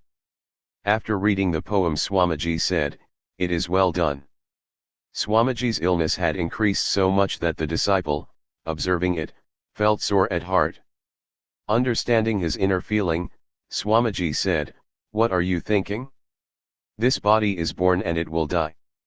if I have been able to instill a few of my ideas into you all, then I shall know that my birth has not been in vain. Disciple, are we fit objects of your mercy? If you bless me, without taking my fitness into consideration, then I will consider myself fortunate. Swamiji, always remember that renunciation is the root idea. Unless one is initiated into this idea, not even Brahma and the world gods have the power to attain mukti. Disciple, it is a matter of deep regret that even hearing this from you almost every day, I have not been able to realize it. Swamiji, renunciation must come, but in the fullness of time. In the fullness of time one attains to knowledge within himself. When the few samskaras, tendencies, of the previous life are spent, then renunciation sprouts up in the heart. After some time he said, "Why should you go outside and see the big concourse of people? Stay with me now. And ask Niranjan to sit at the door, so that nobody may disturb me today." Then the following conversation took place between Swamiji and the disciple. "Swamiji, I think that it will be better if from now the anniversary is celebrated in a different way. The celebration should extend to 4 or 5 days instead of 1. On the first day, there may be study and interpretation of scriptures, on the second, discussion on the Vedas and the Vedanta and the solution of the problems in connection with them, on the third day, there may be a question class. The fourth day may be fixed for lectures. On the last day, there will be a festival on the present lines. This will be like the Durga Puja extending over 4 or 5 days. Of course, if the celebration is on the above lines, none but the devotees of Sri Ramakrishna will be able to attend on the other days except the last. But that does not matter.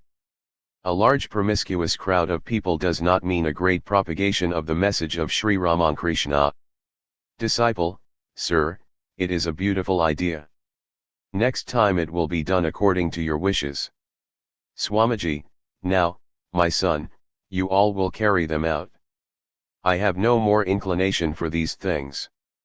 Disciple, sir, this year many kirtana parties have come. Hearing these words, Swamiji stood up holding the iron bars of the window and looked at the assembled crowd of devotees. After some time he sat down. Swamiji, you are the actors in the divine Lila, play, of Sri Ramakrishna. After this, not to speak of ours, people will take your names also. These hymns which you are writing will afterwards be read by people for the acquirement of love and knowledge. Know that the attainment of the knowledge of the Atman is the highest object of life. If you have devotion for the avatars who are the world teachers, that knowledge will manifest of itself in time. Disciple, sir, shall I attain to such knowledge? Swamiji, by the blessings of Sri Ramakrishna you shall attain to divine love and knowledge. You will not find much happiness in the worldly life. Disciple, sir, if you condescend to destroy the weakness of my mind, then only there is hope for me. Swamiji, what fear? When you have chanced to come here, you shall be free. Disciple, with great entreaty you must save me and lift me from ignorance in this very life. Swamiji, say, who can save anybody? The Guru can only take away some covering veils. When these veils are removed, the Atman shines in its own glory and manifests like the sun. Disciple, then why do we find mention of grace in the scriptures? Swamiji, grace means this. He who has realized the Atman becomes a storehouse of great power. Making him the center, and with a certain radius a circle is formed, and whoever comes within the circle becomes animated with the ideas of that saint, i.e. they are overwhelmed by his ideas. Thus without much religious striving, they inherit the results of his wonderful spirituality. If you call this grace, you may do so. Disciple, is there no other grace than this? Swamiji, yes, there is. When the Avatara comes, then with him are born liberated persons as helpers in his world play. Only Avataras have the power to dispel the darkness of a million souls and give them salvation in one life. This is known as grace. Do you understand? Disciple, yes, sir. But what is the way for those who have not been blessed with the sight of him? Swamiji, the way for them is to call on him. Calling on him, many are blessed with his vision, can see him in human form just like ours and obtain his grace. Disciple, have you ever had a vision of Sri Ramakrishna after his passing away? Swamiji, after his leaving the body, I associated for some time with Pavayari Baba of Ghazipur. There was a garden not far distant from his ashrama where I lived. People used to say it was a haunted garden, but as you know, I am a sort of demon myself and have not much fear of ghosts. In the garden there were many lemon trees which bore numerous fruits. At that time I was suffering from diarrhea, and there no food could be had except bread. So, to increase the digestive powers, I used to take plenty of lemons. Mixing with Pavayari Baba, I liked him very much, and he also came to love me deeply. One day I thought that I did not learn any art for making this weak body strong, even though I lived with Sri Ramakrishna for so many years. I had heard that Pavayari Baba knew the science of Hatha Yoga. So I thought I would learn the practices of Hatha Yoga from him, and through them strengthen the body. You know, I have a dogged resolution, and whatever I set my heart on, I always carry out. On the eve of the day on which I was to take initiation, I was lying on a cot thinking, and just then I saw the form of Sri Ramakrishna standing on my right side, looking steadfastly at me, as if very much grieved. I had dedicated myself to him, and at the thought that I was taking another guru I was much ashamed and kept looking at him. Thus perhaps 2 or 3 hours passed, but no words escaped from my mouth. Then he disappeared all on a sudden. My mind became upset seeing Sri Ramakrishna that night, so I postponed the idea of initiation from Pavayari Baba for the day. After a day or two again the idea of initiation from Pavayari Baba arose in the mind, and again in the night there was the appearance of Sri Ramakrishna as on the previous occasion. Thus when for several nights in succession I had the vision of Sri Ramakrishna, I gave up the idea of initiation altogether, thinking that as every time I resolved on it, I was getting such a vision, then no good but harm would come from it. After some time he addressed the disciple, saying, "Those who have seen Sri Ramakrishna are really blessed. Their family and birth have become purified by it. All of you will also get his vision. The very fact that you have come here, shows that you are very near to him. Nobody has been able to understand who came on earth as Sri Ramakrishna. Even his own nearest devotees have got no real clue to it. Only some have got a little inkling of it. All will understand it afterwards." The conversation was thus going on when Swami Niranjanananda knocked at the door. The disciple rose and inquired, "Who has come?" Swami Niranjanananda replied, "Sister Nivedita and some other English ladies." They were admitted into the room, sat on the floor and inquired about the health of Swamiji. After a few more words they went away. Then Swamiji said to the disciple, "See how cultured they are. If they were Bengalis, they would have made me talk at least for half an hour, even though they found me unwell. It is about 2:30 now, and there is a great gathering of people outside." Understanding the disciple's mind, Swamiji said, "Just go and have a look round but come back soon." Conversations and Dialogues. From the Diary of a Disciple, Sri Sharachandra Chakravarti, B.A. XXV. Translated from Bengali. Place, The Math, Belur. Year, beginning of 1902. It was Saturday, and the disciple came to the math just before evening. An austere routine was being followed now at the math regarding spiritual practices. Swamiji had issued an order that all brahmacarins and sannyasins should get up very early in the morning and practice japa and meditation in the worship room. Swamiji was having little sleep during these days, and would rise from bed at 3 in the morning. On the disciple saluting Swamiji just after his appearance at the math, he said, "Well, see how they are practicing religious exercises here nowadays. Everyone passes a considerable time in japa and meditation on mornings and evenings. Look, there a bell has been procured, which is used for rousing all from sleep. Everyone has to get up before dawn. Sri Ramakrishna used to say, In the morning and evening the mind remains highly imbued with sattva ideas, those are the times when one should meditate with earnestness. After the passing away of Sri Ramakrishna we underwent a lot of religious practice at the Bharanagara Math. We used to get up at 3 a.m. and after washing our face etc. some after bath, and others without it we would sit in the worship room and become absorbed in japa and meditation. What a strong spirit of dispassion we had in those days. We had no thought even as to whether the world existed or not. Ramakrishnananda busied himself day and night with the duties pertaining to Sri Ramakrishna's worship and service, and occupied the same position in the math as the mistress of the house does in a family. It was he who would procure, mostly by begging, the requisite articles for Sri Ramakrishna's worship and our subsistence. There have been days when the japa and meditation continued from morning till 4 or 5 in the afternoon. Ramakrishnananda waited and waited with our meals ready, till at last he would come and snatch us from our meditation by sheer force. Oh, what a wonderful constancy of devotion we have noticed in him. Disciple, sir, how did you use to meet the math expenses then? Swamiji, what a question. Well, we were sadhus, and what would come by begging and other means, would be utilized for defraying the math expenses. Today both Suresh Babu, Surendranath Mitra, and Balaram Babu are no more. Had they been alive they would have been exceedingly glad to see this math. You have doubtless heard Suresh Babu's name. It was he who used to bear all the expenses of the Bharanagara math. It was this Suresh Mitra who used to think most for us in those days.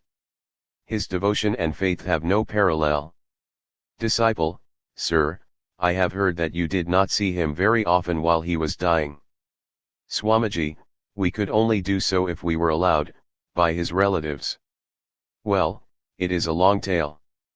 But know this for certain that among worldly people it is of little count to your relatives and kinsmen whether you live or die. If you succeed in leaving some property, you will find even in your lifetime that there has been set up a brawl over it in your household. You will have no one to console you in your deathbed, not even your wife and sons. Such is the way of the world. Referring to the past condition of the math, Swamiji went on, owing to want of funds I would sometimes fight for abolishing the math altogether. But I could never induce Ramakrishnananda to accede to the proposal. Know Ramakrishnananda to be the central figure of the math. There have been days when the math was without a grain of food. If some rice was collected by begging, there was no salt to take it with. On some days there would be only rice and salt, but nobody cared for it in the least. We were then being carried away by a tidal wave of spiritual practice. Boiled bimbo leaves, rice, and salt, this was the menu for a month at a stretch. Oh, those wonderful days! The austerities of that period were enough to dismay supernatural beings, not to speak of men. But it is a tremendous truth that if there be real worth in you, the more are circumstances against you, the more will that inner power manifest itself. But the reason why I have provided for beds and a tolerable living in this math is that the sannyasins that are enrolling themselves nowadays will not be able to bear so much strain as we did. There was the life of Sri Ramakrishna before us, and that was why we did not care much for privations and hardships. Boys of this generation will not be able to undergo so much hardship. Hence it is that I have provided for some sort of habitation and a bare subsistence for them. If they get just enough food and clothing, the boys will devote themselves to religious practice and will learn to sacrifice their lives for the good of humanity. Disciple, sir, outside people say a good deal against this sort of bedding and furniture. Swamiji, let them say. Even in jest they will at least once think of this math. And they say, it is easier to attain liberation through cherishing a hostile spirit. Sri Ramakrishna used to say, men should be ignored like worms. Do you mean we have to conduct ourselves according to the chance opinion of others? Shah. Disciple, sir, you sometimes say, all are Narayanas, the poor and the needy are my Narayanas, and again you say, men should be ignored like worms.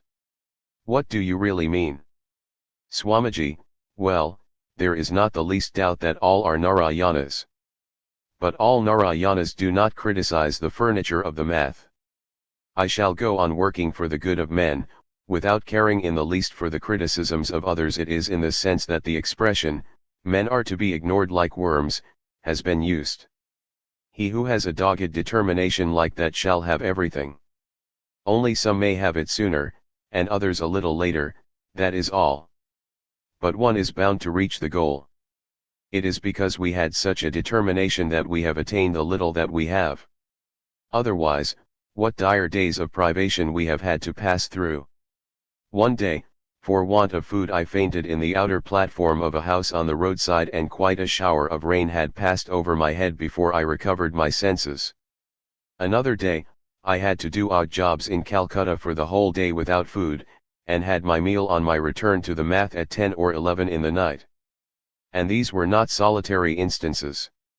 Saying these words, Swamiji sat for a while pursuing some trend of thought. Then he resumed. Real monasticism is not easy to attain. There is no order of life so rigorous as this.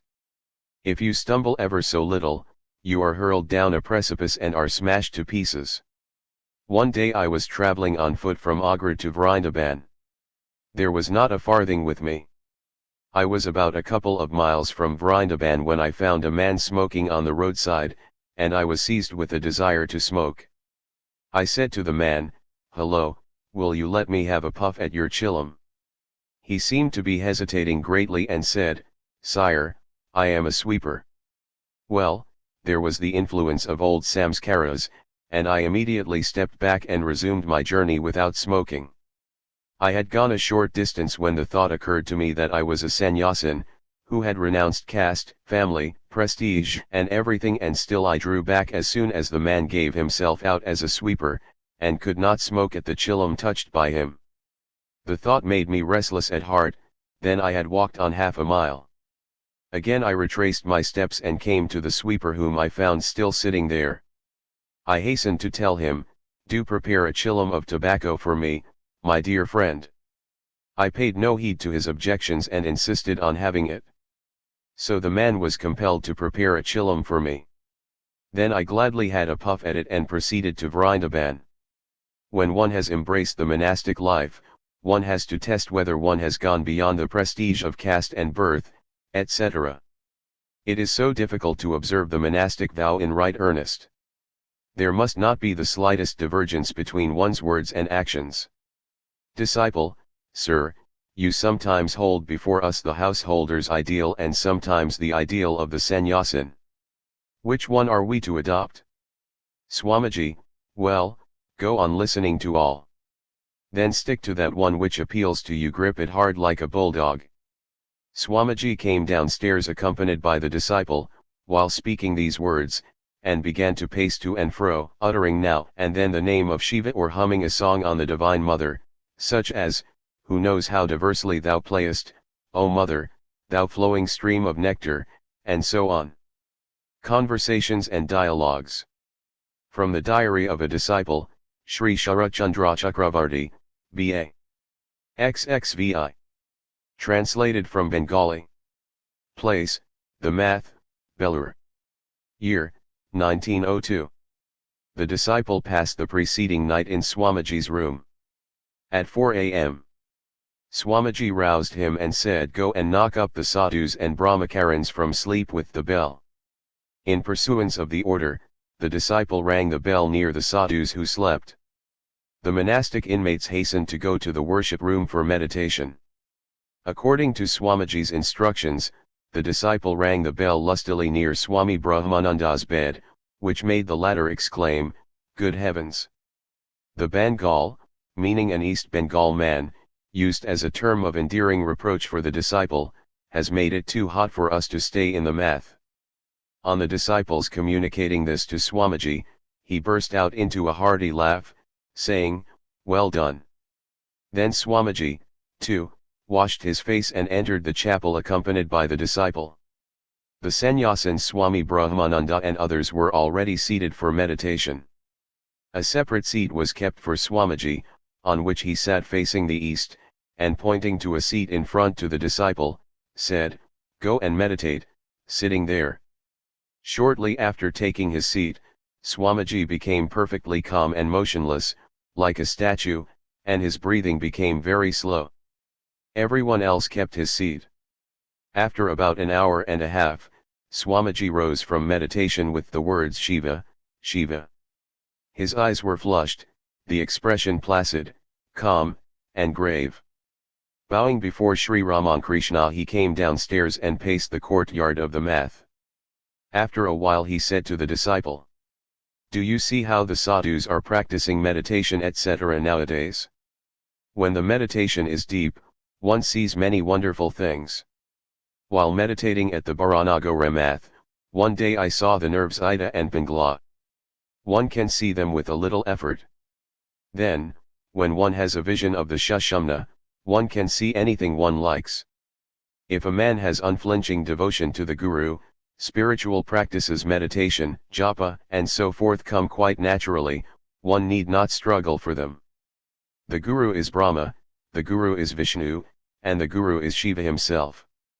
Then the disciple prepared tobacco for Swamiji, and when he returned with it, Swamiji spoke as he puffed at it, "Within there is the lion, the eternally pure, illumined, and ever free Atman, and directly one realizes him through meditation and concentration, this world of Maya vanishes. He is equally present in all, and the more one practices, the quicker does the Kundalini, the coiled up power, awaken in him. When this power reaches the head, one's vision is unobstructed, one realizes the Atman." Disciple: "Sir, I have only read of these things in the scriptures, but nothing has been realized as yet." Swamiji: "Is bound to come in time. But some attain this early, and others are a little late. One must stick to it, determined never to let it go. This is true manliness. You must keep the mind fixed on one object, like an unbroken stream of oil. The ordinary man's mind is scattered on different objects, and at the time of meditation, too, the mind is at first apt to wander. But let any desire whatever arise in the mind, you must sit calmly and watch what sort of ideas are coming. By continuing to watch in that way, the mind becomes calm, and there are no more thought waves in it. These waves represent the thought activity of the mind. Those things that you have previously thought deeply, have transformed themselves into a subconscious